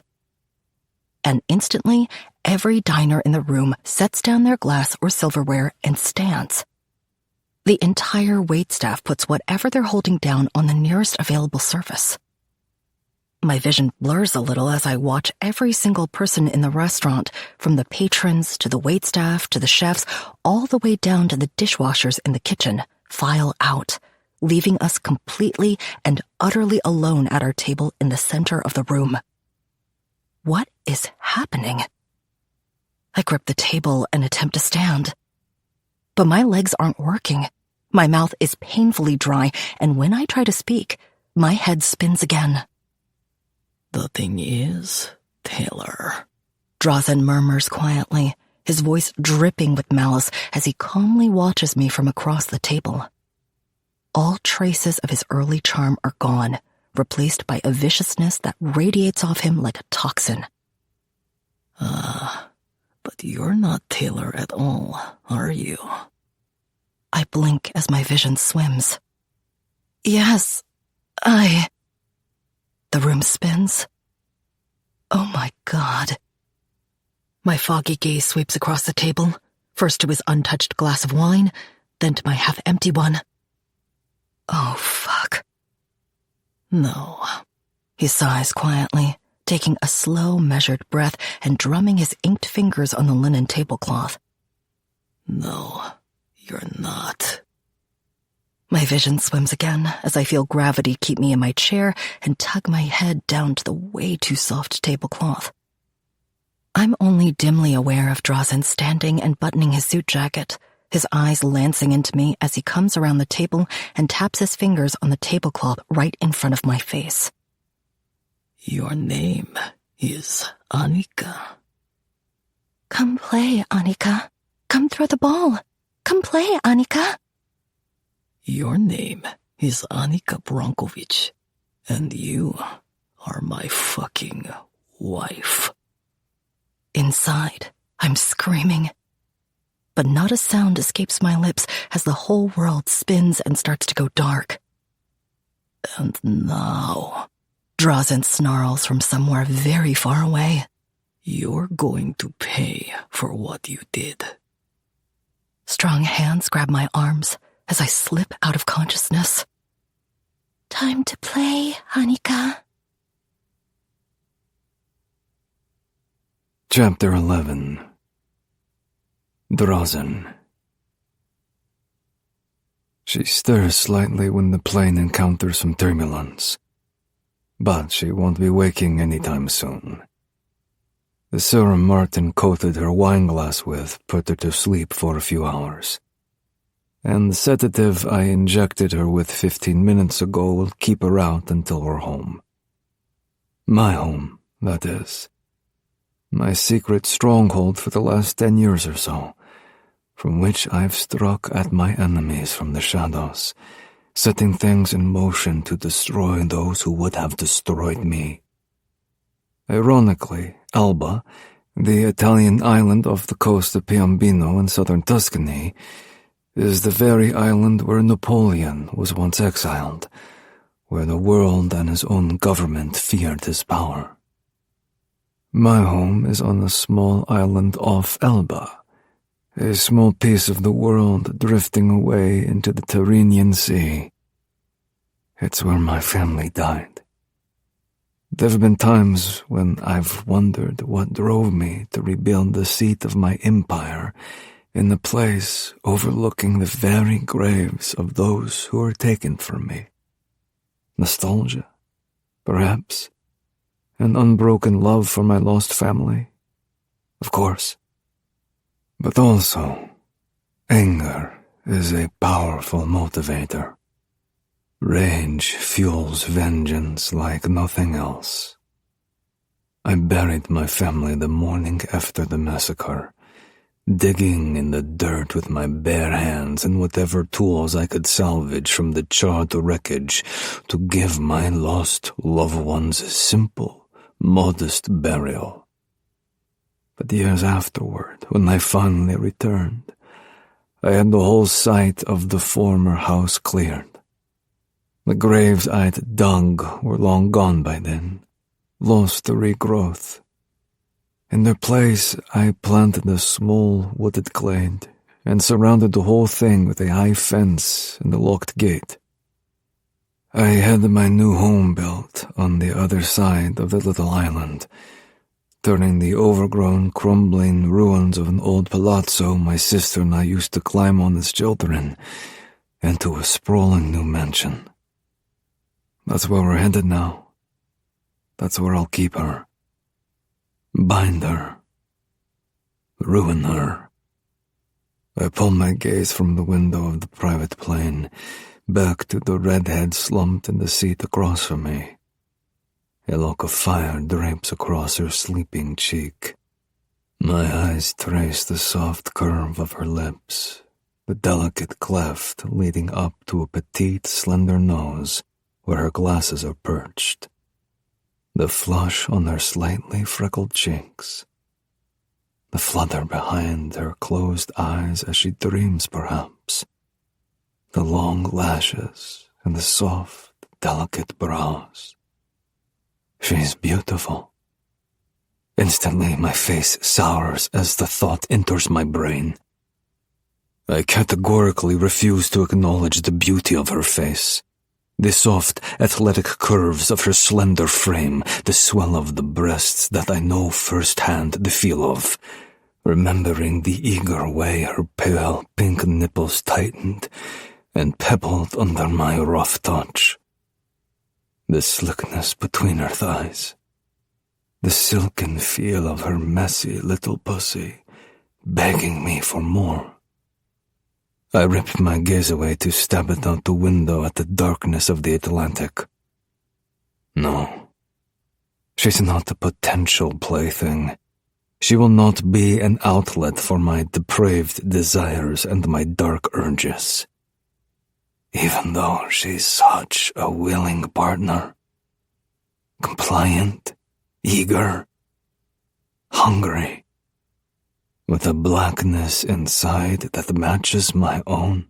No, I haven't gone to all the trouble of drugging her, kidnapping her, and bringing her to my lair across the ocean to fuck her. I've done it to destroy her, as she destroyed me. If my dick has other ideas, he can go fuck himself. I glance back at her sleeping form, at the strap of her dress slipping off one creamy shoulder, at the riot of red falling down one side of her face and onto the opposite shoulder, at the pebbled points of her nipples to her gown, at the way it rides up her smooth, long legs. I stand and grab a blanket out of an overhead compartment. Without fanfare, I turn and toss it over her. Not because it's cool in the plane and she's only wearing a flimsy dress. To stop the hungry part of me from looking at her that way. Because I refuse to. I've just turned to the window again when I sense movement. Turning back, I frown quizzically as Milos comes down the aisle from where he's been sitting toward the front with two of my men. His brow furrows as he indicates his phone. I've just had an interesting conversation. With Yelizaveta Solovyova. Interesting. Yelizaveta is the sole woman sitting at the iron table. In fact, she's the lone woman ever to have sat at that table of powerful, brutal men. Some might make the mistake of thinking that as a woman she's automatically weak. They'd be dead wrong. The very fact that Yelizaveta has commanded that seat for almost 30 years is testament to the fact that she's even more brutal and ruthless than any of the men she sits with. She's also been one of the strongest opponents to my attempts to ascend to the Iron Table. Technically, there are two unofficial governing bodies of the Bratva world. One is the Iron Table, which wields absolute and exclusive power in Russia. The other is the High Council, which holds sway pretty much everywhere else. The latter was an easy wall for me to breach. In that case, all it took were threats, proof of treasonous intentions within the ranks, and small Machiavellian nudges here and there to assert my place at the table alongside Reznikov, Kashenko, Volkov, Yavanovik, and Kalishnik Bratva families. The Iron Table has proven a harder nut to crack. The High Council, relatively speaking, is a newer institution, a bit more eager to keep the peace in the name of business. The Iron Table, however, is a machine of war, belching black smoke and stopping for nothing on its relentless march forward. That collective is beyond old school, descended from pirates and smugglers from the times of kings, long before the concept of a Bratva brotherhood even existed. They're tightly knit. They absolutely do not have infighting, and they're seemingly impervious to threats. And yet, I want my seat at that table. It will expand my empire in ways almost too massive to comprehend. But more importantly, I need to rule it. Because for all my crusades against those who wronged me, there's one man who remains utterly untouchable. Vadik Belov, head of the Belov Bratva. It's taking me years to map the web of lies and treachery that destroyed my life. Sure, the others I've put into graves, whose empires I've razed to the smoldering ground, all played their roles. Even the woman sitting slumped across from me had a hand in it. But every web has a big, fat, juicy spider, and Vadik Belov is mine. That, above all else, is why I seek a seat at the Iron Table. From the outside, not even I can touch him. Not when he sits united with 4 other insanely powerful old-school Bratva families. But if I were at that table, in their midst, or even better, leading that table, I could bend them to my will. I could, and I will, turn them against Vadik. And then I will sit back and drink his fucking blood from a golden chalice as I watch the rest of them tear him apart at my bidding. I shake my head and refocus on Milos. And what does the White Queen say?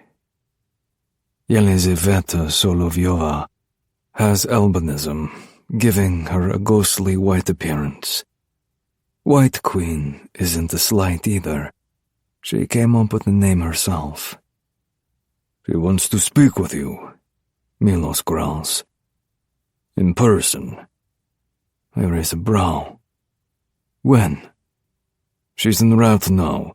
I believe she'll be meeting us on the tarmac when we land. Well now. Color me curious. Drozen. The plane's engines are still cycling down as I leave the cabin and walk down the stairs. The helicopter that will take us from the mainland across to my island sits prepped and ready a few hundred feet away. Another private jet is parked nearby as well. Waiting near the bottom of the staircase is Yelizaveta herself, dressed all in black and surrounded by 10 of her elite guards, all very conspicuously armed to the teeth.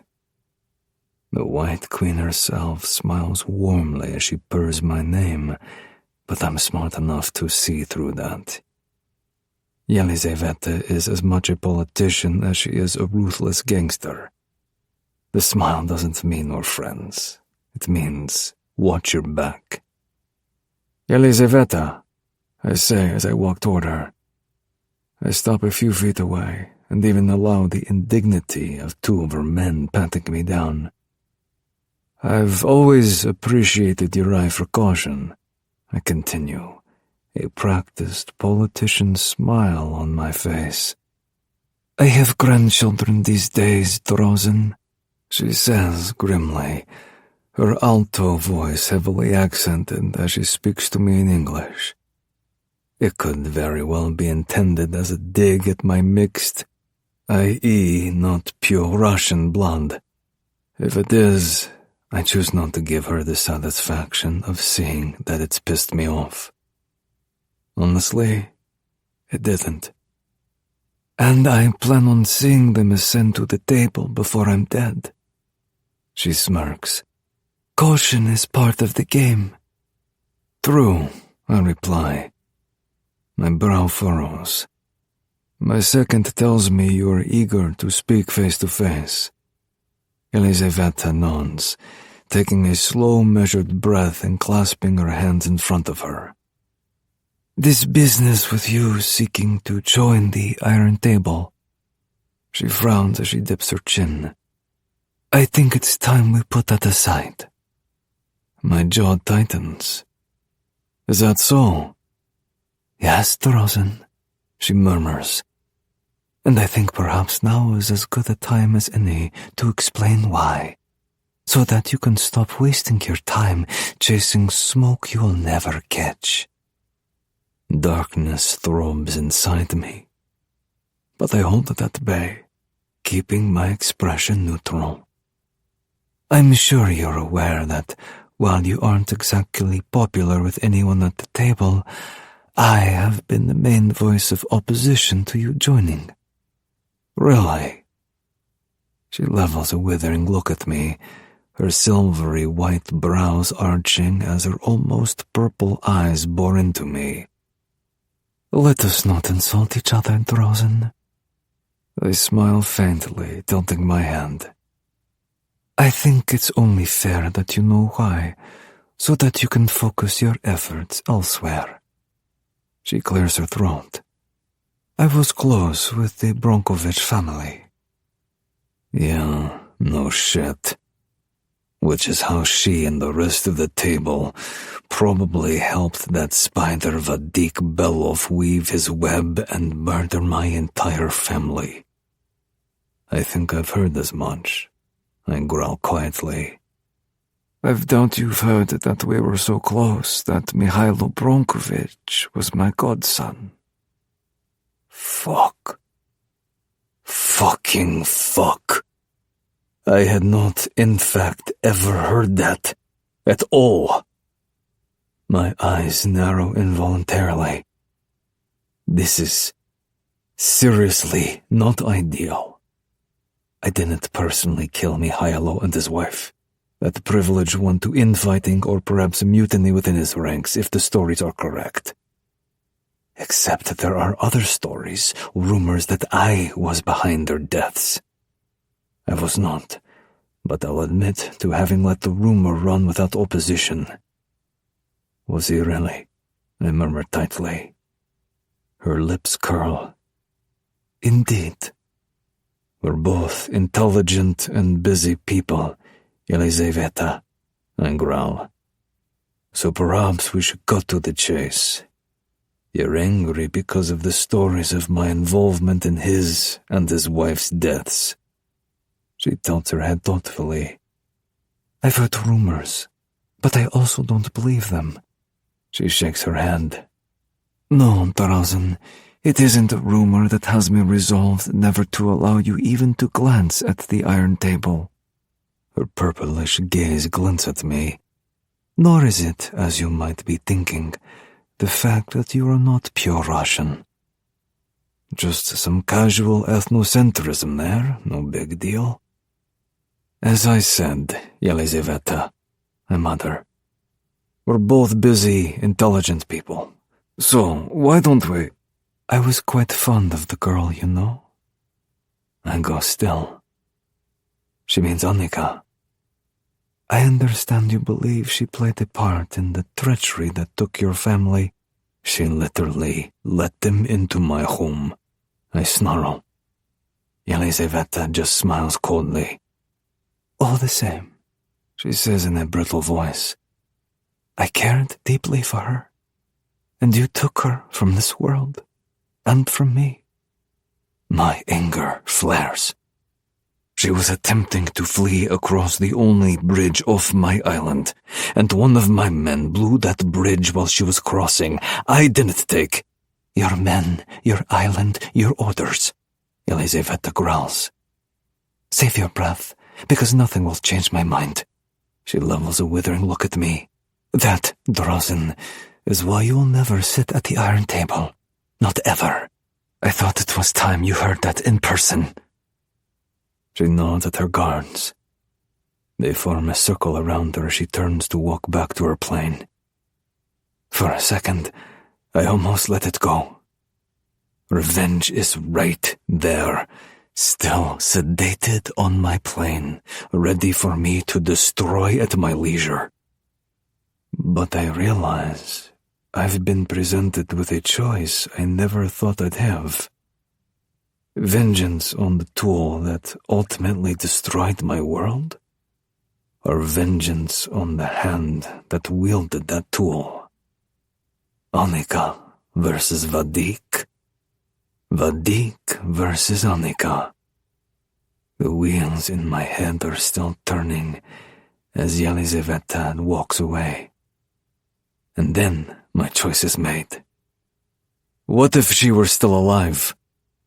Yelizaveta pauses, holding up a hand to stop her men. She glances back at me with a dry smirk. I've no interest in sick what-ifs. Goodbye, Drazen. She turns and starts to walk away again.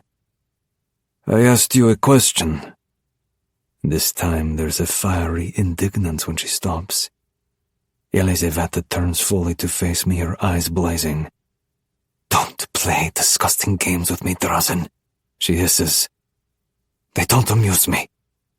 Just answer the question, Yelizaveta, I growl back. If Annika Bronkovich were still alive, and still my wife, would you continue to block my attempts to join the table? Her violet eyes narrow, her silver brows and almost translucent forehead furrowing. If you're able to raise the dead, Mr. Krylov, she says venomously, then perhaps I could be persuaded to stomach sitting across the table from you. I smile. That's all I needed to hear. Have a good flight back to Moscow, Yelizaveta. She gives me a long, curious look before she turns again and marches back to her plane. My lips curl darkly at the corners. A throb of malice flickers in my heart. Change of plans, Annika. Chapter 12. Taylor. Where the fuck am I? The question tears through my head as my eyes flutter open, wrenching me upright as my breath chokes in my throat. My pulse hammers in my ears as I blink, my eyes darting around my surroundings. My head throbs. My mouth and throat are bone dry. I force another breath, wincing as I try to swallow. As the oxygen fills my lungs, my vision clears a little. No, but seriously, where the fuck am I? I'm in a bed of some kind, which is chilling in and of itself. My brain jangles as I quickly glance down at myself, but I'm still dressed in the De La Renta I put on yesterday before. It all hits me at once, making me physically flinch as I scramble back on the bed into the headboard. Before I went to dinner, with him. Napoleon in exile is fucking Drazen. That's who I played depraved games with, who I ran from in the dark, who made me come with his fucking knife. The man that even dangerous, scary men themselves fear is the man I asked to chase me and catch me and fuck me, whether I say no or not. I mean, Jesus. The scene from dinner flashes through my head, arresting my pulse as I clench the duvet beneath me, holding on for dear life. The insanely personal questions, his eyes eviscerating me, the sudden change of subject, the way my head swam just before he dropped my lacerated panties onto the table, turning my world upside down. After that, the memories fade to nothing. And now here I am, wherever here may be. I swallow painfully again, glancing around the opulent bedroom. The walls are sand-colored stone, covered with a light wash, giving it a very Mediterranean feel. Huge windows take up almost an entire wall, though right now they're covered by sweeping white curtains. Even still, I can see the white glow of sunlight outside through them. Gorgeous, leafy flowering plants in terracotta pots fill one corner of the room. Earthen-colored tiles cover the floor, with a huge, almost Moroccan-looking teal and burnt orange Persian rug laid over them. The bed is hewn from weathered wood and black iron, with white gauze curtains hanging from the 4 tall corner posts. Across the room, a curved doorframe, again, very Mediterranean or Moroccan in feel, leads to what appears to be a huge open bathroom, done in white tiles. Another similar door reveals what looks like a large changing room or massive walk-in closet. The third door, heavy wood with bands of iron, is closed. Swallowing again, I gingerly swing my legs off the bed. My bare feet hit the floor, and I sway a little as I stand, my head still swimming. That motherfucker drugged me, and I'm still feeling the effects. I slowly make my way to the closed door. Unsurprisingly, it's locked. Just the same, tugging on it and feeling the complete lack of give and getting an idea of how strong and thick the door itself is sends a shiver down my spine. Then the panic truly begins to mount. I whirl, my pulse spiking as my eyes dart around the room. There's obviously no sign of my phone, and when I run to the other doors, I confirm what I guessed from the bed. One leads to the bathroom, the other to a huge dressing room. I bolt to the windows and yank open the white linen curtains that fall to the floor. I wince, shutting my eyes tight against the blinding sun. When I force them back open, I shudder when I take in the view. I don't think we're in Kansas anymore, Toto. Turquoise ocean stretches out to the horizon in front of me. Below the windows, there are rocky cliffs and crashing surf. The windows open with cranks, and even though there's bars over them, I open them quickly and squeeze my head between the iron rods. Where the hell? All I can see is rocky coast and the same sandy stone walls stretching off to either side of me, dotted with more barred windows. Suddenly, I hear the whine of metal. I jolt, bringing my head back through the bars and whirling to see the knob of the closed wooden door twisting. My pulse thunders as it opens, and a woman, maybe a few years older than me, wearing a housekeeper's uniform, steps in with a tray. Weirdly, she doesn't even flinch when I rush toward her, clearly with every intention of shoving her aside and bolting out of this prison cell. Just as I get to her, she deftly slides the tray onto the weathered Moroccan-style wooden credenza beside the door and turns to me. In an instant, I go from charging her to being twisted around with both hands pinned behind my back and an insanely strong arm wrapped around my neck. My eyes bulge, and I try and scream as I fight her. Her arm just tightens, choking me as my bare feet kick and scrabble at the tiled floor. Easy, Yael. A deep man's voice rumbles. The housekeeper force walks me back into the room a few steps before dropping her superhuman grip. I pull in a ragged breath, my head spinning as I turn toward her. Then, my gaze goes past her to the huge man in dark pants and a dark dress shirt, tieless, with his sleeves rolled up, showing arms covered in what looks like Bratva ink. His dark eyes sweep over me as he nods his cleft chin. You'll have to forgive Yael, he murmurs in a rumbling bass tone. He smirks as he glances at the housekeeper. That Mossad training just doesn't ever turn off. I wince as I rub my sore neck, glaring at the still impassive Yael. When I rip my gaze to the dark-haired man, he flashes me a small smile. My name is... Where the fuck am I? I hiss, eyeing them. Yael continues to look at me like she's a fucking psycho robot. The tall guy just keeps smiling, which is infuriating. Where am I? I spit. Because this is fucking kidnapping, in case you're unclear. This is a felony. As I was saying, Miss Crown, the man says slowly. My name is Milos, and you're here as a guest of Mr. Krylov. I sneer. Guests have the option of coming or going. Do I have that luxury? That would depend on where you'd like to go, Miss Crown. I glare at him. This is a fucking crime. I think that could be up for discussion, Milos says without emotion. You locked me in a fucking room, I snap, my nerves fraying. The locked door was merely a precaution, a measure to protect you should you wake up confused. I can't imagine why I'd be confused, I snarl, my jaw tightens.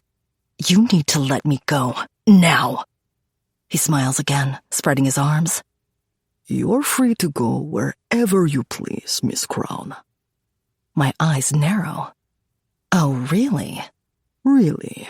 The man dips his head. Anywhere you're not to go will be locked. And if I run, I hiss, will I be restrained? My eyes drop to the gun tucked into his belt. Or shot? The man shakes his head. Of course not. There's actually nowhere to run to. What the hell is that supposed to mean? It means you're on an island, Miss Crown. Milos and Yael leave me with the tray, which holds a pot of coffee with a cup and saucer, cream and sugar, along with some toast, a bowl of olives, and another bowl of cherries. Sure enough, they leave the door not only unlocked, but wide open when they go. I wolf down the food and the coffee. Then I head out of the room, and the moment I do, my jaw drops. Holy shit. Wherever I am, it's palatial. Airy hallways with the same sandy, lime-washed stone, terracotta-tiled floors, and Mediterranean or Moroccan throw rugs lead to huge, vaulted rooms filled with gorgeous furniture, more potted ferny plants, and modern and classical art. I stagger to a halt in one room, staring at a framed painting on the wall. A Van Gogh. I wonder, even hope for a second, that it's a very, very good forgery. But something tells me that's not the case. Not in this house. Not with that man. My eyes are wide, my mouth open as I drift from one room to another, until I lose track of how sprawling and massive the house is.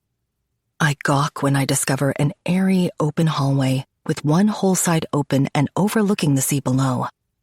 Further down, I step out of another hallway and into a stunning open courtyard filled with lush flowering plants, hanging Moroccan oil lamps, and sumptuous couches. I start for a moment when I spot a black-clad armed guard when I step out of the house through a side door. But the man barely nods at me before turning to face forward again. Apparently, I can go wherever I want. So I head directly to the cliffs I saw from the windows inside. Sure enough, the edge of the world drops away in dramatic, rocky shards down to the frothing surf below.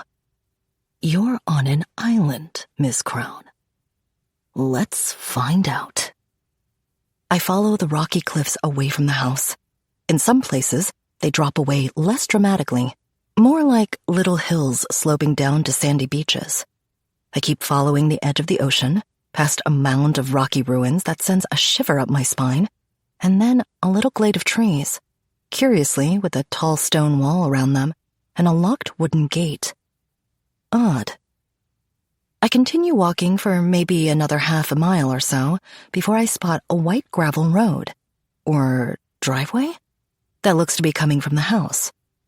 I veer away from the coast and follow the road, going away from the house until suddenly I freeze. In front of me, the gravel drive hits a huge wrought iron fence.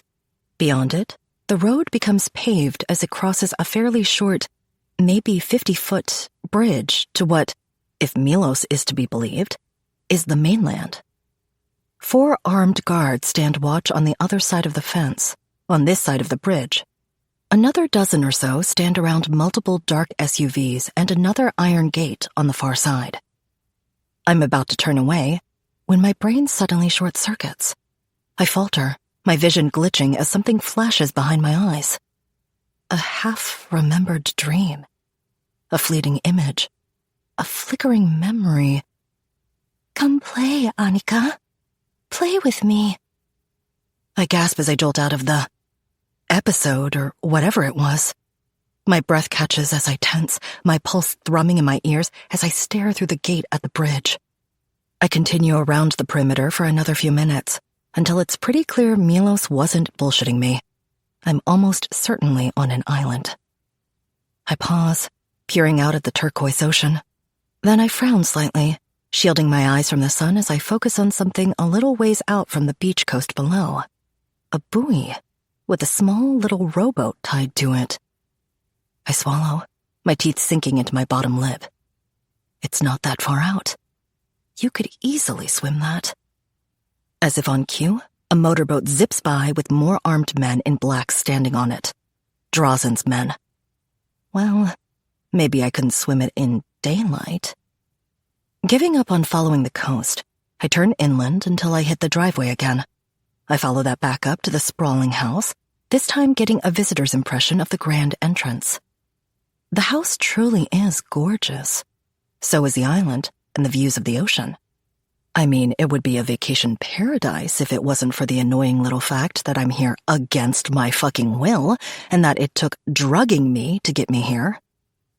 Back inside, I meander through the house until I end up walking out an open doorway from a living room and onto a beautiful stone patio overlooking the ocean. The sun is hanging low over the water, and even though I'm a prisoner here, there's no ignoring the warm, floral, and sea salt air that drifts over my skin. Suddenly, there's another sensation creeping over me. Something dark and chilling. Something malicious and cold. With a start, I whirl.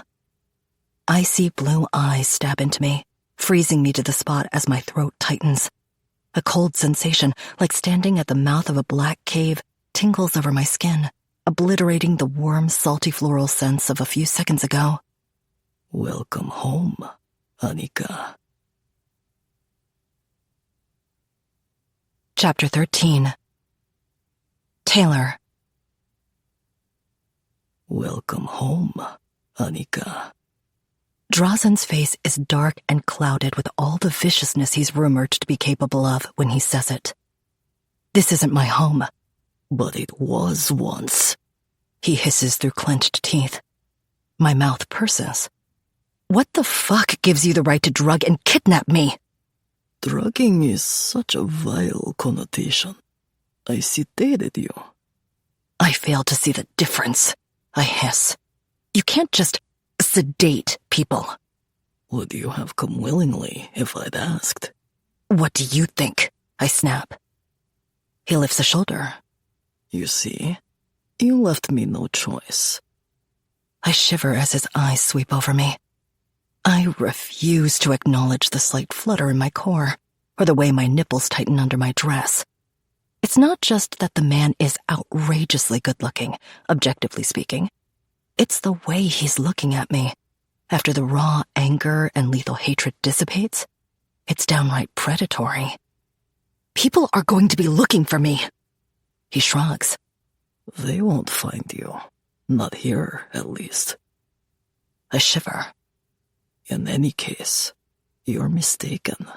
No one is looking for you. Because you're not missing, Taylor. He growls. You're on a much-needed vacation. He holds up a familiar-looking phone. My phone. I shudder. What'd you do? Retina scan me when I was unconscious and fake text my friends and coworkers? Precisely. My mouth tightens. What the fuck is this? I blurt. His lips curl dangerously. What do you think it is? I think I've seen this movie. I spit back venomously. What? I've got 365 days to fall in love with you? Drazen smirks. Not exactly. He growls. Suddenly, without any warning, he surges into me, erasing the distance between us as my heart claws up into my mouth. I whimper as his hand wraps tight around my throat, squeezing, making my eyes bulge in terror. It's more like you have 3 seconds to tell me how you did it. He snarls like a demon, sending my pulse spiking. Did what? I cry. The door, Annika. He chokes through clenched teeth, his face a mask of fury. I shudder as his hand tightens around my throat again, squeezing harder. How did you unlock the fucking door? I have no idea what you're talking about. Enough! He roars in my face. My legs turn to jelly. Pure terror swallows me whole. Enough of the fucking lies! He snarls. Tell me how you betrayed me 30 fucking days after our wedding. It jolts through me like an electric current. My vision falters and flickers. A roaring, whining alarm explodes in my ears as gravity gives way. I'm watching a scene I don't remember, featuring strangers' faces that I remember all too well. A wedding in a church? Flowers that sting my eyes. The rough bite under my bare knees. My voice croaking, I do. Then fire and screaming and death. Suddenly, I'm falling. For real. As the dream evaporates to mist and my legs give out. I topple backward, my heel catching on a divot in the stone floor of the patio. The small of my back hits the edge of a balcony, and I feel the tug of gravity as my body begins to slow motion tilt over the edge to the rocks below. An arm jerks out, strong, tattooed fingers wrapping tightly around my throat. The world goes still, as Drazen and I freeze in that position. Me, half fallen over the balcony with the roaring waves crashing into the jagged rocks below, and Drazen, standing firmly on the balcony, one hand around my throat, keeping me from falling. He doesn't pull me back up. We stay like that for so many frozen seconds that I can't count. My pulse thuds hard in my ears, the sensation heightened by the hand squeezing my jugular. My skin crawls and tingles. Tell me. Drazen hisses quietly, his head tilted to the side. You owe me that much after 15 years of hell. This is insane. He's insane. I haven't the slightest fucking idea what... Tell me how you knew the code to unlock that door, Annika. I don't know what you're talking about. I choke out through my clenched throat, my eyes round and terrified. I've never been here before. My name isn't Anik. I scream as his hand lets go. Instantly it tightens again, grabbing a handful of the front of my dress. The fabric rips a little. Pure adrenaline explodes through my system as I flail and claw to grab hold of his arm. Please, I beg, gasping for air. Please don't drop me. Another handful of frozen, terrifying seconds tick by. My dress tears a little more.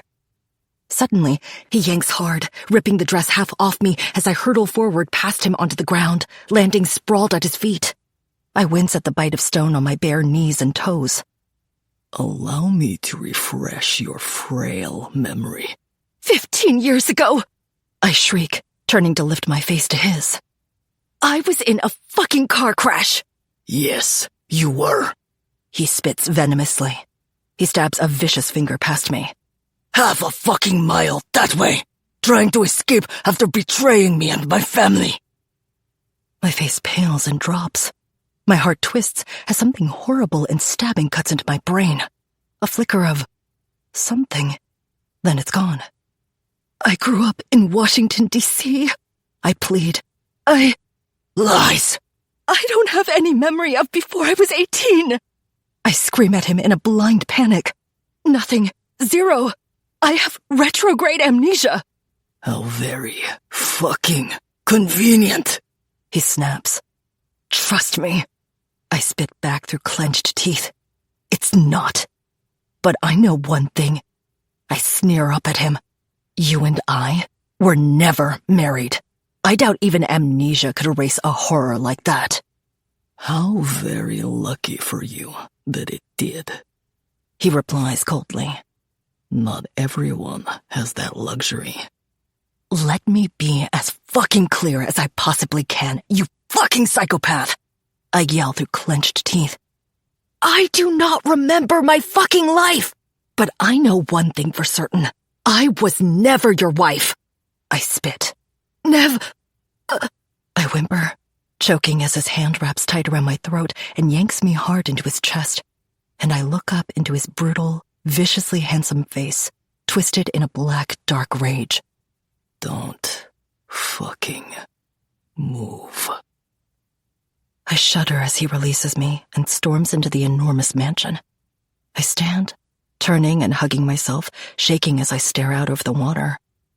I can still see the little speck of that rowboat moored in the water. Heavy footsteps have me whirling as he marches back onto the patio. How about now? He snarls, shoving something into my hands. Ringing any wedding bells? An icy feeling crawls up my spine as I stare down at the picture frame in my hands. The corner dented and the glass spiderwebbed, like someone's thrown it in a rage. It's tinged with black marks like it survived a fire. It's not the state of the frame that sends a shiver through my very soul. It's the photograph in it. Of me. A very young, teenaged me, wearing a white wedding dress, standing morosely next to a stern, much younger Drazen in a black suit. We both look like we're at a funeral. I blink rapidly, my mouth opening and closing. This is faked. I mean, it's me, but also not. I've never dyed my hair chestnut brown. At least, not that I remember. He snorts coldly. How long until this gets old, even for you? I raise my eyes to his, frowning. What? The bullshit, Annika! He snarls. Or is it that you've just spent so long pretending to be Taylor Crown that you're having trouble dropping the lies and remembering your treacherous, backstabbing self? Furious, I wind my hand back and throw the picture as hard as I can at his head. Drazen easily dodges it and totally ignores the violent smash of glass as it splinters into shards against the wall behind him. No, I choke, shaking my head violently. I was never your wife. You were, little Annika. He hisses.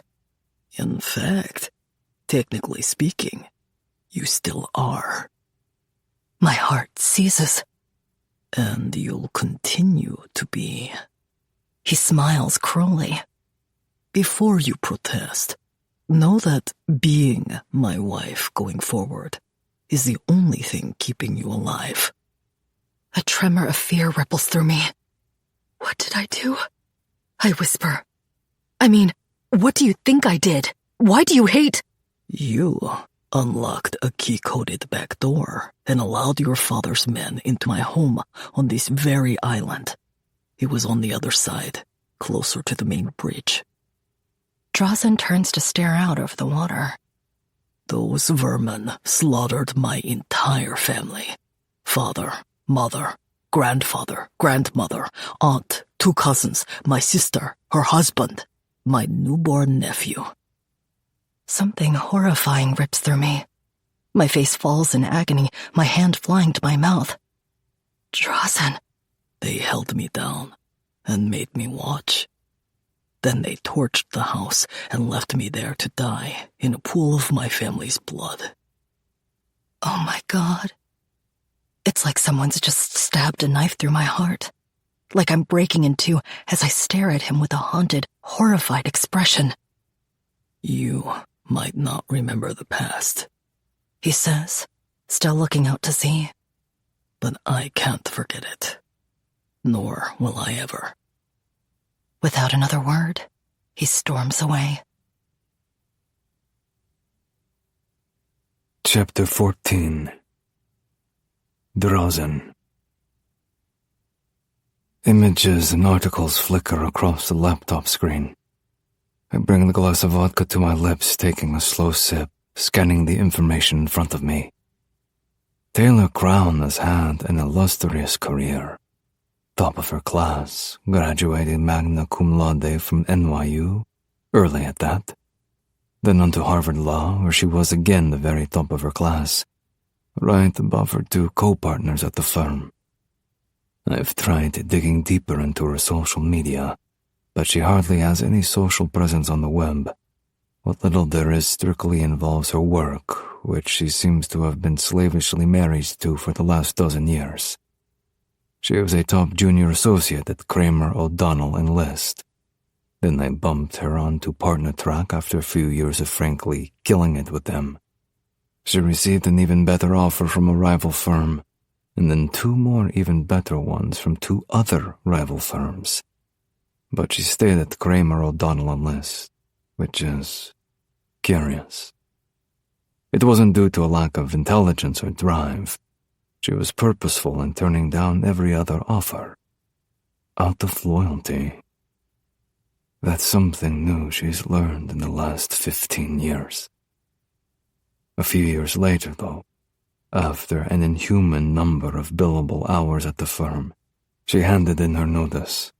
So did Alistair and Gabriel Black at their own firms. The three of them formed Crown and Black, pooling the resources, talent, and more than a few poached clients. I smirk grimly. There it is. There's the traitorous streak I know all too well. I frown as I dig deeper, looking for anything I can about the formation of their firm. Alistair and Gabriel come from some money, not much. Their grandfather, Charles Black, was once a bit of a kingmaker in the grey underbelly of New York. A wannabe gangster who couldn't quite stomach getting his hands dirty. Apparently he was an early investor and board member of Crown and Black, but it looks like he's recently been kicked out and doesn't have anything to do with the firm anymore. But even there, Charles is wealthy, but he's not the sort of wealthy that could fund the startup of a firm like Crown and Black. Nothing I read about him, including the tidbit that his own grandsons and the young daughter he's had with his much younger trophy second wife seem to loathe him, would suggest he had that much invested. So where the fuck did they get their startup cash? I put down my drink and my fingers fly over the keys as I pull up whatever public record financials I can find. When that isn't enough, I text Dmitri, a brute force hacker I have on retainer. I have no fucking idea what time it is in Tokyo right now, but the kid never sleeps anyway. Sure enough, he responds instantly and gets to work. And I sit back and let my eyes drag across image after image of a grown-up Taylor Crown, a.k.a. Annika Brankovich, the Trojan horse who let the enemy inside my walls to destroy my world. She was always beautiful, I suppose. I was pissed at the idea of marrying for political reasons when I was just 22, and finally free of war after years of bloodshed in the Balkan conflicts. But I was livid at having to marry the daughter of our enemy. Even so, I'll admit she was beautiful in that youthful way. Tall, leggy, long chestnut brown hair, dyed, obviously, down to her waist. But the Annika I know now, who I've taken, and who will play a role to get me what I want, is something else altogether. She's simply gorgeous now. She's matured into a woman that any man would trip over himself to have. She's still got the legs and the height, but her hips have filled out into a toned ass, and her tits. Jesus Christ, I'm hard. Very, very hard. It's not just that she's grown into a stunning woman. The world is full of those. But none of them, at least hardly any, have the same black tastes as me, and one of those is her. My mind replaced the delicious way she whimpered in the dark for me, the way she wanted me to chase her, begged me to, in fact, to hunt her, to pin her down, to hurt her, to be my willing and eager little fuck toy and cum slut. For a brief second I allowed my hand to drop to the obscene bulge in my pants. I cup myself as my eyes slide back to the screen, to an image of Annika, Taylor, smiling for the camera at some charity ball hosted by Crown and Black. She's in a stunning, shimmering green gown that plunges down her back and shows off a tasteful yet teasing amount of cleavage. The contrast between the glittering emerald and the fiery red of her hair brings out the hunger in me that... Stop it! I yank my hand away from my throbbing, thick erection and glare at the picture. No. I scroll back to the earliest things I can find on her. There's a great aunt, Florence, with whom she lived in New York the summer before she started college. But Florence died essentially the week Taylor started school. And before that, my brow furrows. There really is nothing. Not a single thing on social media. No schools attended, no places lived. Nothing. Taylor Crown even has a social security number, a clean one at that. She has a fucking US passport. Just no past. How the fuck did she go to college, let alone Harvard, with no educational records? My phone dings with a text from Dmitri, telling me he's found what I wanted, and that it's sitting in my inbox. I wire him his usual fee and open what he sent me. Financial records pulled from Crown and Black's internal server. He's good, Dmitri, and fucking fast. This time he was even quicker than when I had him hack into the NYPD servers and delete the videos of her in that car, not to mention the naked parking garage footage after she escaped from me that first time. As satisfying as it would have been to see her career go up in flames, I couldn't have Annika disappearing into the judicial system and eluding my wrath. Yes, I have questions. Several, actually, concerning that stolen Lamborghini. But they can wait. This is far more pressing. I find the file I'm looking for and open it. My eyes scan the breakdown of the startup costs of Crown and Black, looking for the source of funds. Sure enough, there's a decent chunk from Charles Black. Gabriel and Alistair both seem to have emptied their modest trust funds too. And then I spot Taylor's contribution, which is noted as the entirety of her trust fund.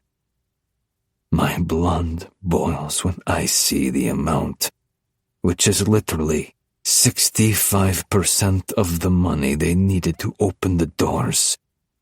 You little fucking liar. The devil, as they say, is in the details. One of my little details that I've never been able to tie up is that night I lost everything. I was also robbed. I didn't realize until later, of course. But after I'd pulled myself out of the wreckage, buried my family and fled into the night, I realized the emergency fund my father had kept secret and separate from everything else was now gone. Only he and I knew about the suitcase he kept locked in the safe in his office. The safe not even I knew the combination to. A fire-proof safe containing $22 million cash. Yet when I was pawing through the wreckage of my home, the day after I lost everything, I found that safe empty. My eyes drag back to the screen in front of me. I drop my gaze to Taylor Crown on the opening funds contribution list for the law firm and the amount next to her name. My hands crawl to fists. Her trust fund contribution to open the firm was $22 million. My mind spins as my rage throbs under the surface. I saw her body. I spit on her corpse, which I now see clearly wasn't Annika. Somehow she got away that night. She knew about the money and somehow opened the goddamn number pad safe before disappearing to the U.S. to this mysterious great-aunt Florence.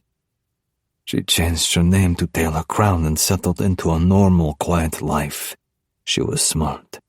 She didn't buy a splashy mansion or a fleet of sports cars. She sat on that stolen money way off my radar.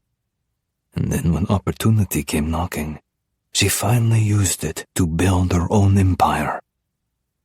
A growl rumbles through my chest, but I restrain myself from marching through the house until I find her and throw her to the rocks beneath the cliffs. Punish the hand that wielded the tool, not the tool. The goal here isn't Annika. It's Vadik. Well, first it's Vadik, but after I get him, using her, then I'll exact my revenge on her as well. I drum my fingers on the edge of my desk as I click away from the financial statements and to the cameras that cover every angle of my home and my island. She's not in her room. My mouth curves darkly at the corners as I shrug off my jacket and slowly roll up my sleeves to the elbow. I keep clicking on different cameras. None of them show her in the house. My smile turns hungry. It would appear she took the bait. Slowly, I open my desk drawer and pull out the matte black devil mask.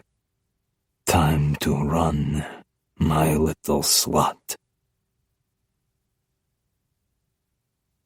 Chapter 15. Taylor. The minute the sun dips low over the ocean and changes from orange to purple, I start to get ready. I've been back in my room, that is, the room I woke up in, since my heart-stopping face-off with Drazen on the balcony.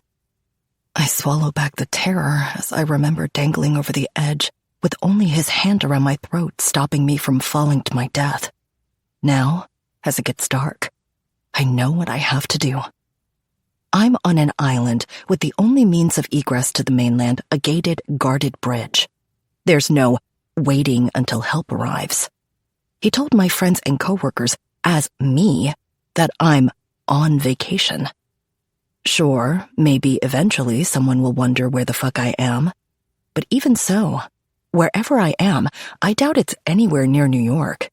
In fact, I'm starting to think, between the decor, the turquoise ocean, and the style of the mansion, that I'm much further away from home than I'd care to admit. Regardless, the first step is getting the hell off this psycho's island, which means as night falls, I'm getting ready to swim. I try to remember the spot on the shore where I saw the little rowboat tied to the mooring buoy. I'm more of a runner and a lifter, but I'm still a decent swimmer, and I don't think the rowboat was that far away from shore. If I can get to it, I can row away from the island and to the shore of the mainland. From there, I'm sure I can find local authorities and get word to Gabriel and Alistair, not to mention the U.S. consulate, if I am outside the States, and I can leave this nightmare behind. I watch the sunset lower and lower over the ocean. The shadows creep longer and darker as the sky slowly turns violet, then indigo, then a dark, dark blue before fading to night. Go time. All I have for clothing is my torn dress, no shoes, but at least it's black, I suppose. I creep out of my room and dart down a hall. The house is still a bit of a mystery to me, and I'm not quite sure of its layout. But I quickly make my way to where I think I remember the side door was. The idea becomes a hard no the second I hear guards talking just outside. So I creep back down another hallway until I find another courtyard. This one has a wall of big open archways to one side, overlooking a manicured flower garden. That'll work. I slip over the stone of the arched windows and crouch low in the gardens. I bolt across a dark expanse of lawn, thankful the moon is barely a sliver tonight. There's a chill in the air as I half power walk, half jog in what I'm pretty sure is the direction of the boat. Goosebumps tease up my arms and legs. A ripple of something ghostly shivers down my spine. The only sounds the subtle lapping of the waves down on the rocks and the soft hoot of a night bird or an owl. I keep going, starting to wonder if I'm even remotely heading the right way. But then suddenly, as I jog around a thicket of small trees, my face lights up. Found it. Fear suddenly knots in my stomach as I hang back a second, biting my lip as I eye the dark rolling waves between me and the rowboat. I have no idea how fast the current is, or fuck, if there's sharks or something. I shiver again as the claws of fear rake down my spine. I take a deep breath and start to tiptoe my way closer to the edge, trying to find a way down the rocky embankment. That's when I feel it. An inky black chill. A malicious pulse of darkness. A tingling sensation at the base of my neck, as if claws are inches away from snaring me. Oh God. Wonderful. My spine snaps rigid.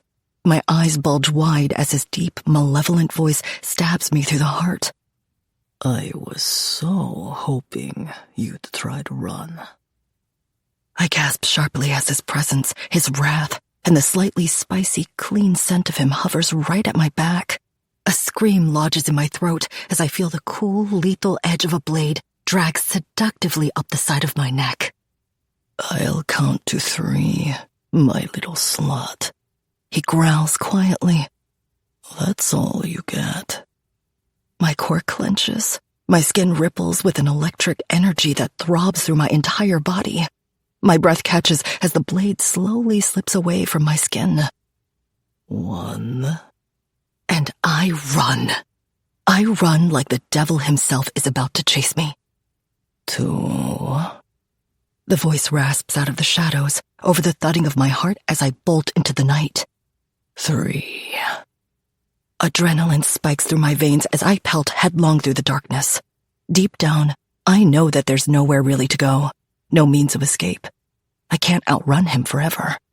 Still, my survival instincts kick in, forcing my legs to pump and my bare feet to dig into the grassy ground and propel me forward. So... I gasp sharply at the voice barely a few feet away in the inky darkness of the night. I veer left, away from the snarled tone, my lungs burning. Fucking... I shriek, veering right this time and barely dodging a tree branch as the voice snarls again in the blackness. Noisy. Pure fear vibrates through my body as I hurl myself into the dark, my pulse thudding in my ears. Except, that's a lie. A malicious, malignant little lie. It's not pure fear that I feel coursing through my veins, and it's not just my body's natural reaction to dump adrenaline into my system. It's something else, too. Something I'm horrified to even admit to myself. And as much as my psyche tries to keep it locked down under the floorboards, there's no stopping it as it creeps to the surface. Excitement. The feeling I have as Drawson's powerful footsteps pound after mine through the darkness, and as I hear the rasp of his breath and almost feel the wind of his fingertips clawing out at me from the night, is excitement. Chase me, catch me, hurt me. Blood roars in my ears. My vision blurs as I hurl myself through the darkness, blindly reaching in front of me for tree branches. My skin slicks and tingles. My breath turns ragged and panting. A shape explodes out of the darkness next to me. I scream as powerful arms wrap tightly around me like iron bands, lifting me off my kicking, writhing feet as a voice hisses in my ear. Got you, my little slut. I squirm against his rock-hard body. My elbows jab back, catching him hard in the ribs and making him grunt. But then he whirls and throws me face down onto the grassy ground. My feet kick at the dirt as I try to launch myself back up. Too late. The sheer weight of his muscled body on mine knocks the wind out of me, pinning me to the ground. He sits astride my lower back, his thighs on either side of my hips. I scream and writhe, kicking and squirming. But I might as well be fighting gravity, trying to shove against a solid, immovable force. I jerk, gasping sharply as he grabs both my wrists and shoves my arms above my head. In one motion, he's reaching back with his other hand and yanking my dress up high. Heat floods my face, and I yelp an aching whimper when his palm spanks my ass hard, sending fire exploding over my skin. He grabs the back of my thong, tugging it tight against me. My mouth falls open, my breath catching as the lace rubs against my throbbing clit. He pulls my panties back and forth, sending dark, forbidden heat permeating my reality. Tell me, my little fuck toy, He growls darkly. did you run because you really thought you could escape? I whimper, choking back a mortifying moan as he spanks me again. Is that really why you ran, my little slut? He rasps darkly into my ear as he leans over me. I shiver, feeling the huge, throbbing hot bulge of his erection against my lower back. Or is it just that you needed your greedy little holes fucked? You just needed to be chased down like a good little filthy whore and forced to take my cock. He grabs the back of my thong again and yanks it down to mid-thigh. His hand plunges between my legs, and my breath rasps into the ground my cheek is pressed against. Oh, fuck. His big, tattooed fingers slide wetly through my lips, making me tremble. Without warning, he suddenly sinks 2 fingers into me, deep. I cry out, writhing and moaning through the fear and excitement clogging my windpipe. He slides them out and then rams them back in, yanking a loud moan from my lips. Drazen laughs darkly. I think we have our answer. His fingers plunge into me again, stroking deep against my G-spot as his thumb starts to rub my clit in slow, deliberate circles. His fingers ram into me, the wet squelching sounds filling the darkness around us. I gasp, moaning and squirming under his touch. I shiver when his fingers slip out of me. When I hear the jangle of his belt and the rough tug of his zipper, my eyes fly wide. Wait. I'm not interested in your opinions right now. My breath catches, my face flushed and my eyes bulging as he moves lower down my body, his knees still on either side of me.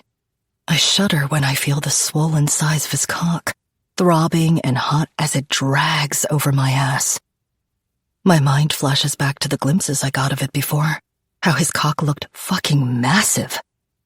Suddenly, without warning, his swollen head is sinking between my thighs, prying them open as it lodges against my pussy. He grabs a handful of my hair, pushing my cheek to the ground as he reaches beneath me and roughly yanks down the top of my dress. His big hand mauls my breasts, his fingers twisting and pinching my nipples mercilessly as I inhale ragged breaths of air. Breathing in fear and horror, breathing out excitement and a raw need that frankly terrifies me. Go on. Drazen snarls, leaning down closer. My eyes roll back as I feel his fat cock slowly push between my pussy lips, spreading them wide around the head. His teeth drag over my earlobe and bite my neck sharply, making me cry out before his mouth moves to hover by my ear. Say your fucking safe word. He hisses darkly. Scream it for me. His hand tightens in my hair, making me wince. I'm still going to ruin this slutty little fuckhole, no matter how loud you do. His hips ram forward. My eyes bulge and the breath slams out of my body in a rush. The sheer size of him sends me reeling, and the feel of his thickness spreading me wider than anything I've ever felt has my toes curling and digging at the grass as I writhe beneath him. One of Drazen's hands clenches my hair. The other clenches my hip in a tight, possessive grip as he groans deeply, savoring the way my body shivers and shakes under him and the way my pussy clenches around him, struggling to adjust to his enormous size. Good girl. He rasps darkly. Milk my fucking cock like the good little cock slut that you are. Let me feel that tight little pussy stretch for me. He drags his cock out.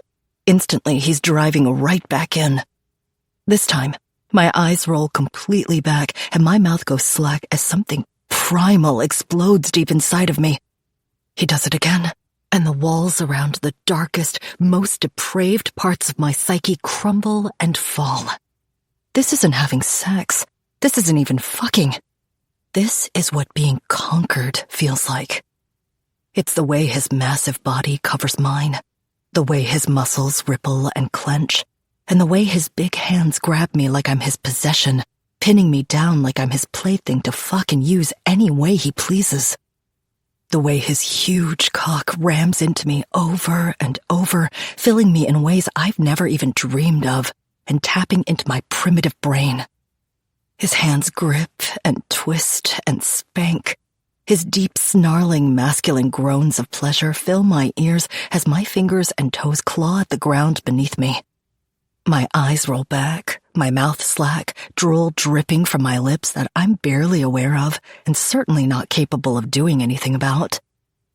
I vaguely feel his thumb slipping between my lips as he fucks me, hear him murmur the word "suck" into my ear before I do just that. My tongue swirls around him, tasting myself on his skin as his huge dick hammers into me over and over. His thumb slips from my lips. My eyes widen and my throat tightens as I feel him press that thumb against my ass. Wait. No. Oh, sweet fucking Jesus. A filthy sort of pleasure, unlike anything I've ever felt before, consumes me as his wet thumb sinks past my tight ring. I don't even recognize the animal sounds coming out of my mouth as he buries his thumb and rams his gorgeous cock deep into me. Lethal black pleasure envelops me.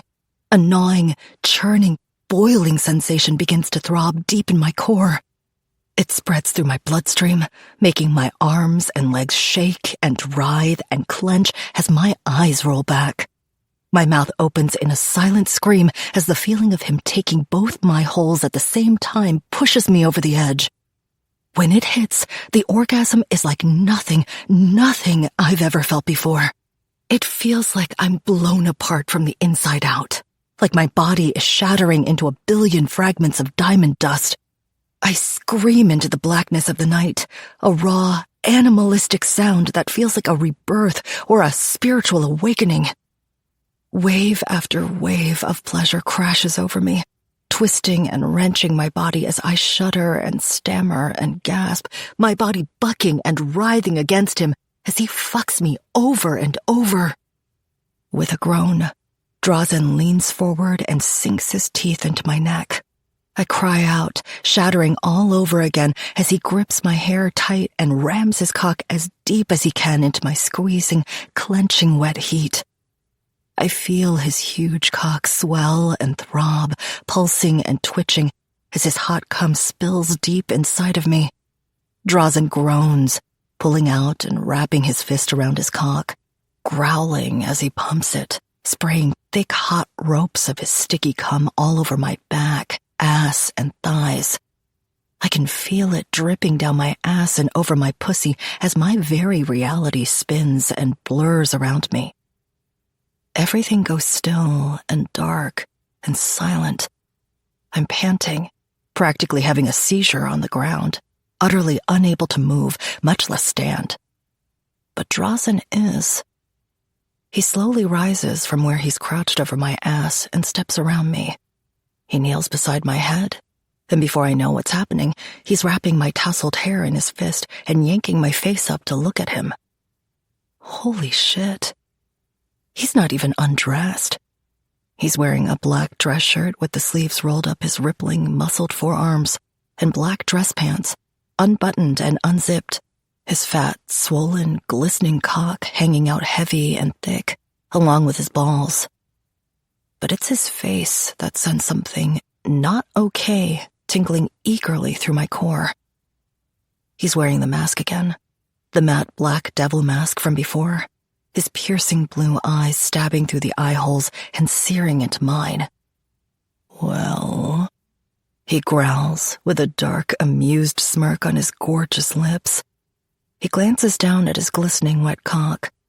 A thick white bead of cum is dripping from the slit at the head of his crown and slowly trickling down his fat, veined shaft.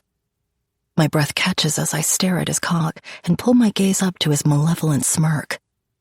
"Good little sluts clean up the messes they make." Holy shit. My bottom lip retreats between my teeth. Heat explodes across my face. But there's no ignoring the raw hunger churning deep inside of me. My eyes lift to his, holding his fierce gaze through the mask as I lean forward. My tongue slips out, and slowly, I lick the head of his cock. Drazen's jaw clenches, and a low, satisfied grunt rumbles in his chest. His cock swells and throbs as I lick it again and again, tracing my tongue up and down his thick shaft and his swollen head, licking and sucking until I've cleaned every trace of him and me off it. For a second, I think there's going to be more. I even think I want more, even if my body is utterly abused and worn out. I can barely move as he rubs the head of his dick over my lips and groans to himself. "Good girl." Drazen stands. Without any fanfare, he tucks his cock back into his pants and zips them back up. Then, without a word, he turns and walks off into the night. "The robot is chained and locked, for what it's worth." He tosses over his shoulder. "But nice try." Then he's gone, leaving me panting and squirming on the ground, my dress half ripped off, my panties around my knees, and his cum dripping over my skin. Chapter 16. Drazen. It's not her. For some reason, I can't escape the doubt and the hesitation creeping into my head. Beyond the logic that screams that the woman I've brought here can't be Annika, because I fucking saw Annika's body, there's another voice adding its opinion to the mix. It's not like I ever touched Annika before. We never even kissed at the wedding. It was abundantly clear that neither of us was remotely interested. But now that I have touched her, in almost every way I possibly could, it's like I'm pulling back the hazy curtain of rage and revenge that's been clouding my ability in truly seeing her. And I have questions.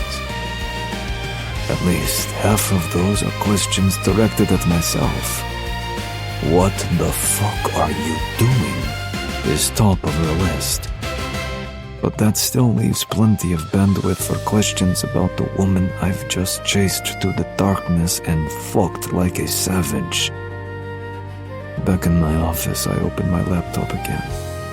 I can still taste her on my tongue and smell her on my fingers. Still feel her wet, greedy pussy clenched so fucking snug and tight around my cock.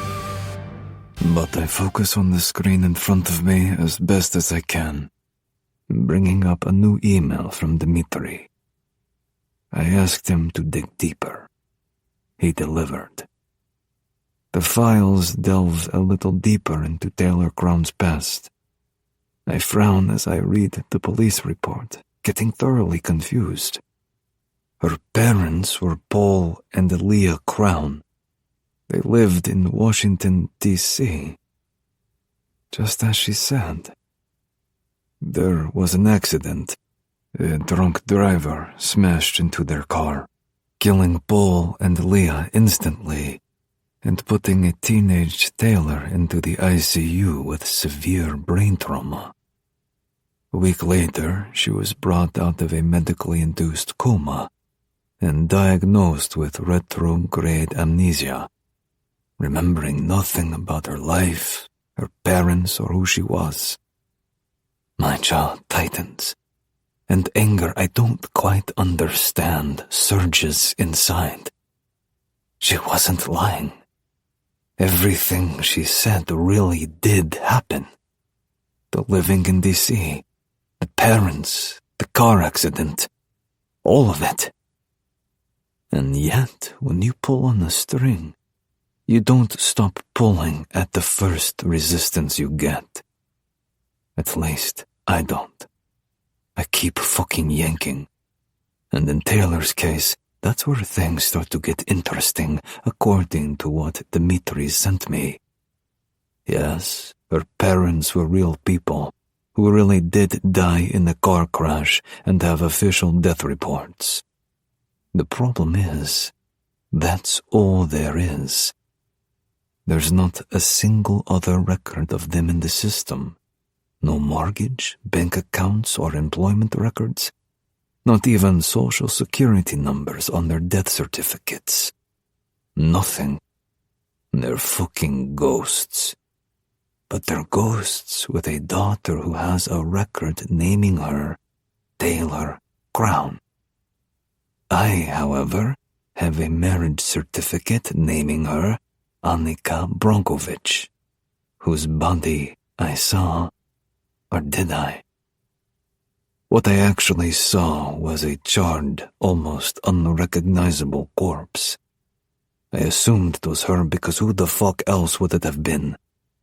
Clearly I was wrong. I frown, drumming my fingers on the edge of the desk before I pull up the cameras to her room. She's not in the bedroom. She's in the bathroom, sitting in the tub with her arms wrapped around her knees and her cheek lying on them, staring at the wall. She has to be Annika. She is Annika. If not, who the fuck is she? Chapter 17. Taylor. My second day as Drazen's prisoner, I wake up starving. And naked. The hunger is because I haven't eaten anything since the tray of food Yael and Milos brought me yesterday morning, before I tried to plot my escape. An escape I now know won't happen. The nakedness, though. My face burns as I feel my own nudity under the sheets of the sumptuous bed. That's because of what happened last night. When he chased me, caught me, threw me to the ground, and buried me in the most hardcore exploration of my darkest fantasy I could have ever imagined. Harder than anything I have imagined, actually. The roughness, the viciousness of it, the raw lust and violence. Say your fucking safe word. Scream it for me. I'm still going to ruin this slutty little fuckhole no matter how loud you do. A jolt of something fucked up and needy spikes through my core. I've never actually explored that dark side of me. I've never even admitted to it or come close to broaching the subject with any ex. But last night, with everything dialed up to 11, I dove headfirst into my first true experience of it. Primal, consensual non-consent, rape kink. My lip twists as it slips between my teeth. I bite down on it, feeling a weird mix of achy desire and poisonous shame flood my system. I'm not supposed to enjoy that shit. No one is. But me, of all people? No. I'm Taylor, the good girl, the overachiever, the top of her class, literally always. I do soft candles and missionary position. I do dates where the door is held open for me. I don't do crazed, hyper-masculine psycho catching me in the woods, throwing me down, ripping my panties half off, and just fucking me, heedless of permission or consent. Though, obviously, he had it. In fucking spades. My thighs clench as I replay every filthy, gasped, whimpered moment, every vicious, primal thrust, every way his fucking huge cock rammed into me, stretching me to my limit in the most gloriously fucked up, deliriously hot ways. I'm sore. I'm fucking sore. My pussy feels like I just rode a horse across the entire American Southwest, sans saddle. Or maybe like I got ridden by the horse. That's the reason for the lack of clothes. I mean, all I had anyway was the dress and underwear I was taken in. The dress is basically ruined, and the panties definitely are. At the same time, it's a delicious ache. An ache that makes me want more? I shake my head, hugging my knees to my chest under the sheets like I did in the bath last night. The bath helped with the sore muscles and aching bruises on my thighs, neck, and breasts. So did the little bottle of Epsom salts I found sitting on the edge of the tub that I'm not sure was there before. After that, I crawled into bed, nude, to collapse into sleep. The psycho probably has cameras in here, but who cares? Nothing he hasn't seen already. I rub my eyes, pushing my uncombed hair back from my face and trying to figure out how to solve the immediate problems of lack of food and lack of clothes. When I glance around the bedroom, though, my brow arches. Across the room, sitting on the credenza by the door, is a tray of food with a steaming pot of coffee. My gaze shifts, my brow furrowing as I glance through the arched doorway into the massive changing room, which is now filled with clothes. Wait, what?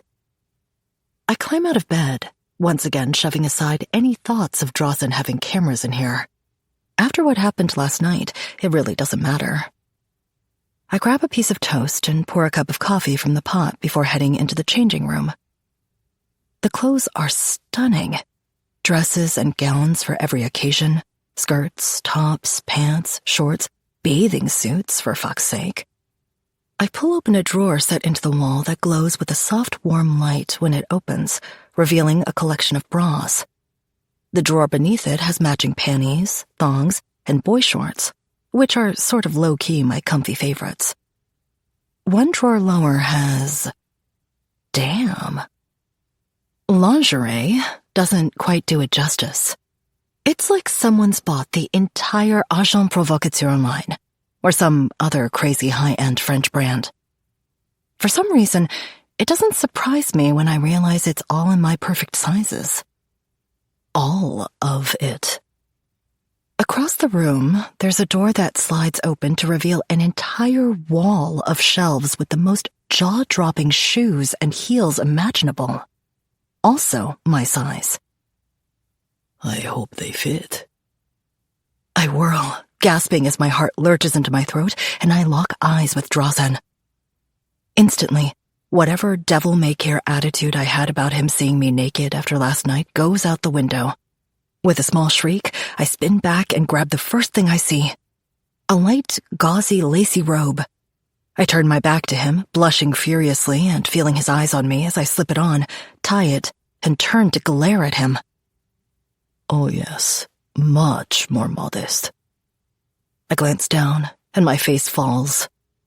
God damn it. The fucking thing is completely see-through, giving him an eyeful of, well, everything. Scowling, I grab the next thing I see, a random sundress, and wrap it around myself like a makeshift sarong. When I turn back to him, Drawson has a smug look on his face. Do you need a minute? A few hundred of them would be peachy, thanks.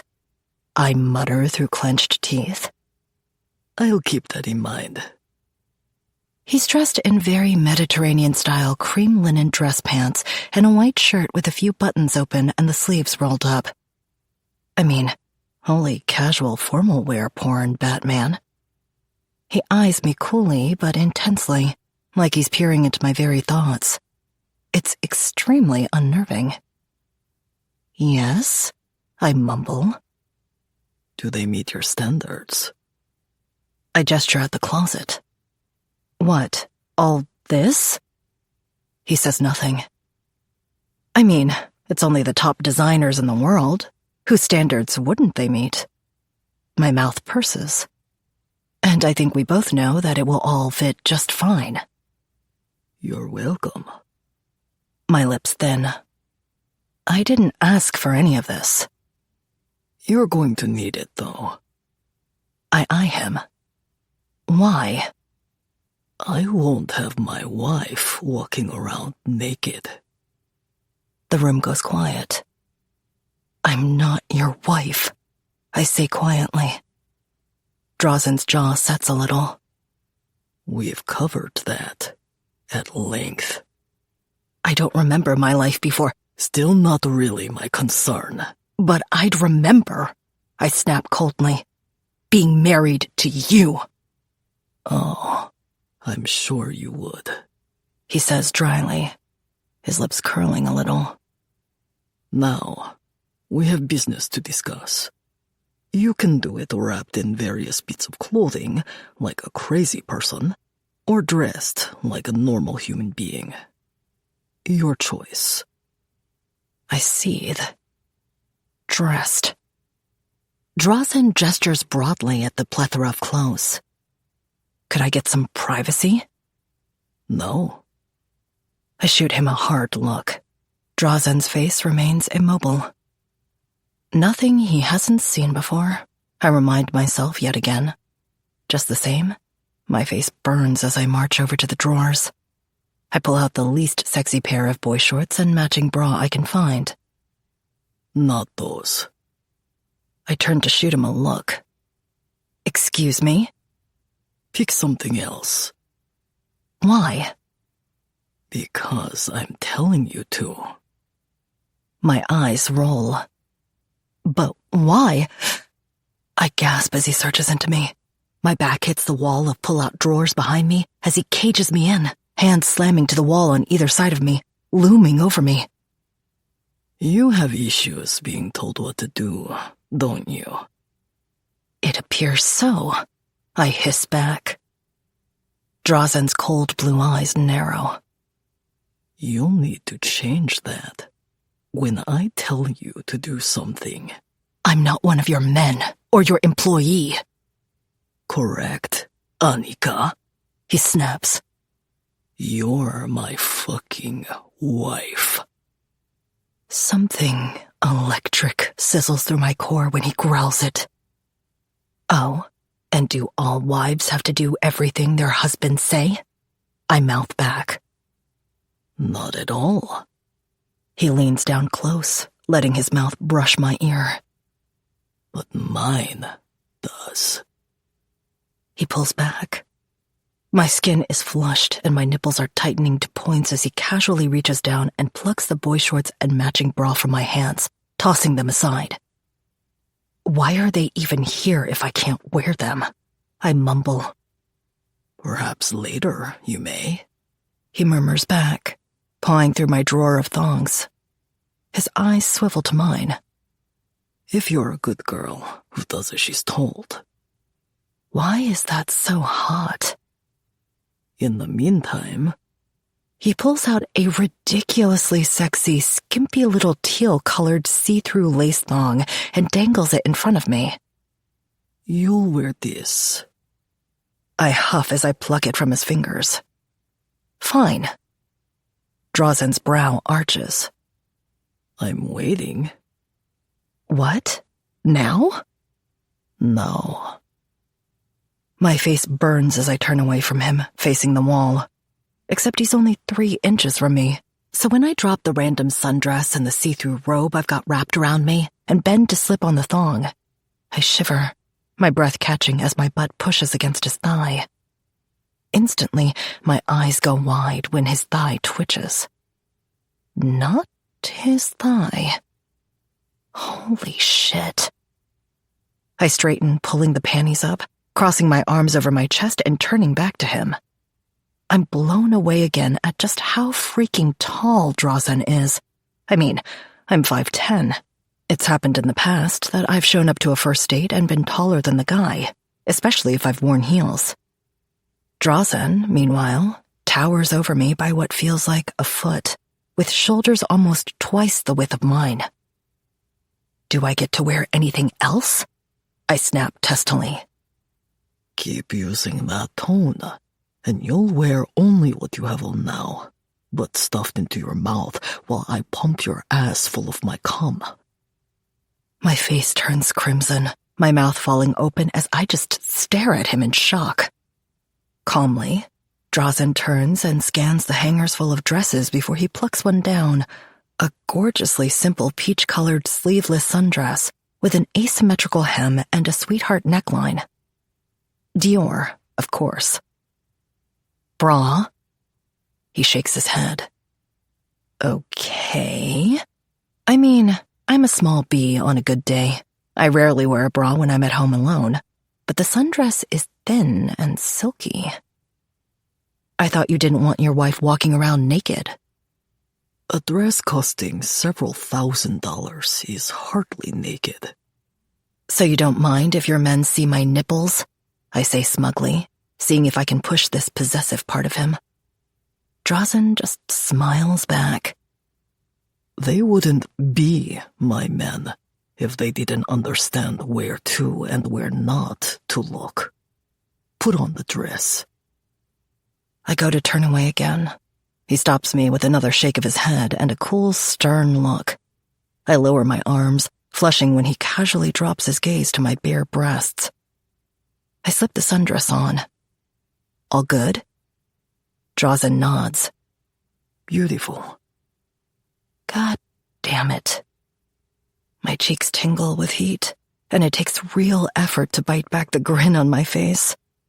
The compliment is in such stark contrast to the filthy things he said last night and the raw, brutal things he did to me.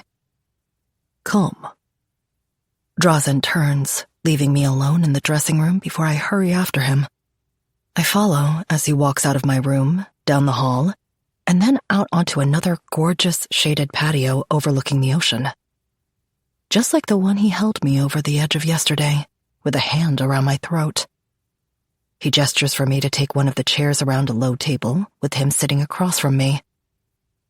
Where are we? I ask. My home. I roll my eyes. Yes, but where is that? Drazen smirks and points to the side, toward the mainland. That's the island of Elba. Yeah, there go my escape plans entirely, if there was even a sliver left. The mainland is itself an island.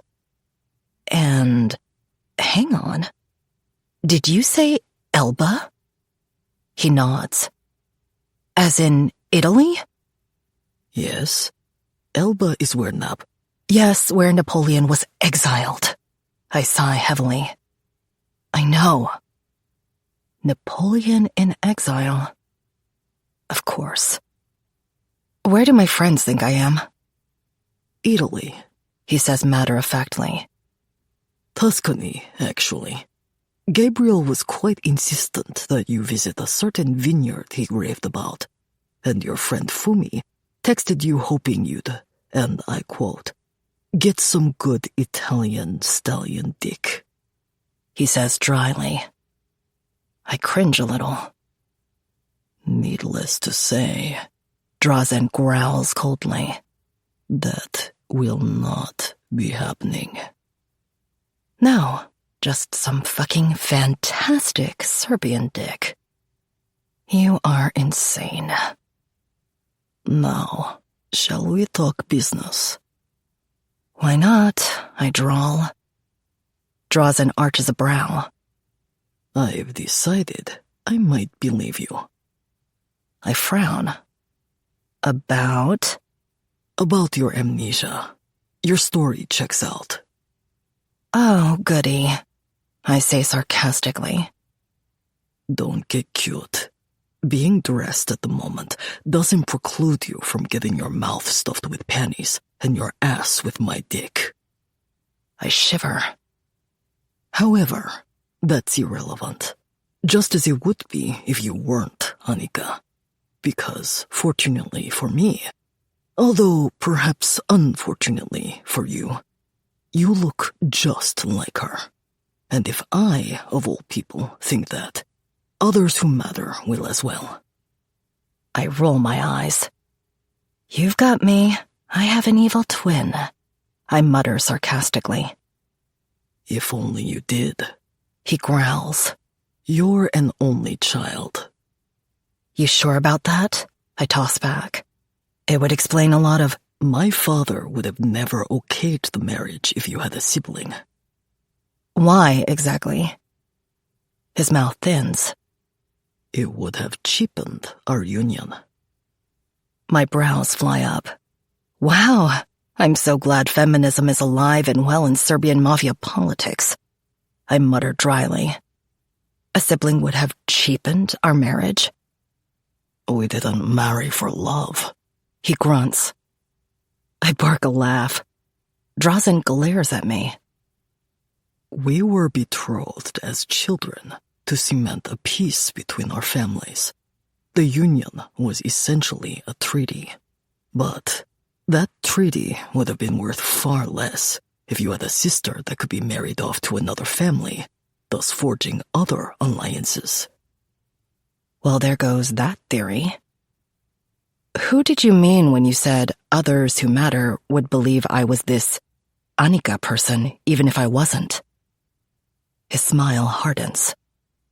The iron table. My brow furrows. The what? Iron table. He mutters again. A governing leadership council in the Bratva world, based out of Russia. There are... He clears his throat. I have business with them. Business that will go much more smoothly with you at my side. Motherfucker. He's trying to play coy. But I've seen and outmaneuvered every trick in the book in court. You need me, is what you're saying. Drazen eyes me. Perhaps. The wheels in my head quickly whirl to life, and the pieces fall into place. Ah, I murmur. I see. I smile broadly. They think this Annika girl has been missing for 15 years, or that she's dead, and whatever business you have with them can't happen unless she's not. Drazen raises an eyebrow, his tattooed fingers drumming on the armrest of his chair. Yeah, maybe next time you kidnap someone and want to keep them in the dark, don't pick the woman that the legal journal just slapped on their cover and called the brightest young new mind in law. I'll try and remember that, he says dryly. But to summarize, essentially, yes, I need you to play the role of my wife, which you are. Highly debatable. He shoots me a look. I sigh heavily. Do I have a choice in this? Of course, he says, far too easily. What's the catch? Drazen's mouth pulls into a lethal smile. I've heard Crown and Black have recently purchased Poulter and Lance. Congratulations. The back of my neck tingles. Thank you. We're all very excited. He smiles predatorily. Are you now? Shit. He's not even trying to hide the fact that he knows what's going on. It's written all over his face. That's confidential, I say primly. Nothing is beyond my reach. Drazen growls back. The sooner you realize that, the easier this will be. He sighs. Which is how I know that Roger Fairchild has your balls, figuratively speaking, of course. He fixes me with a hungry, dark look. In a vice. I lick my lips nervously. And? And it would seem that Crown and Black is thus in dire straits. Sure, you might put up a good fight for the next year or so, but in the end, surely you know there's no scenario that doesn't result in Roger Fairchild acquiring the firm you and your little friends built from the ground up.